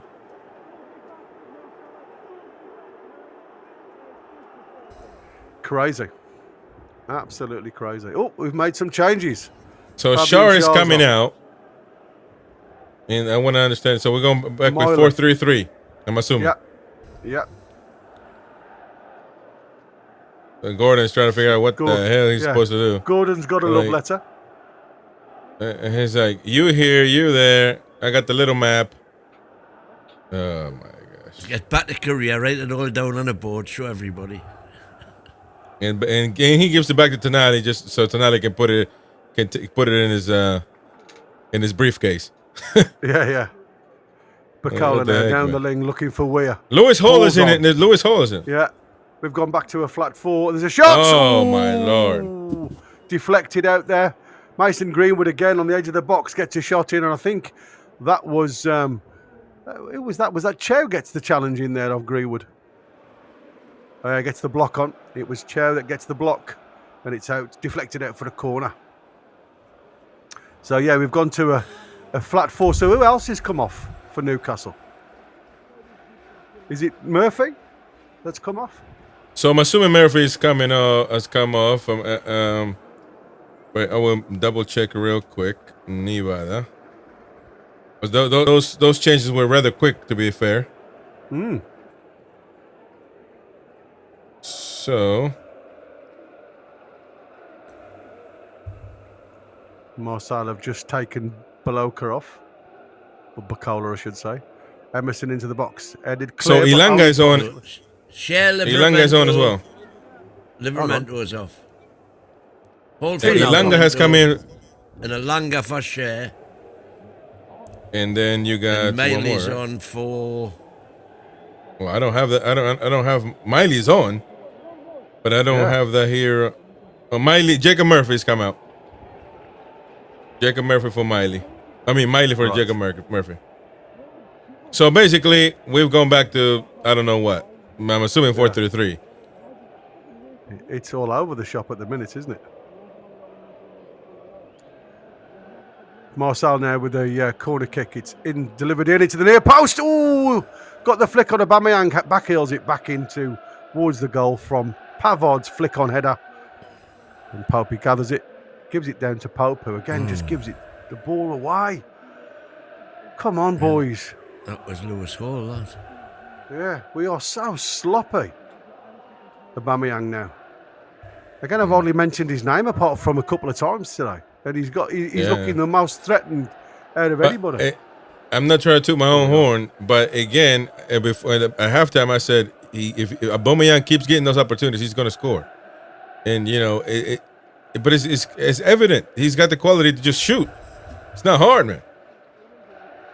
No.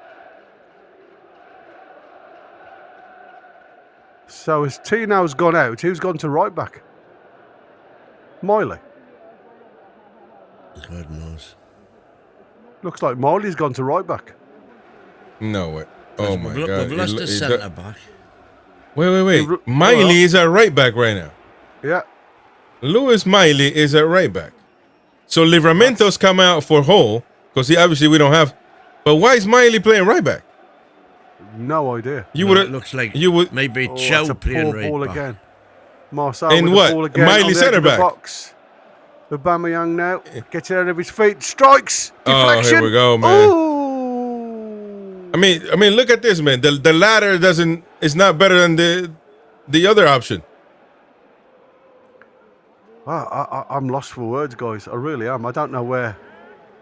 Miley right now is a right back. Win. Look at Miley on the right back position. Willock now playing on the left-hand side of the midfield. And now it's a throw into Marseille. Jesus. I don't know what. So I want to know where we've gone to a 4-3-3 with Willock on the left of the three, Tonali on the right of the three, and Bruno in the middle. And it's the same with apart from Malanga on the right-hand side. Everything else is the same. I'm assuming that. Ilanga's on the right wing. Listen, this is a tuna soup sandwich here, man. I'm not. I've got no idea what's happened here. Burns now with the yellow card. What's going on, Wayne? I haven't got a clue. That's it. I'm still trying to work out who's right back. I thought you lost the stream for a second, man. Because you look lost. And let me tell you, you are knackered, right? We all are knackered at the moment. They're looking for a handball now, but they're not going to call it. Again, it's. Lads. We're knackered. There's no way to put another. Look at this. Yeah, we are up against all at the minute on this right-hand side. Going to the byline. Well done, again, it's deflected. Yeah, deflected out for a throw-in this time. Who is that? That's just come on for them. The only crack in the armour is that Marseille themselves are adept at throwing away leads. They are. Well, so are we. So one of them had to give. As has been proven. We are criminal. Not just by today, by the way. Ball through the middle. Ooh, it's a good job he got a touch on that. Willock now with the ball out. Nicely, Gordon. that was got Harvey Barnes now on the halfway line. Harvey Barnes now. Come on, Harvey. Ooh, he's got took out there by Pavard. That's going to be a yellow card for Pavard. One for the team. Harvey, come on, man. You got to save us, Harvey. You got to save us, man. Or was that Greenwood that got the yellow card? It was Greenwood that took him. I thought it was Pavard that took the card. I would have put Walter Mate in already. I mean, Gordon hasn't done anything all game.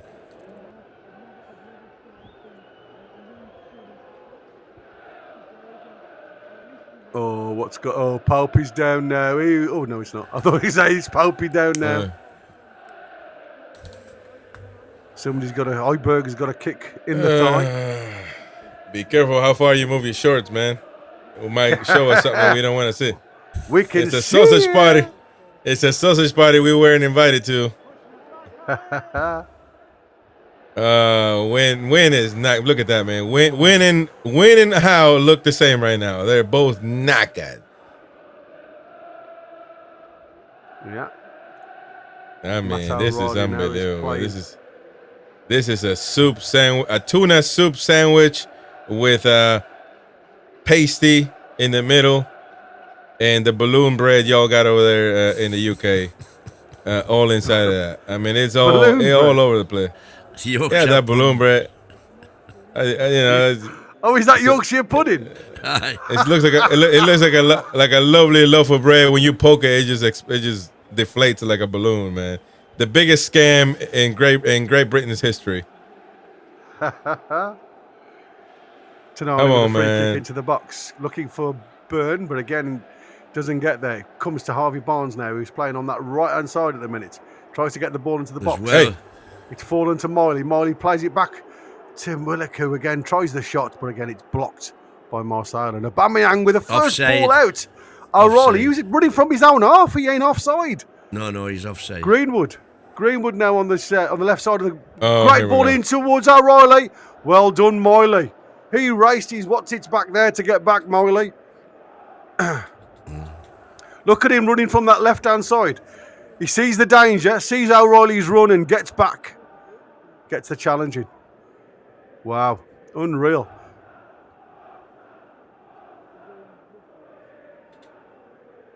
Well done, Miley, for watching that.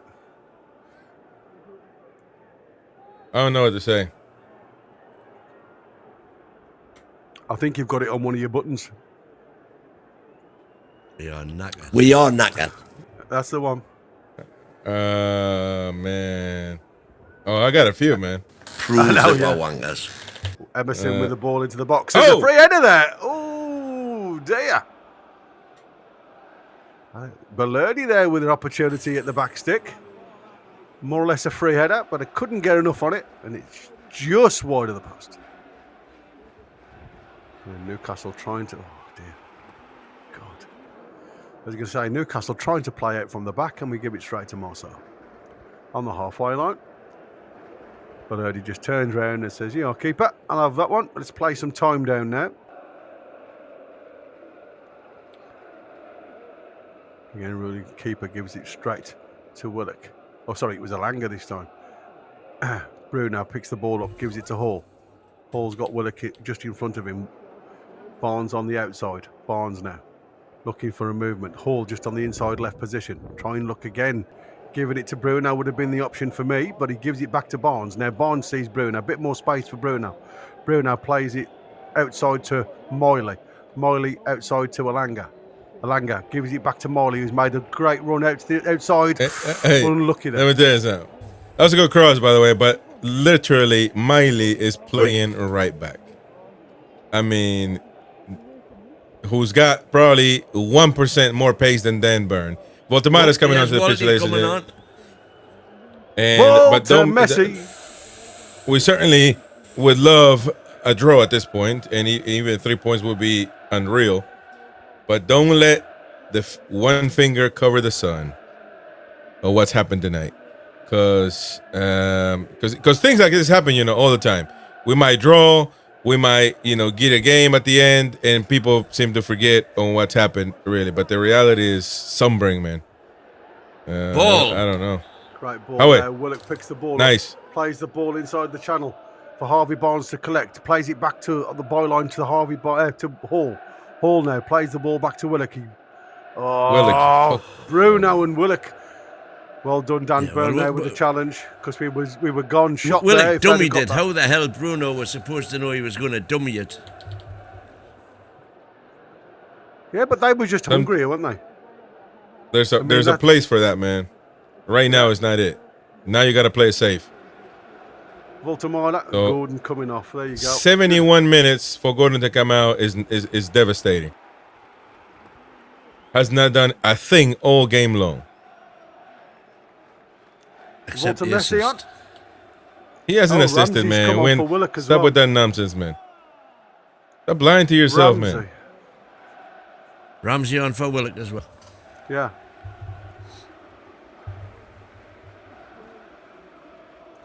Absolutely crazy.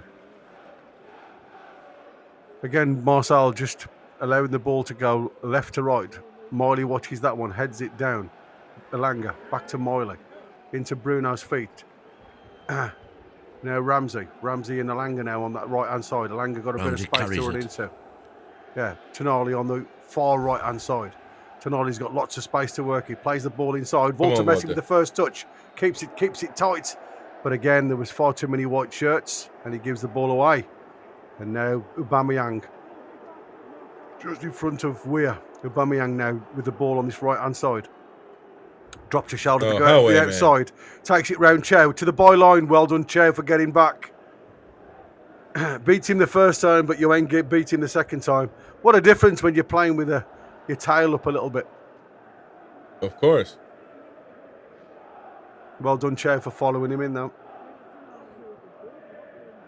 Corner to Marseille. I guess this is the part where we're supposed to say something. I mean, we got 12 minutes. How much? 20 minutes?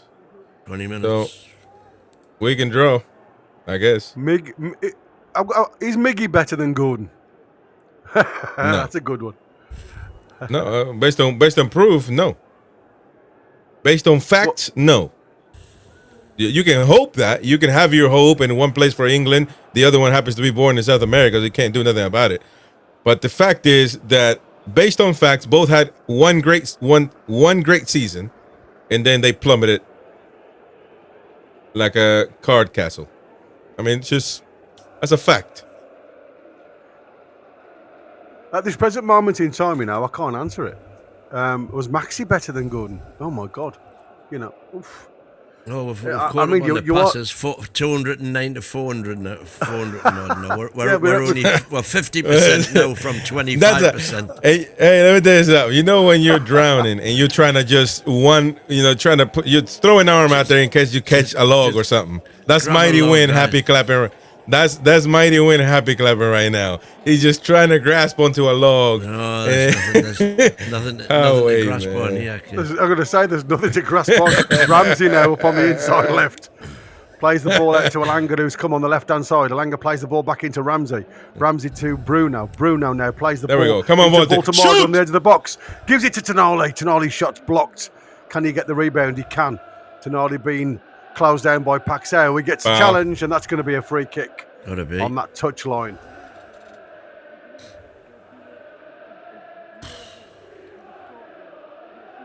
It's a little bit better. A little bit. Yeah. Well, you got to start giving the ball to Voltemade and let him figure it out. Him and Barnes do something there.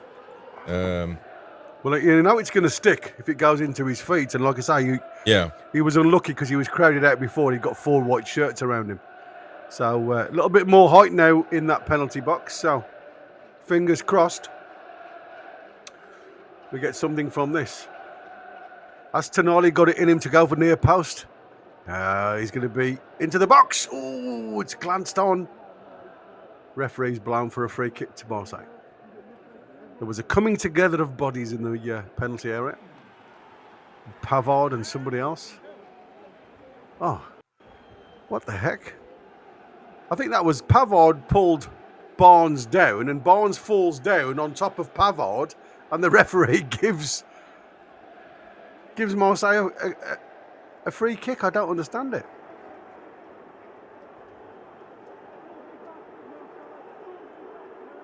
The physios have just run onto the field of play without the referee asking them to, because O'Reilly's took a bit of a wallop. And the referees just tell them to go away, please. And he's ushered them back to the sidelines. Well, as things stands, Ben and Levi again got 5 points at the top of the league, and Jeffo's gone up into second. Oh man, that's a poor touch from Voltemade giving that away. Yeah, Paxao now on that left. Everybody's got the disease. Faced up by Miley, and plays the ball back to Emerson. Plays the ball inside to Uyberg out to Weir, who gets time to pull that down. He's playing really well, actually. Weir. Ball on, takes man. the ball Let's off go. him now. Yeah, go so got- could Barnes inside on the outside now. He's got Hall in front of him. Nice ball to Come on. Voltemada. Oh. Voltemada does a turn. He's got Willock on the outside. Sorry, Elanga. Why not can't Willock. nobody? Elanga! Why can't nobody goalkeeper. shoot, man? The first time around, man. Was that not a corner? No, he just missed it completely, I think. I thought the keeper had got a hand to that. Yeah, he had. Oh, he Turns did. it round the post. Yeah. Oh, there's a goal. Because I thought everybody had turned away and walked back. I was thinking, crikey, you couldn't even hit the target from there. No, he makes the keeper save, which is good. Well done, Elanga. It was sneaking Lewis in the near Hall post. going to the according right that. wing to take the corner. In swinger, near post. Get Dan Burn on the near post, for God's sake. It's a ball. Poor. Couldn't beat the first man. And again, it's just kicked and cleared. Out for a throw-in by Aubameyang. 78 minutes gone. Marseille 2, Newcastle 1. Excuse me. They call me Gaseous Maximus after this.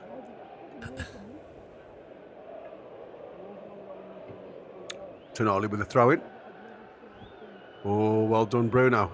Bit of a dropping of the shoulder there. Can he get to the back stick? He can. Ball play back towards. Baltimore couldn't get it out of his feet. Oh, he's No, Dan Burn. Burn. That's why. Big Dan Burns, 6'7", with his 48-inch leg. Couldn't get up I because- thought Chow could have gone to the goal though. Yeah. Chow, unselfish there, trying to play to his teammate. Oh, here we go. The time wasting there, look.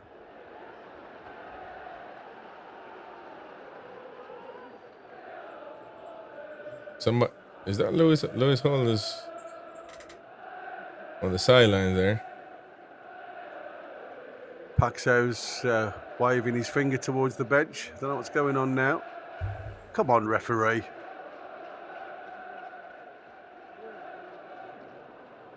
So just time wasting.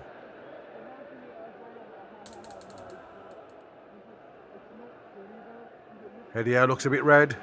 Jason Tyndall looks a bit red. Looks a bit moist. Ball over the top from Rully. Paul heads it up in the air rather than long. Bruno just backs into his player. Makes Ramsey play the ball back to him. Burn. Hall. Into Bruno again. Bruno sees the option of Elanga over the top. There's a great ball there, but it's too close to Rully. There you go. His feet. Tonali now. Have a shot over the top. No. Oh. And he plays a half ball round the corner. Elanga then pulls on the neck of Emerson. Drags him down. And it's a free kick to Marseille. Wow.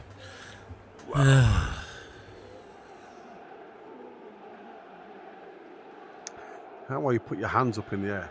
Oh, who's down? Weir's down. He's done a lot of running, to be fair.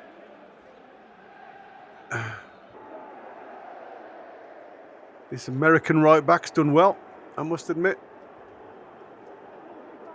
He's certainly one I would look for if I was Newcastle. Been impressed. Oh, he's a good with player, Weir. man. Yeah, I've been impressed with Weir.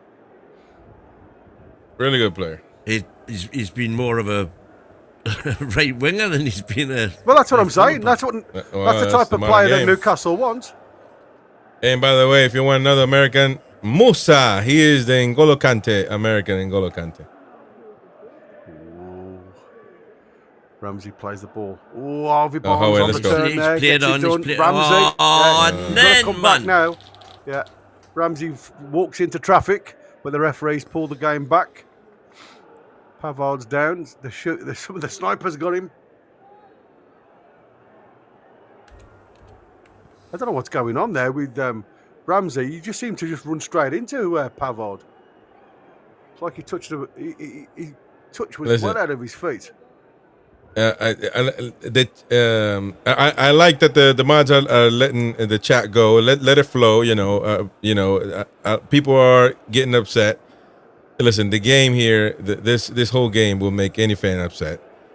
The ones that defend, the ones that go against. So this type of game will infuriate everyone. Just try to maintain your composure. We're going to get into the full-time reaction, and that's already going to be hot enough, in my opinion. So, but I appreciate it. Everybody's got their freedom to speak their mind. Just don't go at each other and don't insult each other. Well said. We're all fans of the same club. May have different opinions. And we may all be frustrated, but there's no need to abuse each other. Tonali, Elanga, back to Tonali. Gives it back to Miley. Bruno. Oh, dear me, man. Bruno's having a bad game. Bruno's so inconsistent, man. He can have one great game, one horrible game. Yeah, shout out to Ramsey. Ramsey's trying Ramsey, to get on blood. He's got to be a free foul. kick. There he gone. On the edge of the box here for Newcastle. On this right-hand side. Come on. There's a yellow card. Yellow. I think that must be before the send. No, I think it was more the challenge, mate. Right? Have a look again. He was taking everybody on. He beaten O'Reilly. O'Reilly was frightened, and then Vermeeren comes in from the side look and just taps his ankles, and he goes down. But he's pleading his ignorance there. Just give it to Tonali. Just let Tonali have a go. Don't nobody else take this off Tonali, please. Tonali, there's no other options apart from a shot at goal, sir. Oh, we've got one new set piece coach, Yeah, right. He's still in 11. I'm going to say. He's got to get paid, probably over 100K a year. The set piece coach. And that is most that people ever get paid to do now. Oh. Why didn't you cross it, Tonali?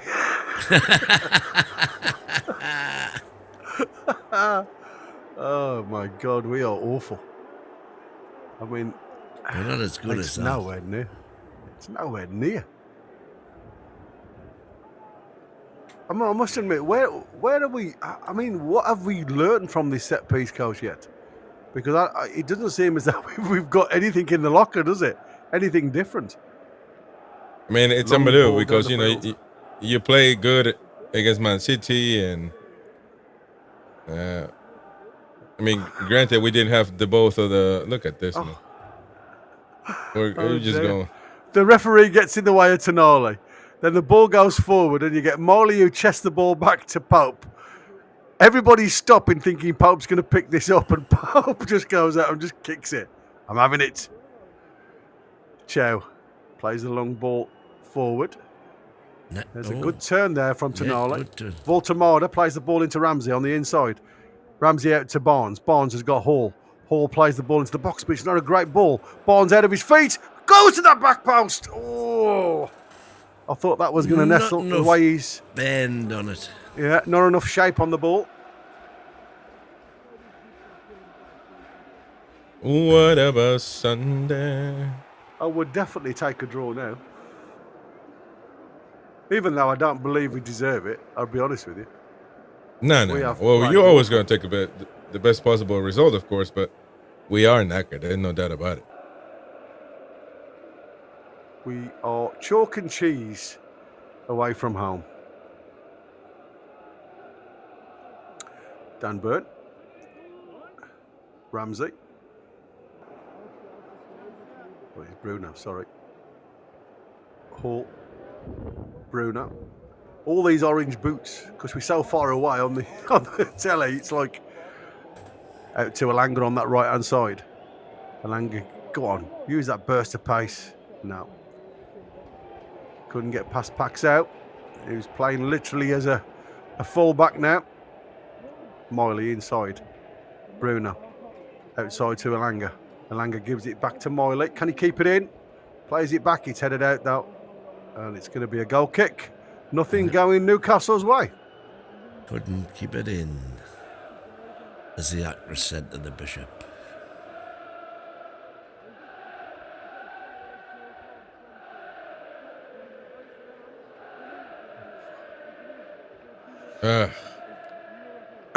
Goal goal kick.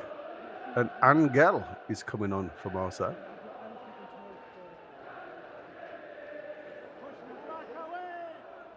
Who is Angel? Greenwood coming out.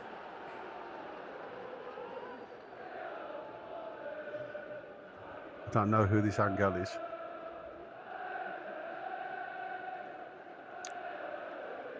I haven't got him on my team. La la la. Greenwood coming out. Being quiet. Caused us some trouble.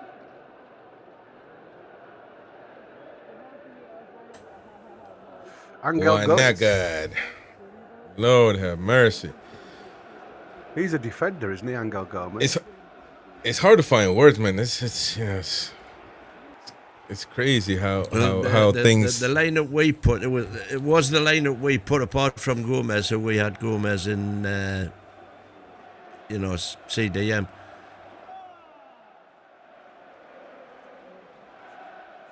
I'm sure Angel Gomez is. I think he's gone into midfield, but anyway, back with Rowley. Takes a touch and he falls, but luckily he's passed away. Gets there. Dan Burn all over O'Reilly there, and it's out for a Newcastle throw-in.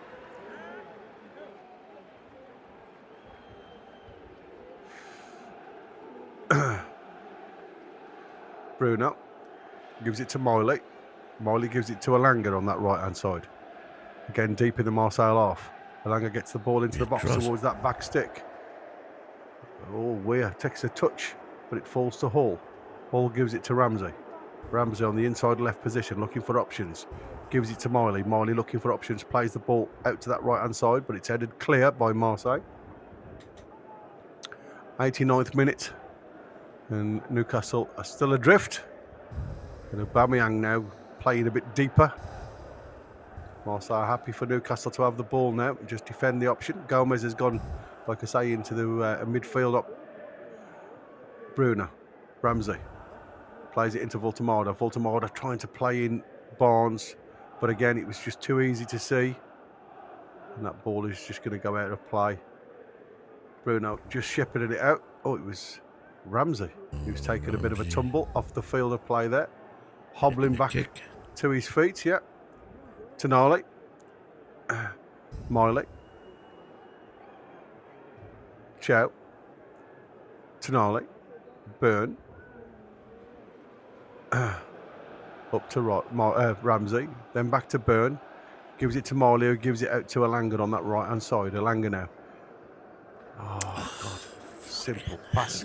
Can't do it. 5 Ball yard gets pass. cleared by Marseille, and Chow now plays it square to Burn. Burn has given it to Hall. Hall down the line to Barnes, who again gets challenged straight away by Weir. De Zerbi's out, screaming at the official there that it's their ball. But it's given to Newcastle. And now he's... oh, no. The referee has changed the linesman's mind and he's given it to Marseille. And now Marseille are going to waste a couple of more minutes because there's going to be another change. By the way, you'll be able to call in and have your say via the phone number. All you got to do is call free of charge and have your opinion out there. All fans welcome to have their say in the instant match reaction coming up right after this. So tune in after full time. I'm afraid it has the condiments to be an explosive match reaction. Oh, yes. Hell yeah. Look at that, man. Look at him hobbling out. 70-year-old Aubameyang. He knackered in less than a minute, probably, or 2 minutes. Who's coming on, do you think?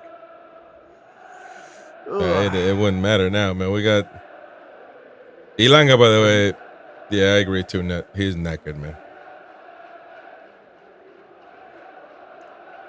He's certainly not doing anything, is he? That's what I said. You feel you've actually played with an extra player. You think, come on, where are these new players that we've got? It's like we're playing with 10.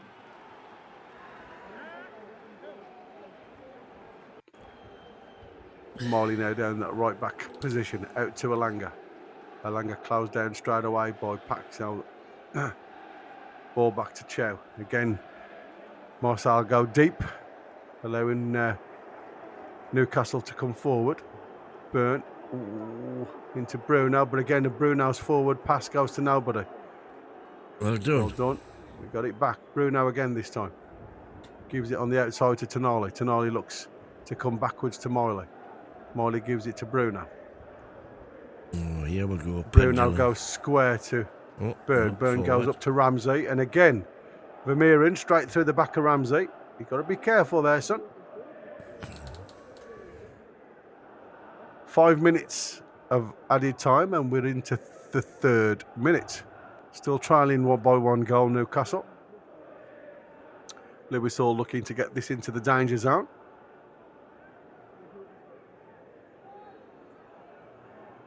Ball into the box. Headed by Chow. Oh, just over the top of Voltemada's head.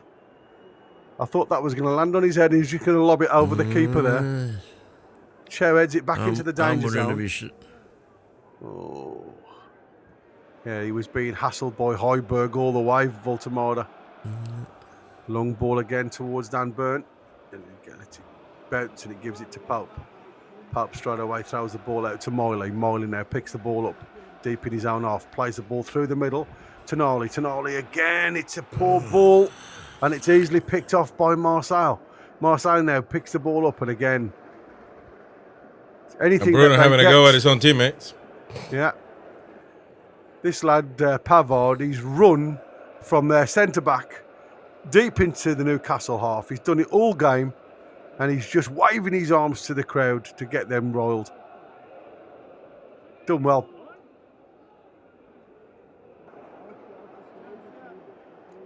Gomez now down the line.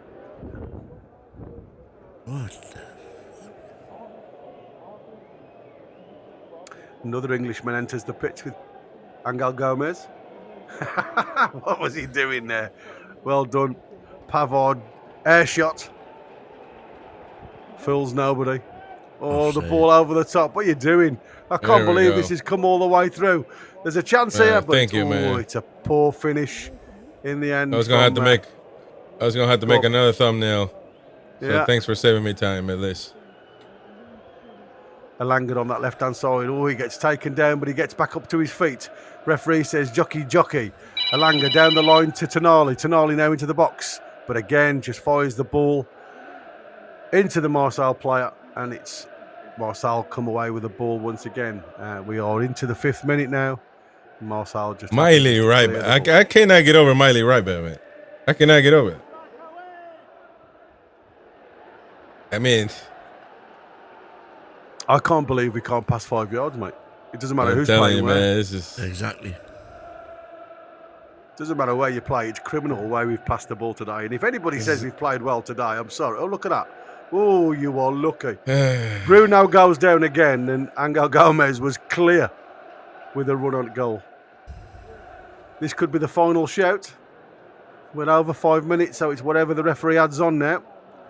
Popey with the free kick on the halfway line, looking to get the ball into the box. God, doesn't he? Honest to God, what is that for a...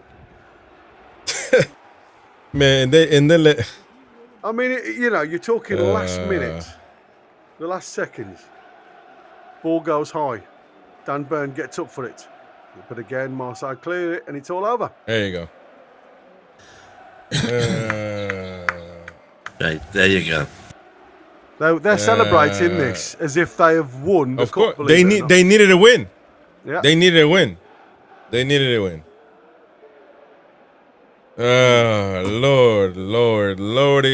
Lordy. Wow. I tell you, I cannot believe what I've just watched. I seriously can't. Absolutely die. I don't mind losing.